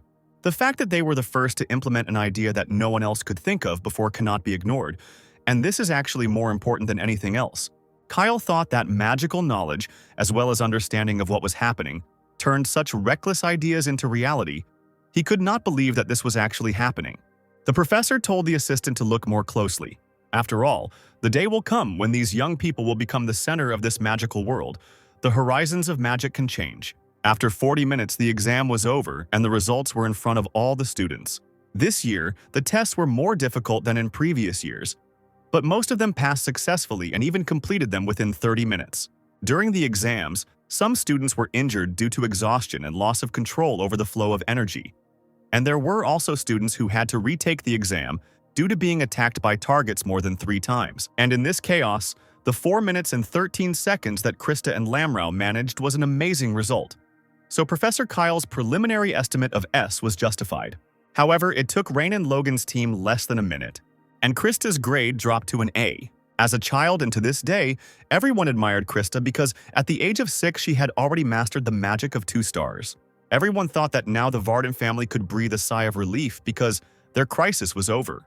The situation for the Ludvigs, on the contrary, was in decline.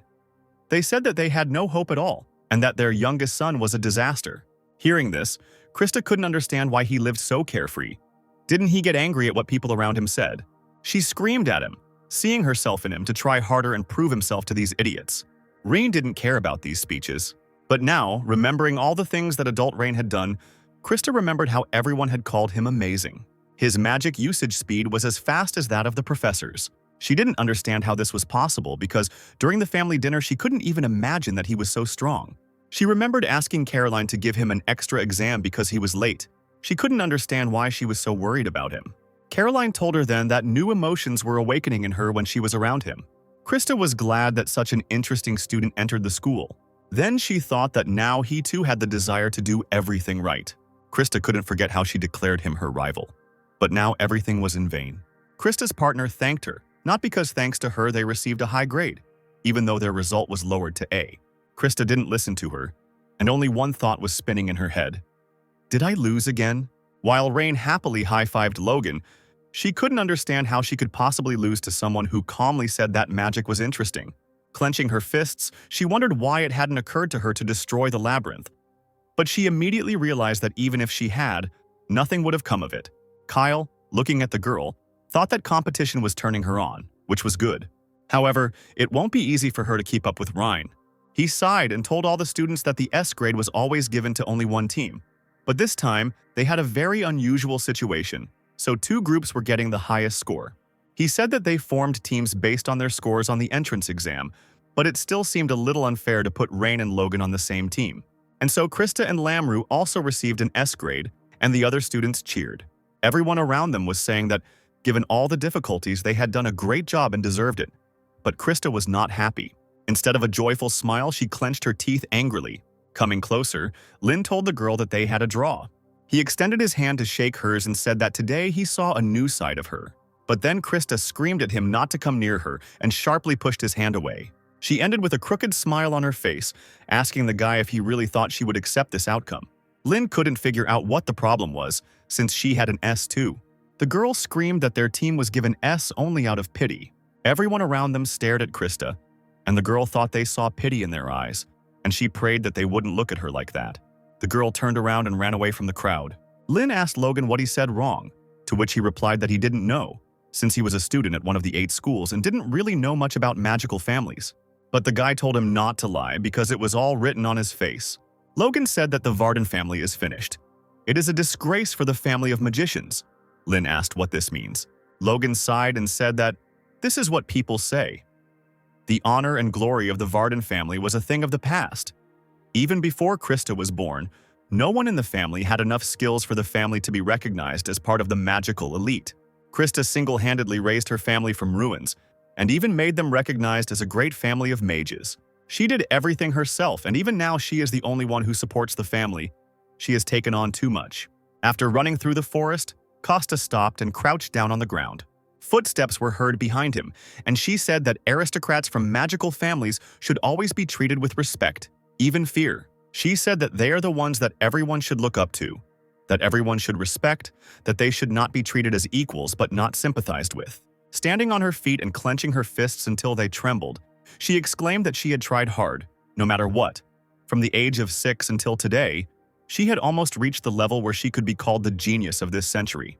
She shouted at Rain that he was butting into things that weren't his business for the sake of those who didn't have a pedigree. No one in the Union of Magicians behaved like that. She exclaimed that he communicates so calmly with everyone. She screamed that she couldn't understand what was fun about magic. There was nothing exciting about it. She continued to scream, asking why everything was like this, and a spell flashed between her palms. She pointed her hand with a spell at the guy, and a golem appeared behind her. The girl screamed, asking why he was considered better than her, although for him it was just fun. Lin waved his hand towards the golem that ran up to him and destroyed it with one blow. Tears flowed from Krista's eyes when the boy told her that he liked magic. Coming closer, he continued, saying that when you can manifest the spell according to your desire, all the difficulties and complications fade into the background. He said that this was a picture of the world that could be seen. If you tried hard enough, Krista jumped back, preparing the next spell. She summoned a new golem, and Lin told her that he wasn't always happy. She should understand that. He also had moments of despair when things were really hard. The guy destroyed another one and told the girl that she was carrying the entire Varden family on her shoulders as the family's last hope. She had honed her skills to be able to use magic at this level at 16, and he couldn't even begin to imagine how much effort and dedication it took her to put in. When his magic faded, he said that he could only say one thing for sure. He said that this was the moment when she first managed to master magic for real. He told her that she didn't have to take everything on herself. She could quit magic at any time. He shouted at her, "But you didn't do it, why?" Krista waved her hands and a huge golem appeared behind her, and she screamed at the guy to shut up. But Lin didn't shut up. He just asked her if it was because she still felt the pride and excitement of her first successful spell. Screaming, the girl struck the spot where Rain stood. But the boy's words awakened memories from her childhood. She remembered how she was able to summon a small clay doll back then. She remembered the happiness and joy she had felt then, as a smile spread across her face.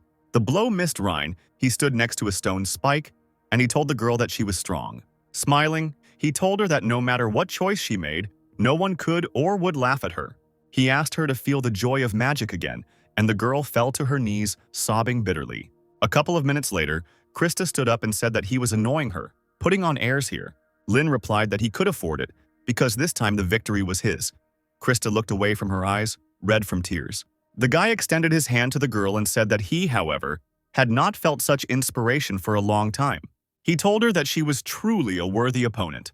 Krista was a little hasty with these words, and Lin said that he hoped they would repeat it, because he had a lot of fun thanks to her.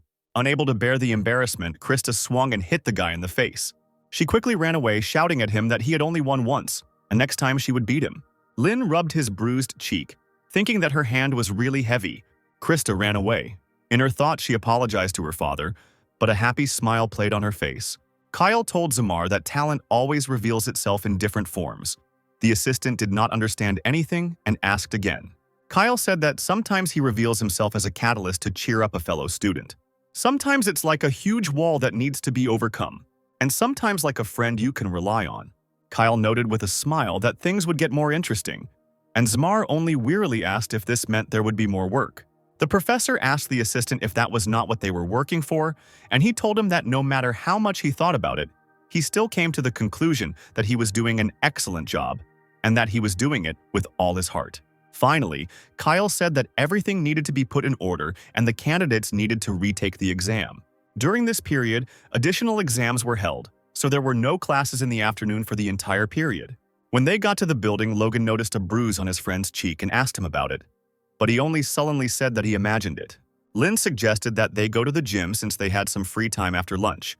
Someone asked them if they weren't tired from the exam that just ended.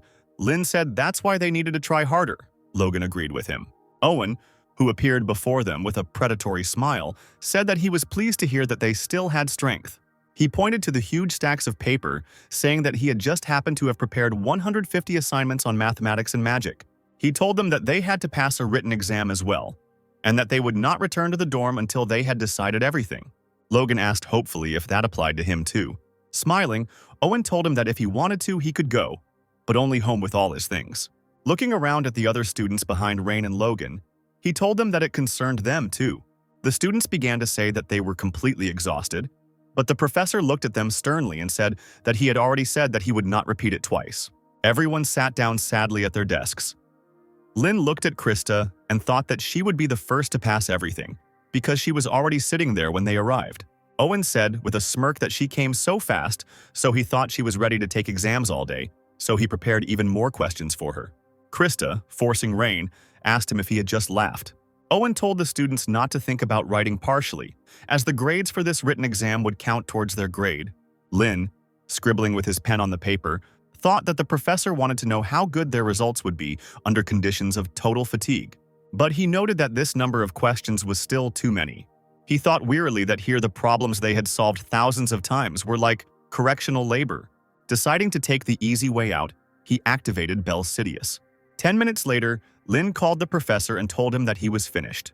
Owen told him that he had finished rather quickly for a man with nothing but sawdust in his head, but that he could pass if he was confident in his answers. A tired voice came from the side, asking him if he was really so confident in himself. Krista tried to smile with a martyred look, and asked the guy if he really thought she would have fewer correct answers. Lynn noticed that she was already a little out of it. Owen screamed at them to shut their mouths, and Krista apologized in a pained voice. Lynn, getting up from his seat, glanced at Logan, who still had a lot to decide. Sighing, he headed to the dorm, intending to take a shower. But suddenly he noticed that a girl with red hair followed him. Looking into her black eyes, he noted that in that gaze, breaking through the fiery mane of hair, darkness was swirling. He immediately recognized this girl as the best student among the 8 great schools, Lillian Karain. He realized that this was the first time they had met face-to-face like this. A little later, in the gym, Lynn asked Logan if he knew Lillian Karain. While lifting the dumbbells, he said he knew and asked why he was asking. While wiping his face with a towel, Lynn said that he ran into her yesterday after the written exam and the atmosphere was quite tense. He asked Logan what she was like. He responded by saying that she was the secret weapon of the Rivendell School. It was said that she had been using the magic of the 2 stars since she was 5, and at 7, she made a contract with one of the 4 mythical creatures. Ever since she was admitted to the school, there have been many rumors about her. Thinking about Rivendell, Lynn remembered that it was a school that specialized in fire magic. Logan said that, as he probably knows, a person receives red hair as a confirmation of passing a baptism of fire, and this means that their sensitivity to the properties of fire is a priori several times higher than that of ordinary people.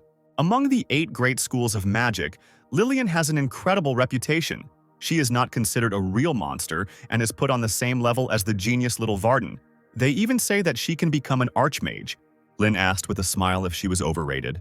Logan just said that he knew it was annoying, but she was really strong. Lynn thanked his friend for the information, and then he asked him how he knew everything about her. If he really had a crush on her, which made Logan choke on the protein he was drinking. He tried to clear his throat and the guy continued, saying that they would make a great couple so he would root for them. Logan asked him if he was joking.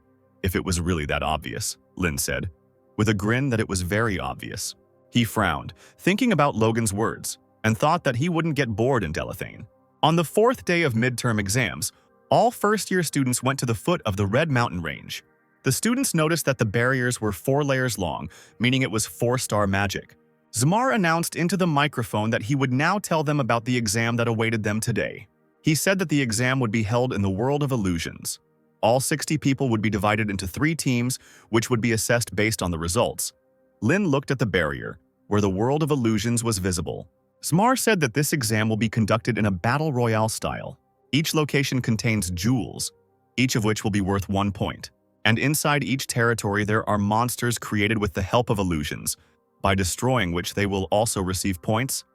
Their number will depend on the complexity of destruction. So first you need to assess your strength, and only then decide whether to attack or not. Noticing the raised hand, Zamar told Krista to ask. The girl asked where the battle royale would be if someone focused on finding treasure and someone on killing monsters. Zamar said wearily that they did not understand this term. Marjana, who came up from behind, said that there was another rule. By fighting, they could also lose their points. She said that even if they steal a treasure found by another student, interfere with the destruction of a monster, or make a counterattack, it's all acceptable. They can do anything, even kill. When the students began to talk anxiously, Marjana struck with her cane and said that this space was not called the world of illusions for nothing. What was happening inside the barrier was not real. Simply put, no matter how serious the attack is, no one will be harmed. However, the pain will be as in reality, regardless of the severity of the wounds or even death inside the world of illusions. When the barrier disappears, they will return to their original state again. The woman told the students that they had nothing to worry about and that the grading process was as simple as possible. The 2 people with the highest scores would receive an S grade, and there were no other criteria. Whispers began to spread through the crowd that murder sounded great. Marjana said that the founder of magic, Imitsa Page, said this. Even in this world, the main duty of a magician is to enable people to dream. She shouted that they must try to fulfill this duty. Someone in the crowd smiled, and the woman continued, shouting that in the magical world strength was and is above all else, so let them show what they are capable of. She announced Team A, which included Hubert, Logan, Krista, and others. The girls said that they were finally given a task for which they would have to sweat, and Lin asked her if everything was the same last time. He noticed that she then lost and started crying. The embarrassed girl screamed, asking who was crying. Gertrude listened with a smile on her face as Rain and Krista began to argue. After calming down, Krista told herself that she needed to pull herself together and get her S-level grade because she was the only one who deserved to get an A. She told herself that she couldn't afford to play, and seeing the smiles on Gertrude and Rain's faces, she shouted at them to stop. Finally, the start of the exam for Team A was announced. Team B consisted of Gertrude, Lillian, and Rain, and the guy asked Gertrude if she was nervous, causing her to flinch. She waved her hands and quickly rattled off that she cared about Krista Varden, so he didn't need to joke. She exclaimed that it was he who needed to worry, and the guy asked her why. Dripping with sweat, Gertrude forced a smile and exclaimed that he had been placed on her team, and if they clashed at the very beginning, he risked being expelled immediately. Lin waved his hand and smirked, saying that it wouldn't happen. Noticing Lillian near him, whom Gertrude had failed to notice, Lin asked her what she wanted. The girl responded by saying that she had something to say. Lin told her with a smile that he would only listen if it was something interesting. Meanwhile, Krista was destroying monsters with her stone golem. By this time, she already had 280 points, which was not enough for her. She kept thinking about how many points Rain would score, and meanwhile, someone was quietly sneaking up on her in the grass. But she immediately grabbed them with her sand. She turned around, looking at them with a murderous gaze, and asked them if they really thought they could attack her together. The guys ran away, and Krista simply let them go, saying that she wouldn't even get any points. The students admired Krista, who could already use the magic of 2 stars, but someone also noticed Hubert. His strategy is his talent for wind magic. With the help of maneuvering and the ability to restrain, he simultaneously obtains treasures and subdues monsters, so he has already gained 253 points. In third place was Logan, who had 249 points and was simply destroying everyone who came near him, which is a bit harsh but admirable. Kyle noted that as they expected, the 3 were acting alone. Zamar said that they were great. Margina exclaimed that they were all shameful losers. Elin silently watched the students' battles. Meanwhile, Lillian told Rain that she had never lost. She said that there was never a time when she was defeated, and losing was equal to death. She asked him about why he did not show himself until now. The guy told her that he wasn't hiding. There was simply no point in revealing himself. Lillian said that all the young gentlemen from influential families think so. Gertrude noticed that the girl was still being sarcastic and continued to call Rain young master, but she herself was also from a high-ranking family. Lillian said she didn't think that title suited her. It would be better to call her an object. Turning around, she said that she was not a child born from the union of love between a father and mother. She was only an instrument that was created for a specific purpose. Her father, Totten Karain, headmaster of Rivendell School, locked her in her room from her childhood and forced her to learn magic. If she didn't get good grades on an exam at school, she would be beaten until she passed out. He would even involve his mother in this, burning her skin to teach her a lesson, and he knew how to hurt without maiming. Lin noticed that it was very different from Osirius, where he studied, and he asked the girl if she would be beaten if she did not graduate with honors. Smiling, Lillian replied that this old man was no longer dangerous to her. She could kill him if she wanted. Gertrude frowned, wondering if she really meant to say that she could defeat a 4-star mage. As she passed, she said that her goal was to graduate from Delaith with stellar grades and be recognized throughout the school so that she could use that to remove her father from Rivendell. Finally, she told him that she was warning him not to disturb her. Gertrude told her with a smile not to forget about Krista Varden, the acknowledged genius of magic. But Lillian replied that some hothouse flower was no match for her. Gertrude's face froze with a forced smile. She came closer to the girl and asked her again. She couldn't believe that someone considered her mistress a hothouse flower. Lillian, looking down at her, asked her if she wanted to argue. Lin walked up to them and extended his hand between them, saying that he generally understood why it had come to this. He told the departing Lillian that he could not give up his place as the best student to her. He said that it was all because his friends were waiting for him. Lillian only said that she had already explained the reason and warned. Looking at him with her dark eyes, she said that if he interfered with her, then she would have no choice but to get rid of him. Meanwhile, the Group A exam ended. Krista and Hubert received 361 and 338 points respectively. Therefore, they received an S. Handing the towel to her mistress, Gertrude told her that she had done a great job, while an exhausted Krista said that it was a piece of cake. The assistants noticed that all of Team A's members had left the barrier. Kyle announced that Team B would now choose where they wanted to start the exam. Lin walked up to the magic table to choose where to start. The entire B team was crowded around the table. Zone A was located at the foot of the mountains, and Zone F is Mejgoria. These are the largest areas in terms of area, and they are also the most popular, as they contain the largest number of treasures and monsters. Zones B and C may have the advantage of visual control since they are mountain peaks, but it is easy to get surrounded by other students. Forest areas D and E are good for cover but difficult to see, which can be distracting. Lin kept wondering which point would suit him best. Kyle announced that they should picture the place in their heads if they were ready to begin. Krista shouted at Gertrude to make sure she showed her class. And then the girl disappeared in a bright flash. The exam started, and Caroline told Elin that it was Rain's turn. Elin thought that everyone knew what Professor Margina expected from students. She expects the ability to maneuver, analyze the situation, and the ability to fight. This is truly a test of a wizard's core talent. Elin mentally told her nephew to show her how to deal with this old woman. The students noticed that Lillian and Krista chose the F zone as their starting point, which shows their confidence because it is dangerous there. But they can get the highest scores. Zone F is the most convenient place to get to other areas. Zmar noted that compared to Lillian, Rain's choice was very simple and clear. He said his strategy was to avoid battles and gradually gain points. Kalu noted that this was unexpected but not bad.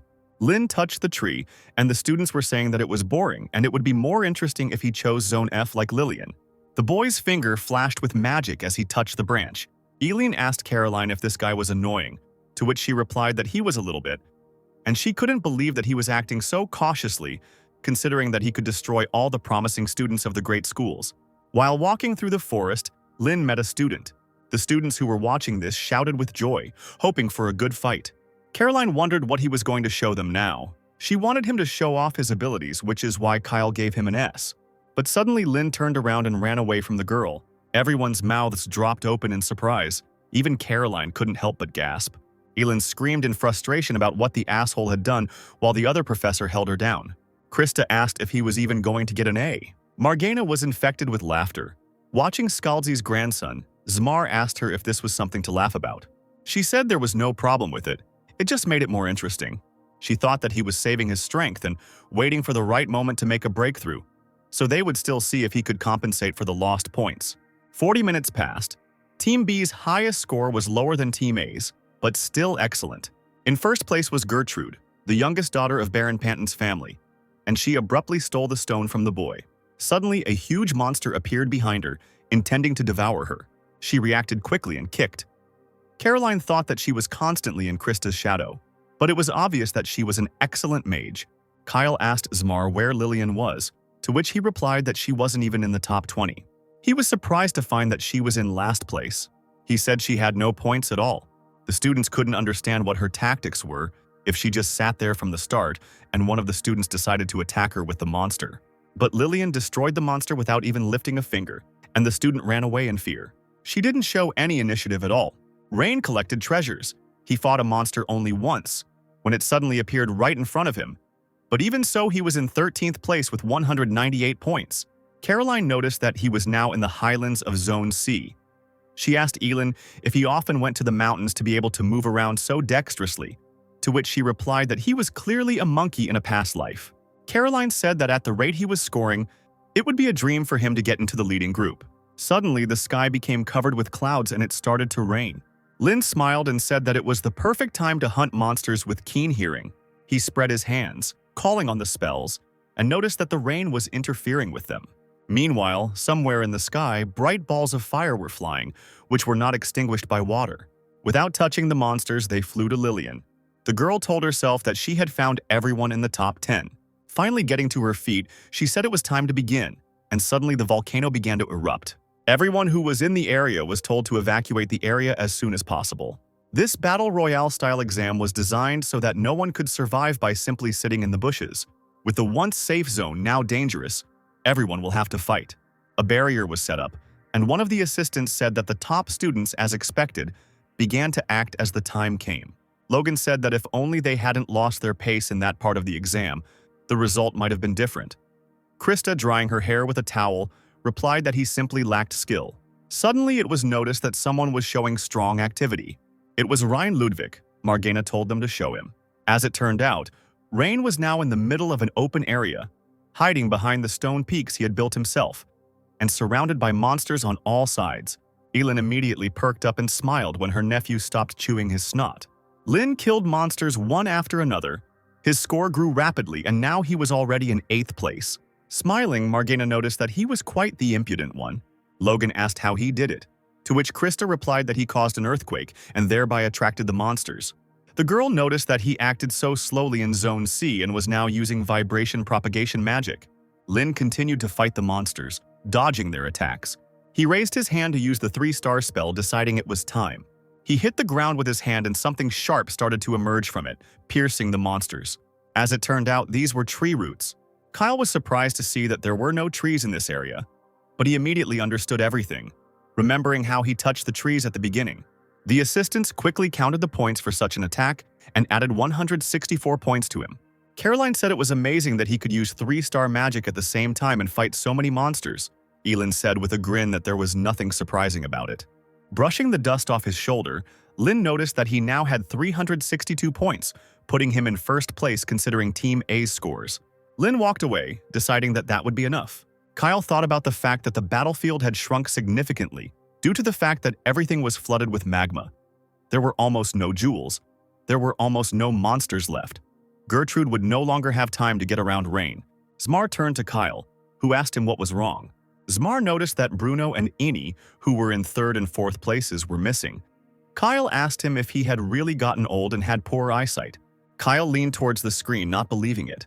Finding that they had indeed disappeared, Kyle thought that there was a big difference in points between them and 5th place, but now they weren't even in the top 20. Turning to the workers, he told them to show what happened to those who were in 3rd and 4th places 3 minutes ago. The screen immediately showed the image of a burning man screaming in pain. Someone was approaching the girl, who seemed to be Eni. Eni put her hands forward, using a spell to defend herself. But before she could cast the spell, a wave of fire washed over her.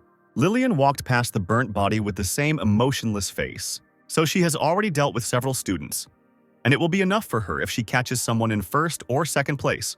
Margena noticed that the girl's character was like her father's. Sitting on the branch, Gertrude noticed that Rain had already passed her. and Lillian had come close in points, but the guys behind her had disappeared somewhere. She couldn't understand what was happening, and meanwhile a fiery bird was flying towards her. Seeing it approaching, Gertrude dodged and began to fall down. And after her, this fiery bird flew again. The bird gained more and more speed, smashing the girl into the ground. Lillian moved closer to the fire to make sure she was rid of the girl, but suddenly she felt a gust of wind behind her and bent down.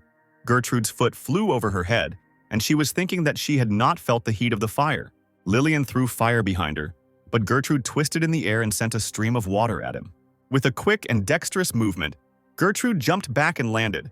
Lillian pulled out a paper talisman, saying that perhaps she should have handled things differently with those she had eliminated earlier. Calling for water, Gertrude answered her with a smile that it was too late to regret. The girl threw the talisman under his head, saying that he would have to act differently.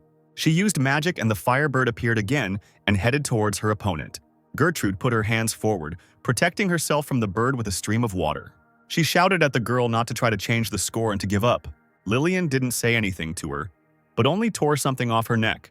The beads of her rosary caught fire. The Rivendell school uses talismans.